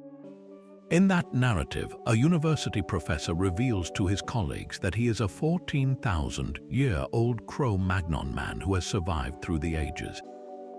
His story is not one of curse but of continuous learning and adaptation. He has been a perpetual student of humanity, moving on every decade to avoid detection, accumulating vast knowledge not as a punishment, but as a simple consequence of his condition. The Wandering Jew legend can be seen as a medieval, religiously framed precursor to this very idea, the eternal witness whose primary purpose is to observe. Whether a cursed sinner or a star-born sentinel, the figure of the Wandering Jew challenges us to consider the possibility that our history has been watched, that a single, enduring consciousness has been walking among us, silently compiling the grand, tragic, and beautiful story of the human race, waiting for the day his long watch is finally over. Across the tapestry of human legend, from the frozen north to the sun-baked deserts of the Middle East, a consistent and formidable figure emerges, towering over the landscape of myth. These are the giants, beings of immense size and power whose stories are etched into the foundational beliefs of cultures worldwide. The Hebrew Bible speaks of the Nephilim, the mysterious offspring of the sons of God, and the daughters of men, who are described as the mighty men of old, the heroes of renown. In the rugged highlands of Greek mythology, the giants, born from the blood of the castrated Uranus, waged an epic war against the Olympian gods, their very name giving us our word for beings of colossal scale. And from the misty realms of Norse lore rise the Jotun, the frost giants of Jotunheim, primordial forces of chaos and nature who exist in a state of constant tension with the gods of Asgard, yet frequently intermarry with them. This global fascination with giants is far more than a coincidence. It is a profound puzzle, suggesting a shared memory or a universal archetype rooted in something deeply real. What makes these accounts so compelling is not just the theme of great size, but the specific and often intimate interactions these beings had with humanity and the gods. The Nephilim are explicitly described as a hybrid race, the result of interbreeding between celestial beings and human women.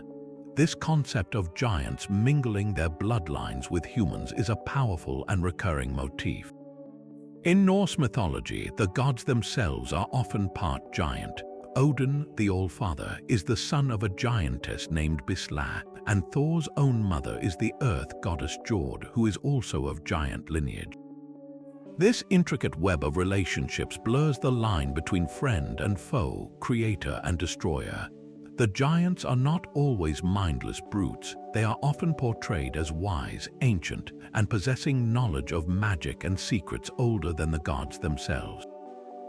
The Greek giant Enceladus, for instance, was said to be buried under Mount Etna, his struggles causing volcanic eruptions, while the Jotun Mimir guarded the well of cosmic wisdom.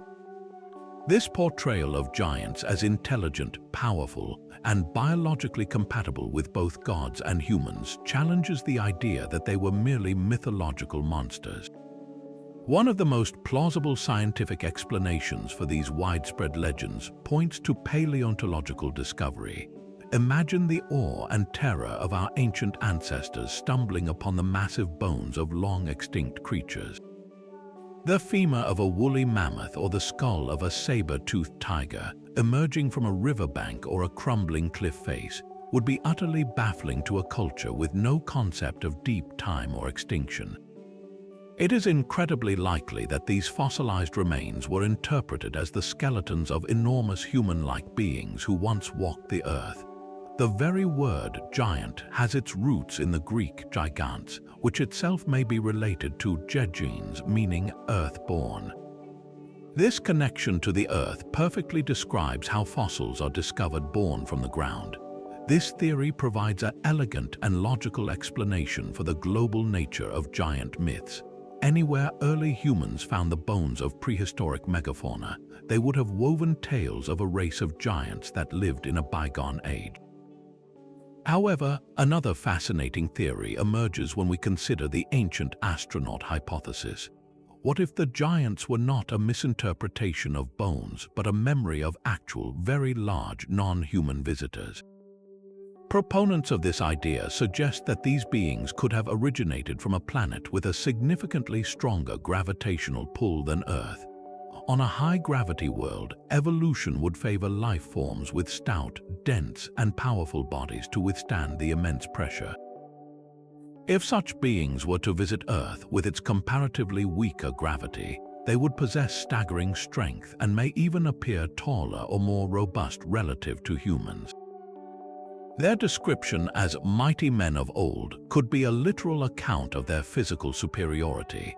The frequent theme of interbreeding could be interpreted not as literal biological reproduction, but as a genetic engineering program, much like the Anunnaki narrative, where these larger, stronger visitors manipulated human DNA to create a hybrid species, perhaps for labor or other purposes. In this view, the giants were a different class of extraterrestrial, distinct from the more teacher-like figures such as Quetzalcoatl or the Cachinas, perhaps focused on more physical tasks like construction or mining, their immense stature a testament to their origins on a world of crushing gravity. The stories of their downfall are as universal as their existence. In countless myths, the Age of Giants ends with a great war or a catastrophic flood, a cleansing of the world that removes these colossal beings from the everyday reality of humanity. This common epilogue could symbolize the extinction of a previous hominid species, a global catastrophe that wiped out the megafauna whose bones inspired the tales, or even the departure of a group of extraterrestrial visitors after their mission on Earth was complete. The giants, therefore, stand at the crossroads of our past, representing a deep-seated human intuition that we are not the first, nor the only intelligent beings to have walked this planet. Whether they are the fossilized memories of mammoths, the echo of a robust hominid cousin, or the lingering impression of star travelers from a heavier world, their colossal shadows stretch across our myths, reminding us that the Earth has secrets buried in its strata and its stories, waiting for us to piece together the fragments of a time when giants were real. In the quiet English countryside of Suffolk, during the reign of King Stephen in the 12th century, an event occurred so strange that it has defied logical explanation for nearly a millennium. The village of Woolpit, a community named for the pits used to trap wolves that once threatened local livestock, became the stage for a mystery that feels plucked from the pages of science fiction. According to the chronicles of two separate historians from that era, William of Newburgh and Ralph of Coggeshall, the villagers going about their harvest work made a startling discovery. Emerging from one of these deep, earthy wolf pits were two children, a boy and a girl, but these were no ordinary lost youngsters. Their most immediate and shocking feature was their skin, which was tinged with a distinct and pervasive green hue, a color utterly unfamiliar in human complexion. The children were frightened and spoke a language that none of the villagers could recognize or understand. Their clothing, too, was fashioned from a strange, unfamiliar material. The locals, a mixture of baffled and compassionate, took the siblings in. They offered them food, but the children initially refused all offerings, seeming to not recognize bread, meat, or any common sustenance. They appeared to be starving, yet they would not eat. It was only when someone brought forth recently harvested raw beans, still in their pods, that the children showed interest. They devoured these beans ravenously, but displayed no knowledge of how to open the pods, attempting to eat them whole until shown otherwise. For a time, beans were their only source of nourishment. The boy, who was younger and seemingly more frail, gradually became despondent and sadly passed away. The girl, however, survived, as she was introduced to a more varied diet, including bread. Her vibrant green skin color began to fade, eventually returning to a normal, healthy pink. She was baptized into the Christian faith and in time learned to speak English. Once she could communicate, she was able to recount her incredible story. She explained that she and her brother came from a land she called St. Martin's Land. This place was one of perpetual twilight, where the sun never shone brightly, and the light was, as she described it, like the glow of a perpetual sunset. All the people there, she said, were green like them. She recounted that one day, while tending to their father's cattle, they heard a loud, booming sound. Drawn toward the noise, they found themselves entering a cavern. Disoriented by the reverberations, they wandered in the darkness until they suddenly emerged into a blindingly bright light. The sunlight of our world right at the mouth of the wolf pit in Woolpit. They were found moments later. The girl eventually married a man from a nearby village named King's Lynn and lived a seemingly ordinary life, though historians note she was considered rather loose and wanton in her conduct, a detail that somehow makes her feel more real, more human, adding a layer of credibility to the bizarre tale. So, what are we to make of the Green Children of Woolpit? The most widely accepted explanation from a conventional historical perspective points to a tragic but earthly origin. The 12th century was a period of immense social upheaval and famine in England, a time known as the Anarchy due to a bitter civil war. It is plausible that the children were Flemish immigrants, possibly orphans, who had become lost or abandoned. During this period, Flemish weavers and merchants had settled in the region, but they faced persecution and even massacre. The unknown language could have been Flemish. The green complexion could be explained by a severe form of chloroses, a type of anemia caused by malnutrition which can give the skin a pale, greenish pallor. Their fascination with beans, a nutrient-rich food, and their initial refusal of other foods could support this theory of prolonged starvation and dietary deficiency. Their story of a twilight land could be a confused memory of their underground hiding place or simply the fantasy of traumatized, disoriented children. In this view, the legend is a poignant folk memory of the very real suffering endured by the vulnerable during a dark chapter of English history. Yet, this straightforward explanation fails to satisfy completely. Why would a story specifically about green children persist so vividly if it were merely a tale of sickly orphans? The color green is too specific and too unusual to be a simple metaphor for illness. This leads to more speculative and far more fascinating interpretations. One theory suggests the children were accidental travelers from a parallel world or dimension. Their description of a land of perpetual twilight, accessible through a cavern, sounds remarkably like a classic description of a separate reality that exists alongside our own, perhaps with different physical laws or a different relationship to a star. The loud noise they heard could have been a temporary rupture or gateway between these worlds which sealed behind them, trapping the siblings in our universe. This idea resonates powerfully with Celtic and European folklore of fairy realms and underground kingdoms, places like the Norse Svartalfheim or the Celtic Otherworld, which are often described as twilight lands inhabited by beings both similar and alien to us. The most dramatic theory, and the one that places the Woolpit event squarely within our exploration of star travelers, is the possibility of a subterranean or even extraterrestrial origin. What if St. Martin's Land was not a parallel dimension but a vast, habitable cavern system deep beneath the Earth's surface, illuminated by a form of bioluminescent fungi or geological phenomena, creating the permanent twilight the girl described? Could an isolated human population have evolved there, their green skin an adaptation to a different chemistry of life, perhaps based on chlorophyll or other minerals? Their emergence from a pit would then be a literal journey from the underworld to the surface. Even more radically, the extraterrestrial hypothesis proposes that the children were from another planet entirely. Their green skin could be the natural pigmentation of their species. Their planet may orbit a dim red dwarf star, bathing their world in the perpetual reddish twilight the girl described. The loud noise and the cavern could be the distorted memory of a malfunctioning transport device or an emergency landing, with the wolf pit being the crater or entry point. Their inability to digest Earth's food initially and their eventual adaptation could be seen as a biological struggle to cope with an alien biosphere. The story of the Green Children of Woolpit, therefore, stands as one of the most unique and haunting accounts in all of historical mystery. It lacks the grand scale of gods and wars, presenting instead an intimate, tragic encounter with the utterly other.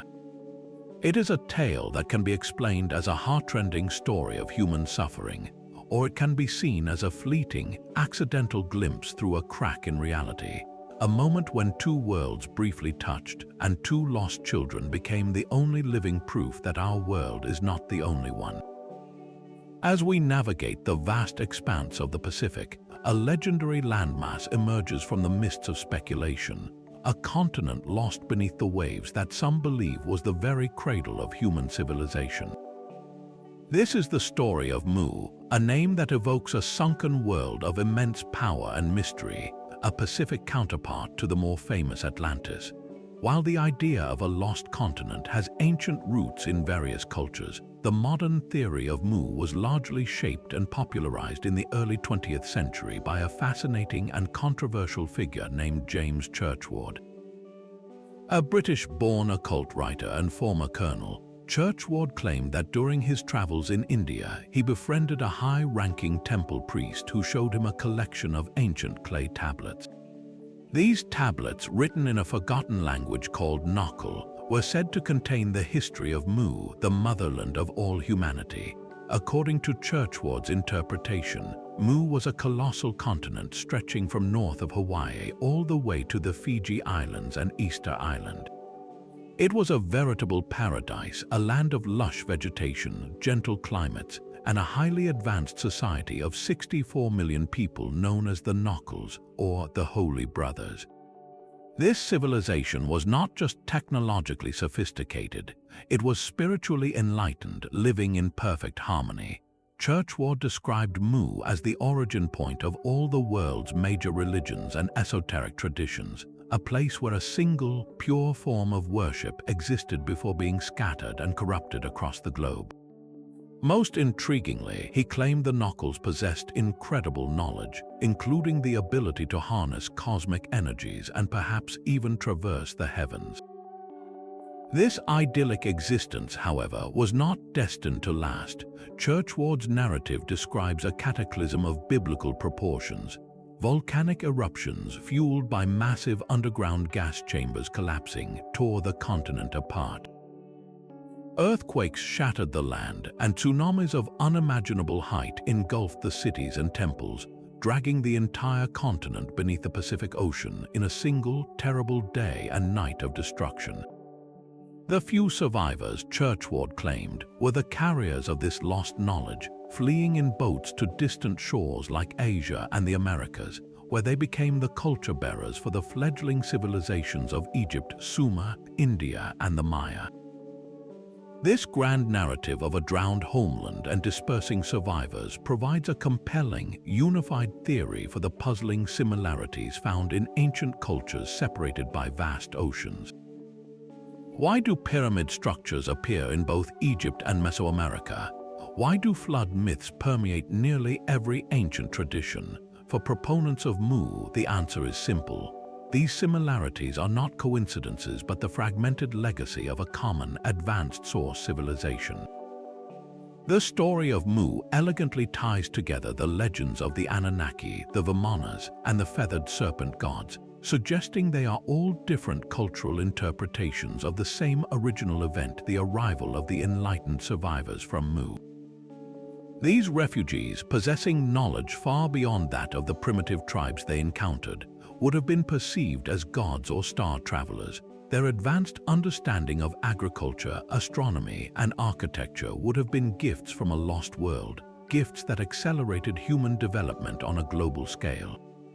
In this view, the legend of Mu is not just about a sunken continent.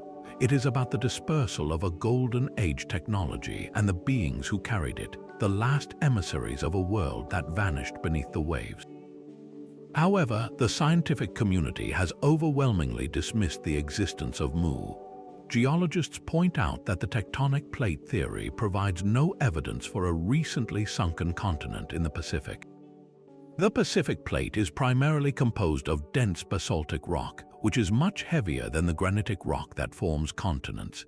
If a continent the size of Mu had sunk, it would have left a massive, unmistakable geological anomaly which simply does not exist.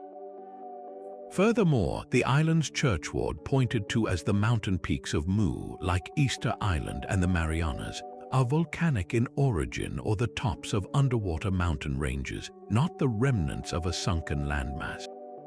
Most damningly, the Knockle tablets that form the bedrock of Churchward's theory have never been seen by any other scholar, and his translations are considered entirely fanciful by mainstream archaeologists and linguists.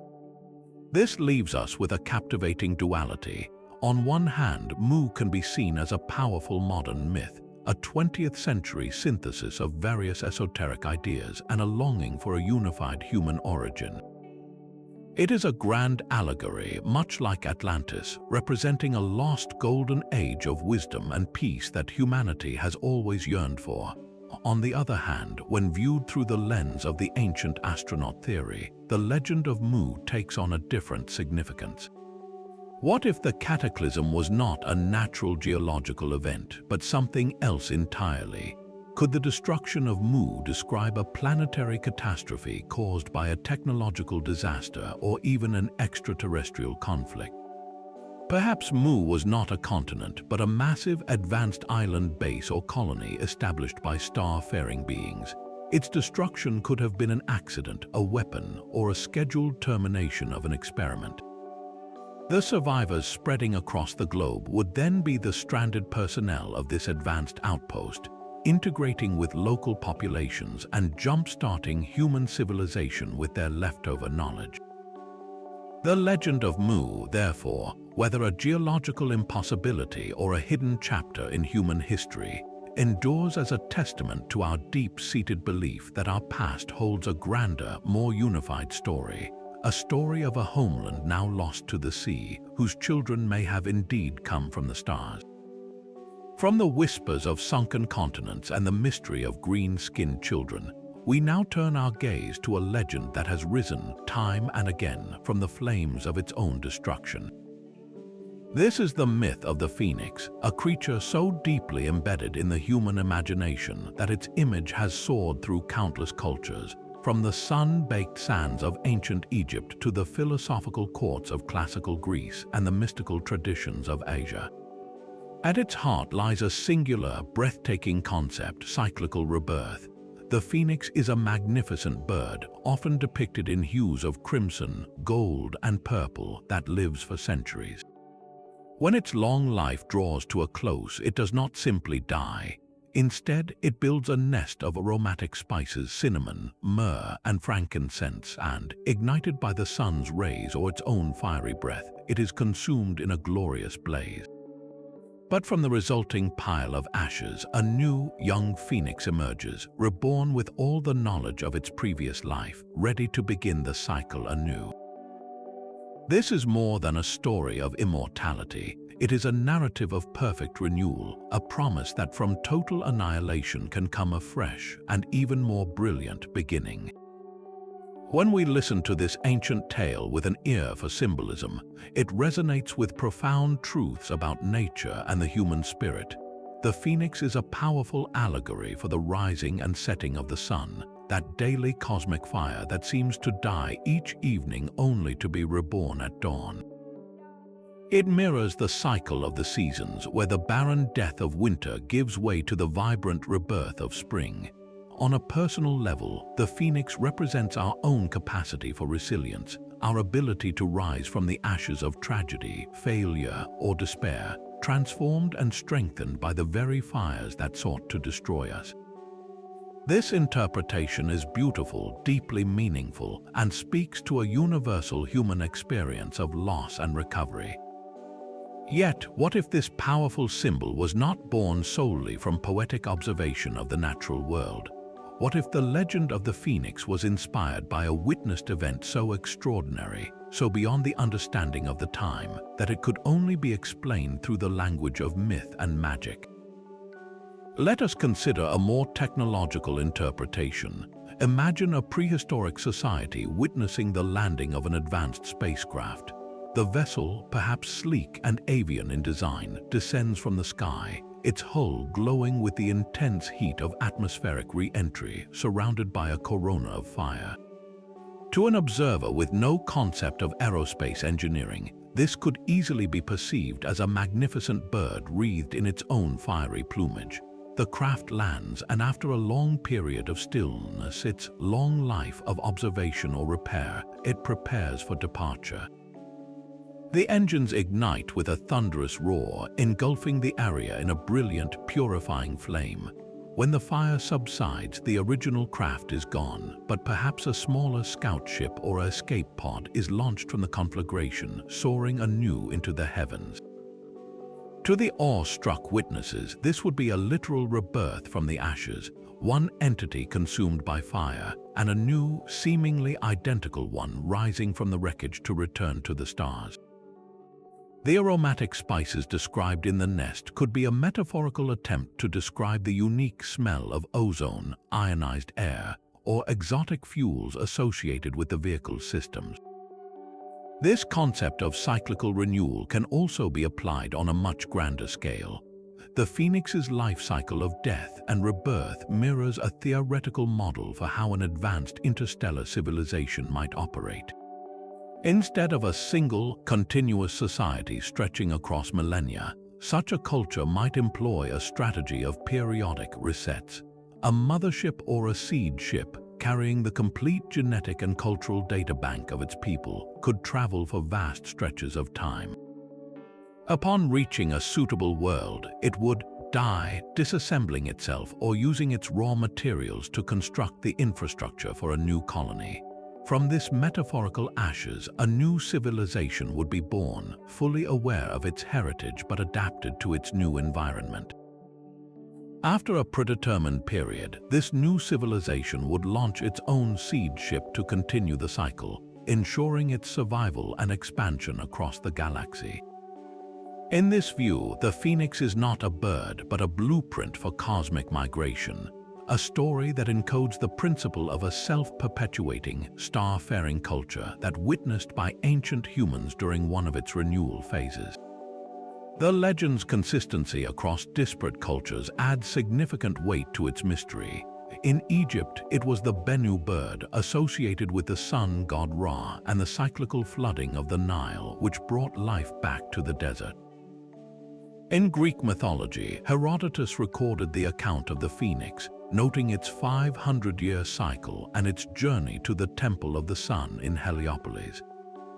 In Chinese mythology, the Feng Huang is a majestic bird that symbolizes high virtue and the harmonious union of yin and yang, often appearing in times of peace and prosperity to mark the dawn of a new era. This global resonance suggests a common root, a shared experience or archetype that different cultures interpreted through their own unique lenses. Whether that root was a profound psychological insight into renewal, a collective memory of a catastrophic natural event like a comet impact followed by a period of regrowth, or an actual encounter with a technology of rebirth, the phoenix endures as one of our most powerful and hopeful symbols. It tells us that endings are not permanent, that destruction can be a prelude to creation, and that the knowledge of the past can be carried forward into the future, a message that applies equally to the human heart, a fallen civilization, or a starship preparing for its next great journey across the cosmos. Now, let us journey to the heart of Anatolia, to the formidable Hittite Empire, where the very foundation of power was believed to rest in the hands of a god whose voice was the crash of thunder and whose weapon was the searing flash of lightning. This is Tahana, the great storm god, a deity whose presence was as tangible and forceful as the seasonal tempests that swept across the highlands. In the Hittite pantheon, Tahana was not a remote figure. He was the king of the gods, the enforcer of order, and the divine patron of the Hittite state itself. His primary symbol, seen in countless rock carvings and seals, was not a simple bolt of lightning, but something far more specific and intriguing. A triple-pronged axe or a labrys, often shown clutched in his hand, poised to strike. This was not merely a symbolic weapon, it was the instrument through which he channeled his divine will, a tool that combined the practical function of an axe with the raw, untamed power of an electrical discharge. The imagery of Tahana wielding his lightning axe is strikingly consistent. He is often depicted standing upon the backs of mountains or sacred bulls, dominating the landscape with his axe raised high. When he swung it, the sky would split apart. This act was more than just creating bad weather.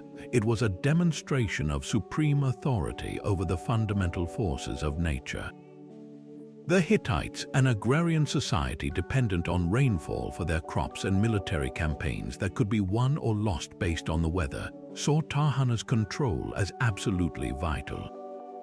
His anger could bring devastating droughts or destructive floods, but his favor could ensure timely rains and victory in battle. Kings would invoke his name on the eve of combat, seeking the power of the storm to scatter their enemies, much like a well-aimed bolt from the heavens.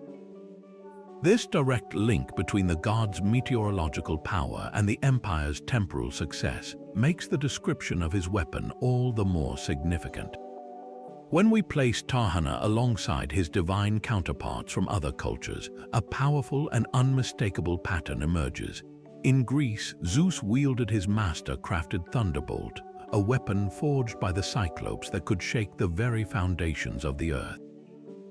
In India, Indra, the king of the Vedic gods, carried the Vajra, a celestial weapon described as a thunderbolt, a diamond hard club, or a discus that never missed its mark and could unleash torrential rains.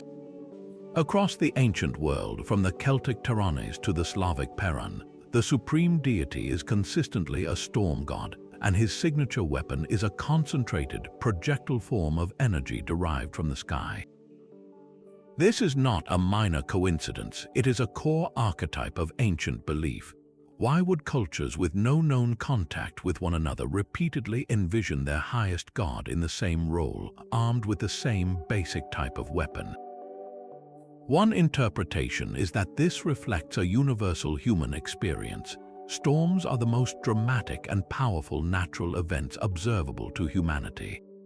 Attributing them to a conscious, willful being is a natural way to explain, and through ritual, attempt to influence these life-altering phenomena.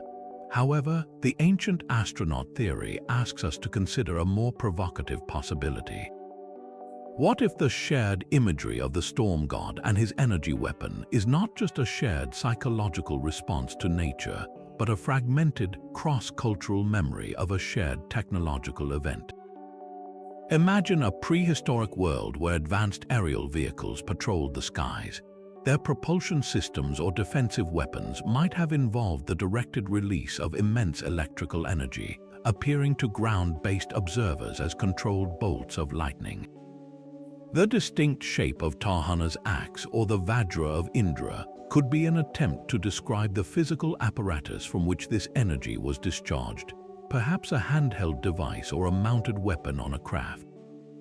The fact that these weapons are described as being forged or crafted by specialized beings like the Cyclopes for Zeus adds a layer of technological manufacturing that goes beyond simple magic. The control over weather itself is perhaps the most compelling aspect of this interpretation. The legends frequently attribute to these gods the ability to summon rain, disperse storms, or create impenetrable fogs at will. For the Hittites, Tahana's command was essential for the fertility of the land. If we view this through a technological lens, it suggests the potential use of advanced atmospheric manipulation technology. The concept of weather control is a holy grail of modern science, researched through cloud seeding and other geoengineering ideas. Is it so far-fetched to consider that a civilization with a mastery of energy could also influence weather patterns? The repeated association of the supreme sky god with this specific power could be the cultural echo of a time when such technology was demonstrated, either as a benevolent act to aid a developing society or as a display of overwhelming force to secure obedience. The storm god, therefore, transforms from a personification of nature's fury into a potential description of an operator of sophisticated climatic technology. His lightning acts not a mythological symbol, but the remembered image of a tool that could command the very elements. Nestled in the misty valleys and rolling green hills of the Pyrenees, the Basque people hold one of Europe's oldest and most unique cultural identities, and with it, a legend as enigmatic as the landscape itself. This is the tale of the Lamia, a being who defies easy categorization. Far from the monstrous child-eating serpent of Greek lore, the Basque Lamia is a complex figure, often depicted as a beautiful woman with long, flowing hair who might be seen combing it by the water's edge.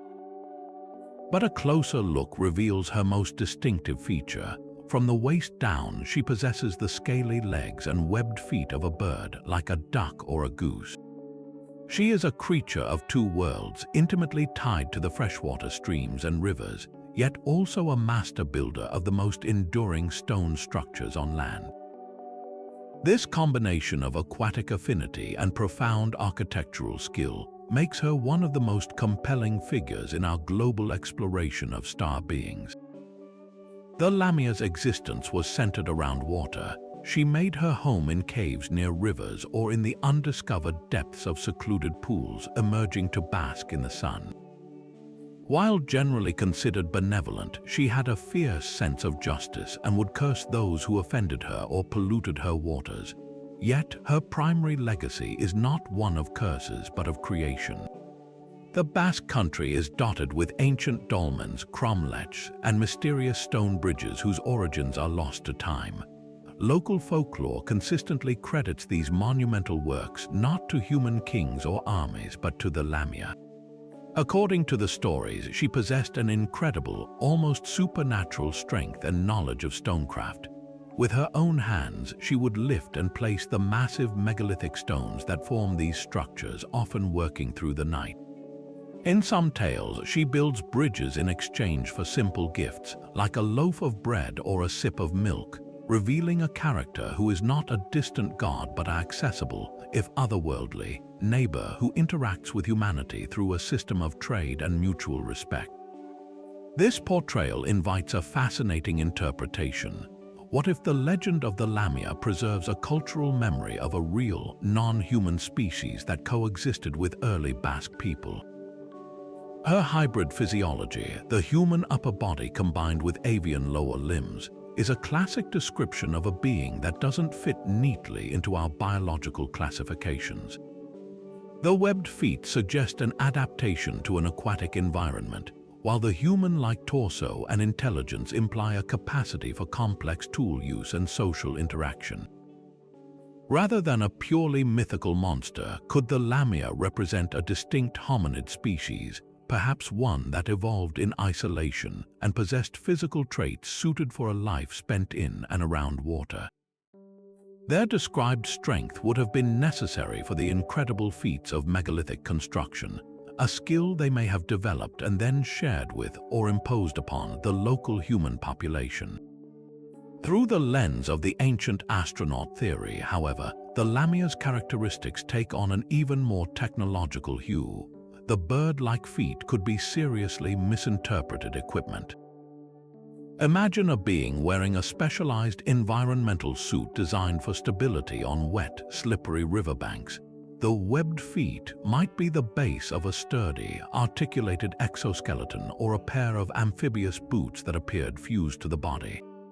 Her mastery over stone, the ability to lift and position multi-ton blocks with ease, sounds less like brute strength and more like the application of advanced technology, anti-gravity devices, acoustic levitation, or machinery that could soften and manipulate stone. The dolmens and bridges she built were not just random piles of rock. They are precisely positioned structures that often align with celestial events, suggesting a sophisticated understanding of astronomy and engineering. The Lamia, in this view, could have been an engineer or a terraforming specialist from an advanced civilization, part of a team tasked with altering the landscape for purposes we can only guess at, perhaps creating energy grids, navigation markers, or agricultural systems. Her affinity for water might indicate her specific role involved hydrological projects, managing water flow and resources for a fledgling human settlement or for her own people's needs.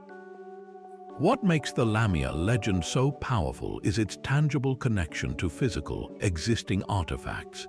Unlike many myths that speak of enchanted castles that have vanished, the dolmens attributed to the Lamia are still there. You can visit them, you can touch the very stones that folklore says she placed. This direct link between story and stone forces a profound question. Were our ancestors simply using a colorful narrative to explain the inexplicable, how these giant stones were moved by a pre-literate society? Or does the persistence of the Lamia's name, specifically attached to these megalithic sites, indicate a deeper, preserved truth? The idea of a hybrid, aquatic, technologically adept being assisting in humanity's early architectural endeavors fits a pattern we have seen across the globe, from the Anunnaki to the Cachinas. The Basque Lamia stands as a quiet but monumental testament to the possibility that our past was shaped by hands that were not entirely human, a memory of the builders who walked the riverbanks, their strange feet leaving no imprint, but their stonework enduring for millennia. Our journey into the realms of celestial founders now brings us to the very dawn of Korean civilization, to a myth that is not merely a story but the cherished origin of a nation. High atop the sacred Mount Baekdu, a mountain that stands as a sentinel on the border between modern-day North Korea and China, an event of cosmic significance unfolded. The heavenly prince Hwanung, son of the supreme sky god Hwanin, looked down upon the human world. He was filled with a divine compassion for humanity, seeing their struggles and their potential. But his desire was more than observation. He yearned to descend from the celestial realm and directly govern and bring civilization to the earth below. His father, recognizing the nobility of this ambition, granted his wish. Hwanung descended from the heavens with a retinue of 3,000 followers, taking charge of 360 areas of human affairs, including agriculture, medicine, law, and the distinction between good and evil. He established his holy city, Sinsi, the city of God, on the peak of Mount Baekdu, and under his benevolent rule, the people began to flourish, learning the arts of advanced society. Yet, this was only the prelude to the true founding of Korea. In the same region lived a tiger and a bear who shared a profound longing. They prayed earnestly to the divine Prince Hwanung, pleading with him to transform them into human beings. Moved by their devotion, Hwanung presented them with a test. He gave them 20 cloves of garlic and a bundle of sacred mugwort, instructing them to remain in a cave for 100 days, avoiding the sunlight and consuming only this sacred food. The tiger, representing raw strength and impatience, soon grew restless and hungry, abandoning the cave after only 20 days. The bear, however, embodying perseverance and endurance, remained steadfast.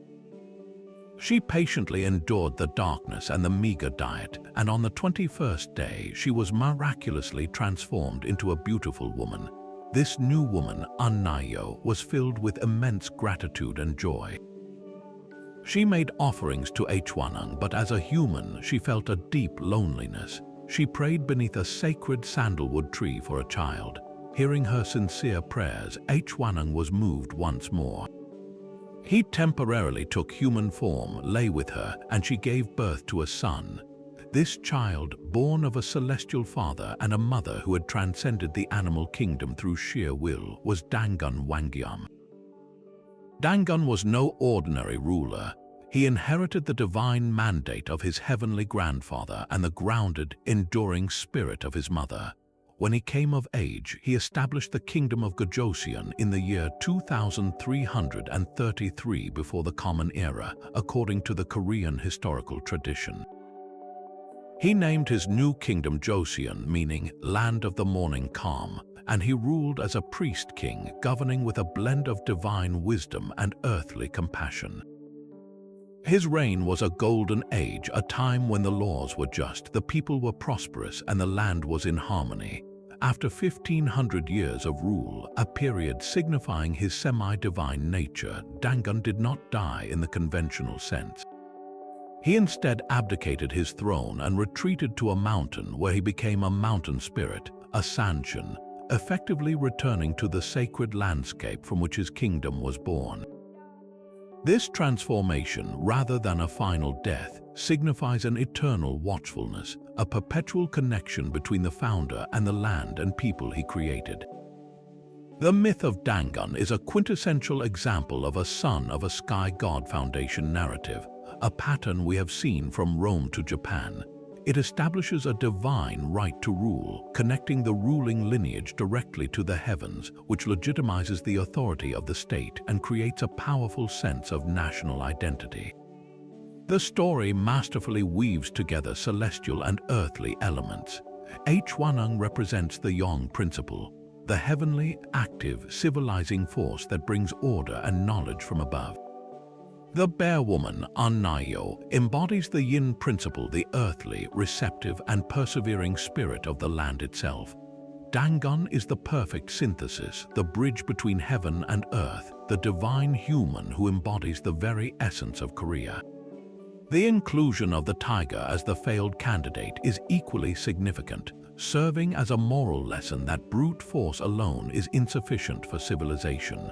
True transformation requires patience, discipline, and a willingness to endure hardship for a higher purpose. When viewed through the lens of ancient astronaut theory, the narrative takes on another layer of meaning. The descent of Hwanung with his 3,000 followers could be interpreted as the arrival of an advanced colonization or exploration team from another world. The 360 areas of responsibility he governed sound less like magical domains and more like a systematic, administrative division of labor for establishing a new society, a complete package of technology, social structure, and law. The transformation of the bear through a strict dietary regimen and isolation could be seen as an allegory for a genetic engineering experiment or a biological uplifting process, where a native species is elevated to a higher state of intelligence to serve as a suitable partner or a new hybrid race. Dangun then becomes the first successful hybrid leader, a figure engineered to unite the celestial visitors with the indigenous life of the planet, his long reign symbolizing the stability of this new, genetically mixed lineage. The myth of Dangun is far more than a charming folk tale. It is the foundational code of the Korean people, a story that explains their unique character as a blend of heavenly aspiration and earthly endurance, a heritage that many believe continues to guide the nation to this very day.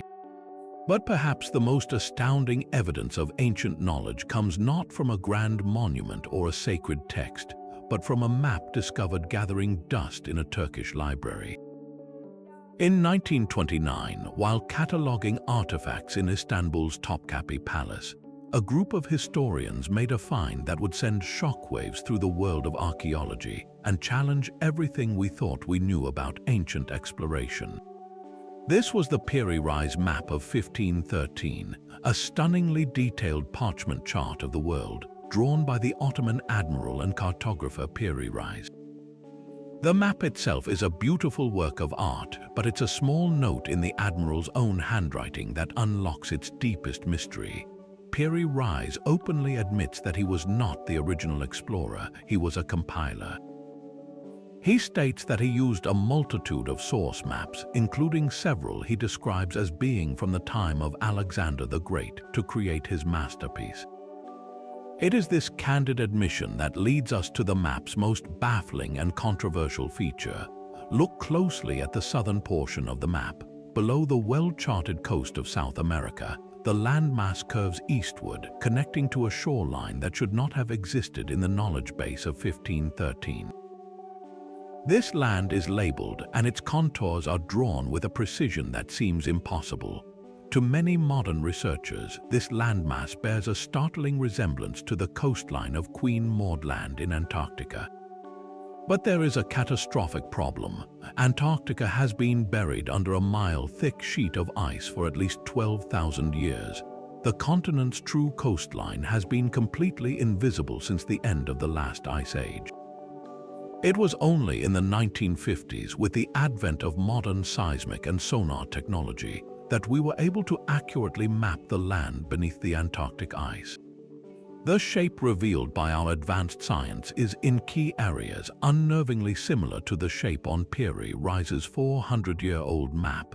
This presents a seemingly impossible paradox. How could a 16th-century Ottoman admiral have depicted a landmass that would not be officially discovered for another 300 years and whose coastline had been hidden for millennia? The explanation proposed by researchers like Professor Charles Hapgood is as radical as the mystery itself. Hapgood, in his book Maps of the Ancient Sea Kings, argued that the Piri Reis map is not an original work of genius, but a copy of a much, much older original. He suggested that the source maps used by Piri Reis were themselves based on surveys conducted by a highly advanced global maritime civilization that existed before the great ice sheets advanced. This civilization, possessing sophisticated knowledge of spherical trigonometry and accurate longitudinal measurement, would have mapped the world at a time when Antarctica was at least partially ice-free. Their cartographic knowledge was then preserved by later cultures, perhaps the Minoans or the Phoenicians, and fragments of it eventually found their way into the library of Alexander the Great, and from there, centuries later, onto the desk of Piri Reis. This theory elegantly explains the accuracy of the map, but it raises a far more profound question. Who were these ancient sea kings? This is where the map transcends a simple historical anomaly and connects directly to our theme of sky beings. If a pre-Ice Age civilization did possess the technology to map the entire globe, including a continent that would later become frozen, where did that knowledge come from? Could their advanced understanding of the world have been a gift, much like the knowledge given to the Dogon or the Hopi? The ability to accurately chart coastlines requires not just seafaring skill, but a comprehensive understanding of the planet as a sphere. It requires a fixed point of reference, a system of coordinates. Some ancient astronaut theorists propose that this cartographic science was imparted by aerial observers, beings who could see the Earth from above. Imagine a survey conducted from the sky, perhaps by orbiting satellites or high-altitude aircraft, creating a precise map of the world as it was 12,000 years ago. This master chart could then have been given to a developing human society, a seafaring culture that used it to navigate the oceans. Over millennia, as that civilization fell victim to the very climatic changes it had mapped, its knowledge was fragmented and copied, its origins fading into legend until all that remained was a curious coastline on an Ottoman map, a ghostly echo of a world that existed before the ice and of the ones who may have mapped it from the heavens. The Piri Reis map stands as a silent, cartographic witness, a piece of paper that hints not only at a lost chapter in human history, but at the possibility that our entire understanding of the world was once seen from a perspective far above our own. And now we arrive at one of the most enduring and reinterpreted legends of all, a story that has captivated the Western world for centuries, the quest for the Holy Grail. We all know the classic Arthurian tale, the sacred chalice used by Christ at the Last Supper, sought by the Knights of the Round Table as the ultimate test of piety and purity. But if we scrape away the layers of medieval Christian symbolism, we find a much older, stranger, and more potent mystery waiting beneath the surface. The Grail's earliest literary appearances in works like Chrétien de Troyes' Percival and Wolfram von Eschenbach's Parzival describe an object that is often shimmering and radiant but not always a cup. In fact, Wolfram makes a startlingly specific assertion: the Grail is not a vessel at all but a stone. He calls it the lapis exilis, a name that has puzzled scholars for generations. This stone of exile is said to have fallen from the heavens, and it possesses a breathtaking array of powers. It provides endless sustenance, healing the sick and preserving youth. It can only be lifted by a person of perfect virtue, and it bestows a divine right to rule. This description transforms the Grail from a religious relic into something that sounds far more like a piece of advanced, perhaps even otherworldly, technology. When we consider the Grail as the lapis exilis, its attributes begin to align with properties we might associate with a powerful crystal or an energy source. The notion that it fell from the sky immediately suggests a meteoritic origin, an object of extraterrestrial material revered for its unique composition. Its ability to provide nourishment and heal could be interpreted as the emission of a specific frequency or energy field that revitalizes biological tissue. Think of it as a sophisticated medical device, a generator of life-sustaining energy mistaken for a miracle. The requirement of purity to handle it could be a primitive understanding of a safety protocol. Perhaps the device responded only to a specific biosignature or a brainwave pattern associated with a calm and selfless mind, a state that would prevent its misuse by someone with aggressive or selfish intentions. This idea of a consciousness-activated tool is a recurring theme in advanced physics and ancient astronaut theories, where intention and technology are intertwined. Wolfram von Eschenbach adds another layer of profound intrigue. He writes that the guardians of the Grail, the Templars, would receive instructions from the stone itself, messages that appeared as writing etched upon its surface, which would then vanish after being read. This is a breathtaking detail, a stone that communicates, that displays text like a screen. This sounds less like a mystical vision and more like a description of a communication device, a tablet or a monitor receiving data from a remote source. The Grail, in this context, becomes a terminal, a link to a higher intelligence or a command center far away. The knights weren't just seeking a sacred object, they were attempting to gain access to a network of knowledge and power that was literally not of this world. This interpretation reframes the entire Grail quest. It was not a test of faith, but a search for a lost piece of hardware, a tool of immense capability that had been left behind by its original owners. This technological reading is further supported by the Grail's deep connections to ancient pre-Christian traditions.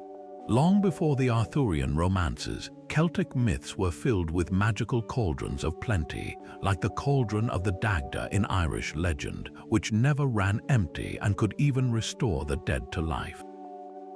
These vessels were symbols of sovereignty and rebirth, central to the spiritual life of the land. Similarly, the concept of a life-giving stone appears in numerous cultures.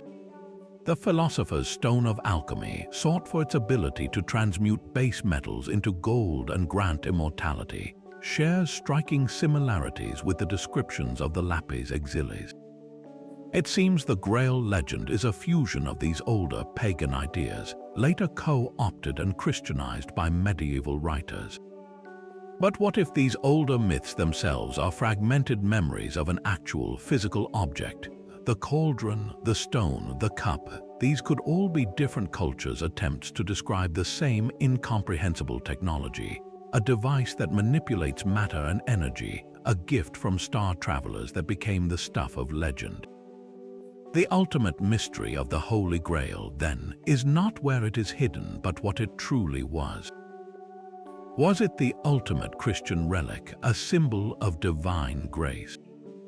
Or was it the lapis exilis, a crystalline generator and communication device of extraterrestrial origin, a piece of a starship's equipment that fell to Earth and became the most sought-after treasure in history?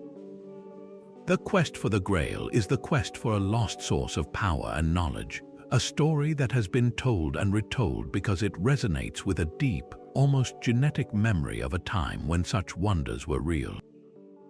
It challenges us to see the past not as a simpler time, but as an age when the boundary between the miraculous and the technological was indistinguishable, and when the greatest knights in the world rode forth not just to find a cup, but to reconnect with the heavens. Now, let us set sail for the Eastern Mediterranean at the close of the Bronze Age, a time when the vibrant, interconnected world of empires and palaces was on the brink of a catastrophic and mysterious collapse. Around 1200 years before the Common Era, a wave of destruction swept across the ancient world. The mighty Hittite Empire in Anatolia vanished almost overnight. The great trading centers of Ugarit and Cyprus were burned to the ground, and even the seemingly invincible Egypt under the great pharaoh Ramesses III was forced to fight for its very survival against an enigmatic and terrifying foe memorialized on the walls of his mortuary temple at Medinet Habu.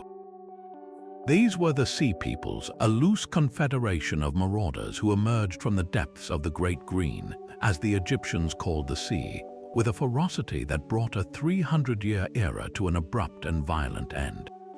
The reliefs at Medinet Habu provide our most vivid and chilling first-hand account of these invaders. They depict a chaotic naval battle with Egyptian crews fighting desperately against an enemy whose appearance was strikingly different. The Sea Peoples are shown not in uniform warships but in a variety of vessels, some with high, bird-like prows, suggesting they were deep-sea sailors, not mere coastal raiders. They fought from the decks of their ships alongside their families, who traveled with them in ox-drawn carts carried on board, a detail that points to a migration of entire populations, not just a warrior band.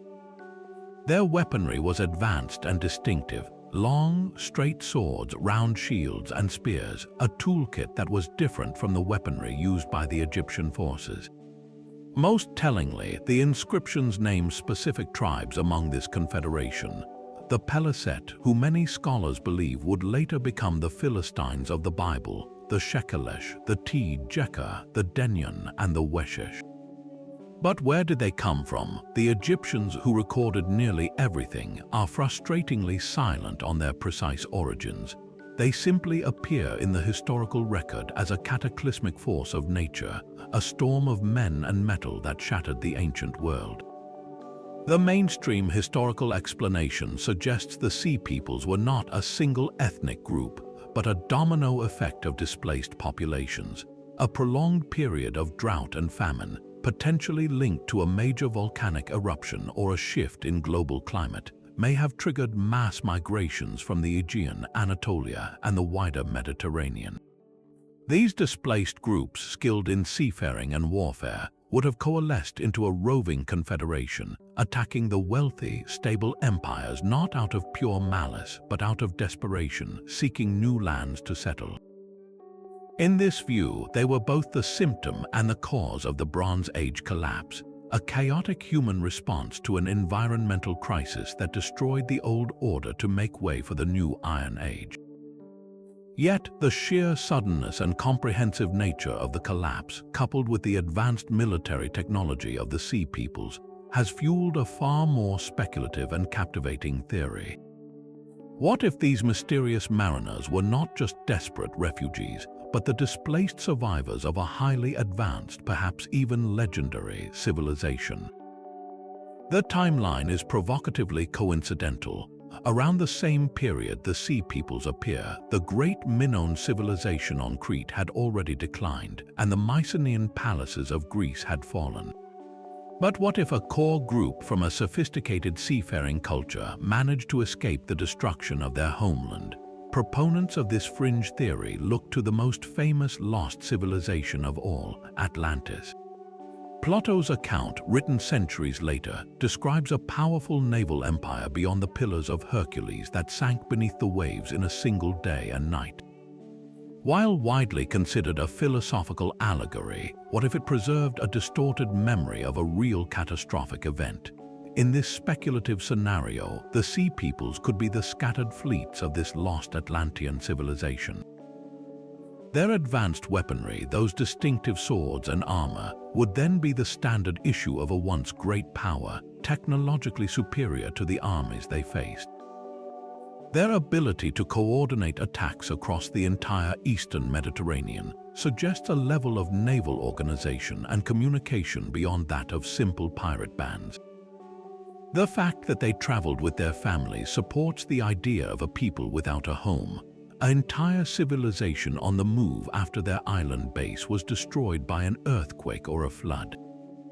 They weren't just raiding, they were attempting to conquer and settle, to reclaim a fraction of their lost glory on the shores of Egypt and the Levant. This theory offers a romantic and dramatic explanation for one of history's greatest puzzles, transforming the Sea Peoples from faceless agents of destruction into the tragic, last descendants of a golden age, their fierce attacks a final, desperate attempt to ensure their own survival after their world had vanished beneath the sea. Among the most powerful and persistent threads woven into the fabric of our global mythology is the story of the Great Flood. It is a narrative that echoes across continents and millennia, from the ancient cuneiform tablets of Mesopotamia to the oral traditions of indigenous tribes in the Americas. We have the Epic of Gilgamesh, where the hero Utnapishtim is instructed by the god E to build a boat and save the seed of all living things. There is, of course, the biblical account of Noah, given precise dimensions for his ark to withstand the deluge. In Hindu scriptures, the sage Manu is warned by a fish, an incarnation of Vishnu, of an impending flood, and builds a ship to be tied to the fish's horn for safety. The Greeks told of Deucalion and Pyrrha, who repopulated the earth by throwing the bones of their mother, the stones of the earth behind them. These are not isolated tales, they are variations on a theme so universal that it demands an explanation beyond coincidence. The sheer number of these accounts, now numbering in the hundreds, points to a shared, primal memory of a cataclysmic event that scarred the collective consciousness of humanity. The conventional scientific explanation points to the end of the last ice age, a period around 12,000 years ago when rising global temperatures caused glaciers to melt and sea levels to rise dramatically. This was not a gentle process, it was a series of violent, rapid pulses of freshwater into the oceans, which could have triggered massive regional flooding, submerging coastlines and fertile plains where early civilizations were beginning to form. For a society living in a river valley or on a coastal plain, a rapid 100-meter rise in sea level would indeed appear as if the entire world was being swallowed by the sea. The flooding of the Black Sea Basin around 5,600 years before the Common Era is often cited as a potential candidate for the origin of these myths, a catastrophic event that would have displaced thousands and become a story passed down for generations. This geological perspective provides a logical, evidence-based framework for understanding the flood narratives as exaggerated but rooted accounts of real environmental disasters. However, when we examine the details within these myths, a pattern emerges that challenges a purely naturalistic interpretation. In almost every version, the flood is not a random act of nature. It is a deliberate decision made by a higher intelligence. The gods, or a single supreme god, decide to send the flood as a punishment for humanity's transgressions, their noise, their violence, or their moral corruption. This introduces the concept of a purposeful cleansing, a reset, but the story does not end with total annihilation. A critical element found in nearly every account is the intervention of a sympathetic deity who chooses to save a select few. E warns Utnapishtim in Mesopotamia, Yahweh gives Noah his instructions, Vishnu saves Manu in India. This is not a wipeout, it is a controlled extermination with a built-in preservation plan. The survivors are not random individuals, they are chosen for their virtue, their piety, or their simplicity, and they are given explicit technical instructions on how to survive. They are to build a vessel of specific dimensions, to take on board pairs of animals, and to wait out the storm. This consistent motif of warning, selection, and precise instruction suggests an operation far more calculated than a simple natural disaster. This is where the ancient astronaut theory offers a provocative alternative. What if the global flood was indeed a real event, but one that was engineered or strategically utilized by an advanced civilization? The interpretation posits that humanity, in its early stages, may have been a genetic experiment conducted by extraterrestrial visitors, much like the Anunnaki narrative suggests. If that experiment was deemed a failure, if the hybrid species became too violent, too numerous, or genetically unstable, the logical course of action for a scientifically advanced species would be to terminate the project and start over. A planetary-scale cataclysm, such as triggering polar shifts or manipulating climatic systems, could serve as an effective sterilization mechanism. The flood, in this scenario, becomes a deliberate terraforming tool, a way to wash the slate clean. The preservation of a select few then takes on a new meaning.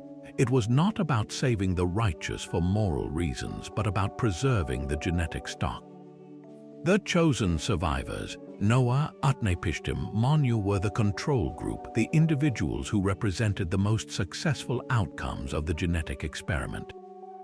The careful instructions for the ark were not divine revelations, but precise technical schematics for a sealed biocontainment vessel, designed to protect its valuable cargo from the engineered cataclysm. The collecting of animal pairs further supports this idea. It was about preserving the entire terrestrial biosphere, the laboratory environment, not just humanity. The goal was a controlled reboot of the ecosystem, saving the best samples to repopulate the world once it was safe again. This interpretation transforms the flood from a punishment into a practical, albeit ruthless, scientific procedure. The grieving deity we see in some myths who regrets the destruction could reflect a division among the overseers, a moral conflict between those who saw the reset as a necessity and those who had grown attached to their creation. The global flood myths, therefore, may be the deeply ingrained human memory of our most traumatic event, not a random act of God, but the day our creators decided to press the reset button.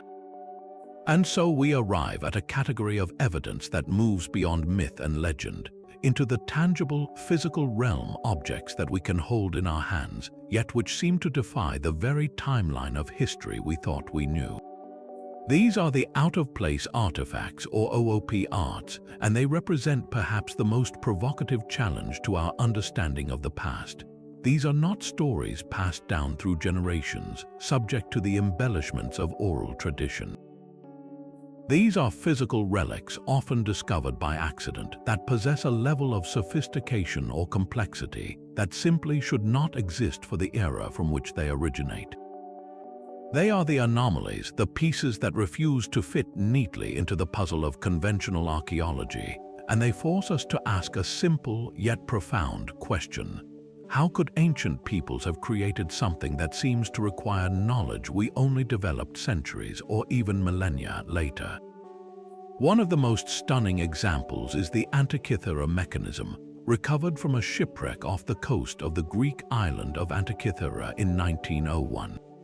At first glance, it was just a heavily corroded lump of bronze and wood, lost for over 2,000 years. But upon careful examination, it revealed itself to be nothing less than the world's first known analog computer. This intricate device, dating to around the 2nd century before the Common Era, contains a complex system of at least 30 interlocking bronze gears, housed in a wooden case no larger than a shoebox. It was used to predict astronomical positions, eclipses, and even the cycles of the Olympic Games with remarkable accuracy. The level of miniaturization and mechanical engineering involved is comparable to that of an 18th century Swiss clock.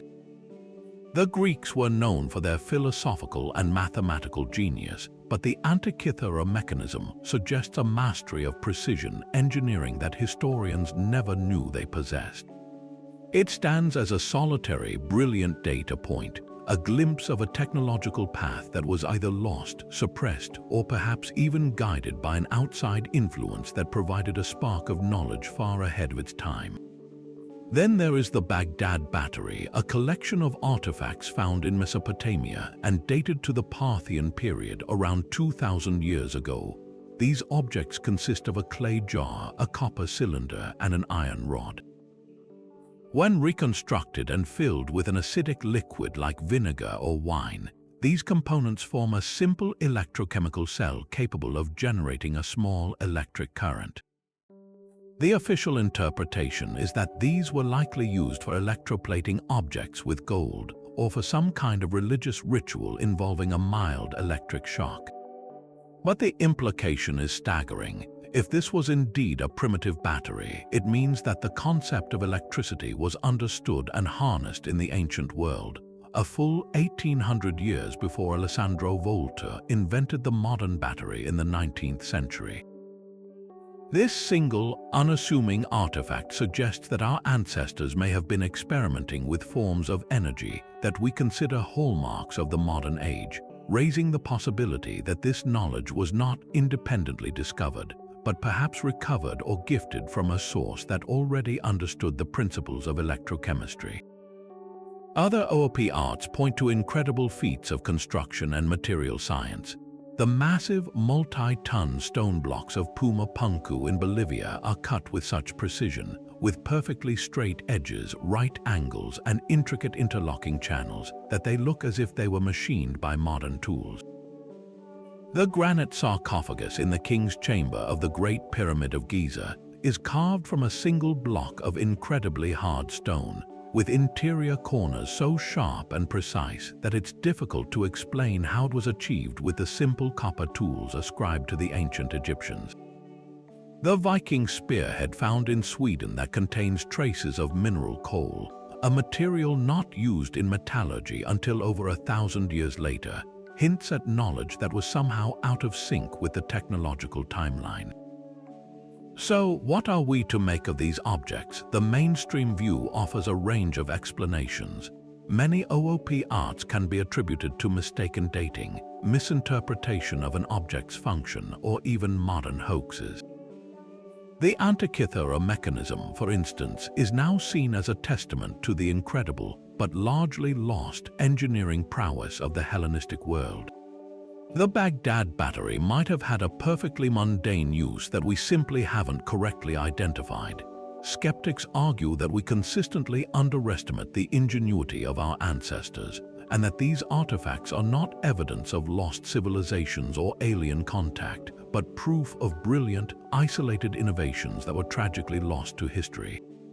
Yet, for those who see a pattern in the global legends of sky beings, OOP arts form a critical, physical link in the chain of evidence.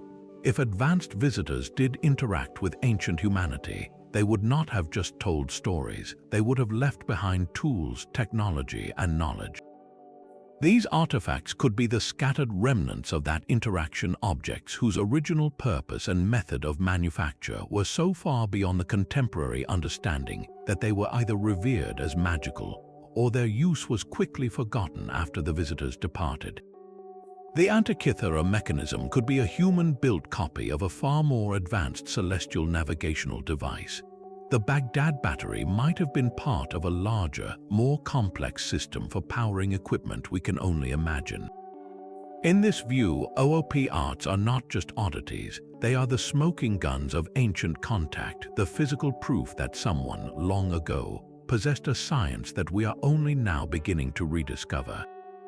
They are the broken pieces of a forgotten world, whispering that our history is far deeper and far more mysterious than any textbook has ever dared to admit. Now, as we stand back from this grand tapestry of 50 legends, a breathtaking pattern begins to emerge from the chaos of individual stories.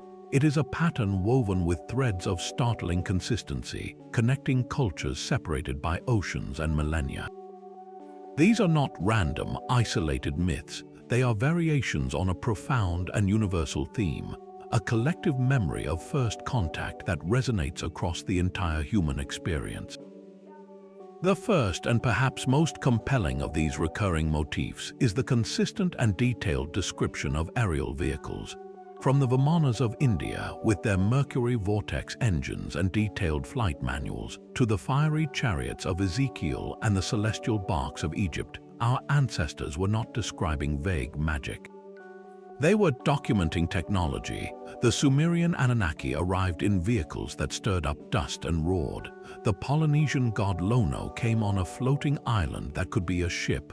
The Celtic Tuatha De Danann descended in a great mist.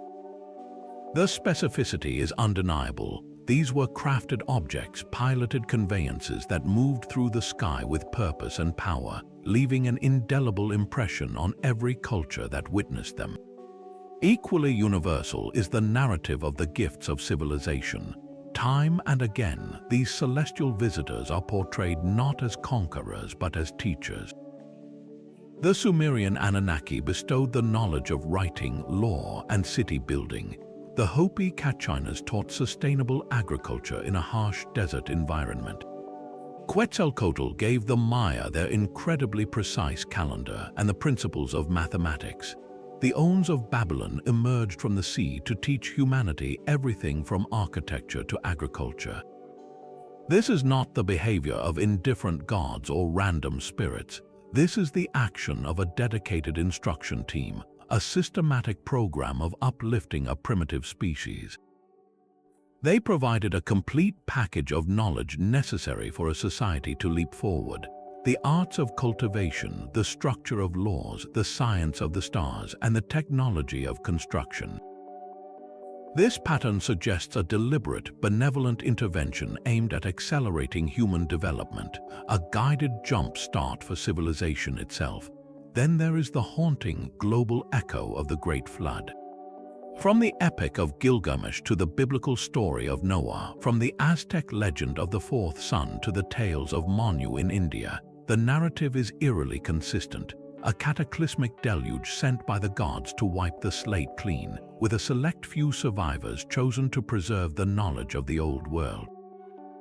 When viewed alongside the other patterns, this flood takes on a new, more chilling character. Could it be that this was not a random act of divine punishment, but a controlled planetary event? If these star beings were indeed overseeing human development, a global reset would be the ultimate form of quality control, a way to purge a flawed experiment and begin anew with a purified genetic stock. The careful preservation of seeds, animals, and knowledge aboard arks points to a strategic preservation of biological and cultural data, more akin to a scientific conservation effort than a simple miracle. This leads us to the nature of the beings themselves. They are consistently described as possessing superhuman knowledge and abilities, yet they remain tangible, fallible, and biologically compatible with humans. They are not omniscient, abstract forces. They are instructors, engineers, and leaders who feel emotions, engage in politics, and even make mistakes. The most telling detail is the recurring theme of interbreeding. The Anunnaki mixed their essence with primitive hominids to create Homo sapiens. The Greek gods frequently had children with mortal women and men, producing heroes of immense power. The Norse gods were themselves partly descended from the giants. This biological compatibility is perhaps the most profound clue of all, suggesting a shared genetic heritage, a common point of origin that makes such hybridization possible. These were not aliens in the sense of being utterly alien. They were closer to us than we might think, perhaps a related species from a common ancestor who achieved space travel long before we did. And finally, woven through so many of these legends is the poignant promise of return. The Hopi await the blue star Kachina.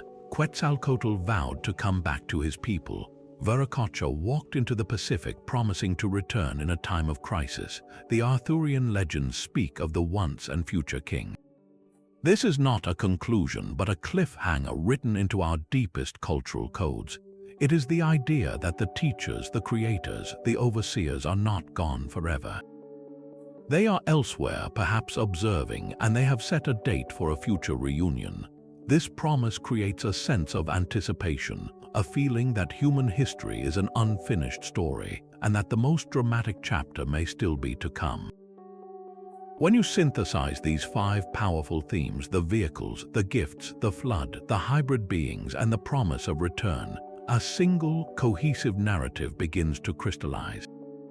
It is a narrative that challenges the conventional view of our past and suggests that the history of humanity is inextricably linked with the history of those who came from the stars, leaving behind a legacy of knowledge, a warning of cataclysm, and a hope for a future reunion. And so, after this incredible journey across continents and through millennia, we find ourselves standing at the edge of a profound mystery. We have walked with the Anunnaki in the dust of Sumer, soared in the Vimanas over ancient India, and learned from the Kachinas in the high deserts of the Hopi. We have witnessed the cosmic knowledge of the Dogon, the celestial chariots of Huangdi, and the silent, powerful gaze of the Wandjina.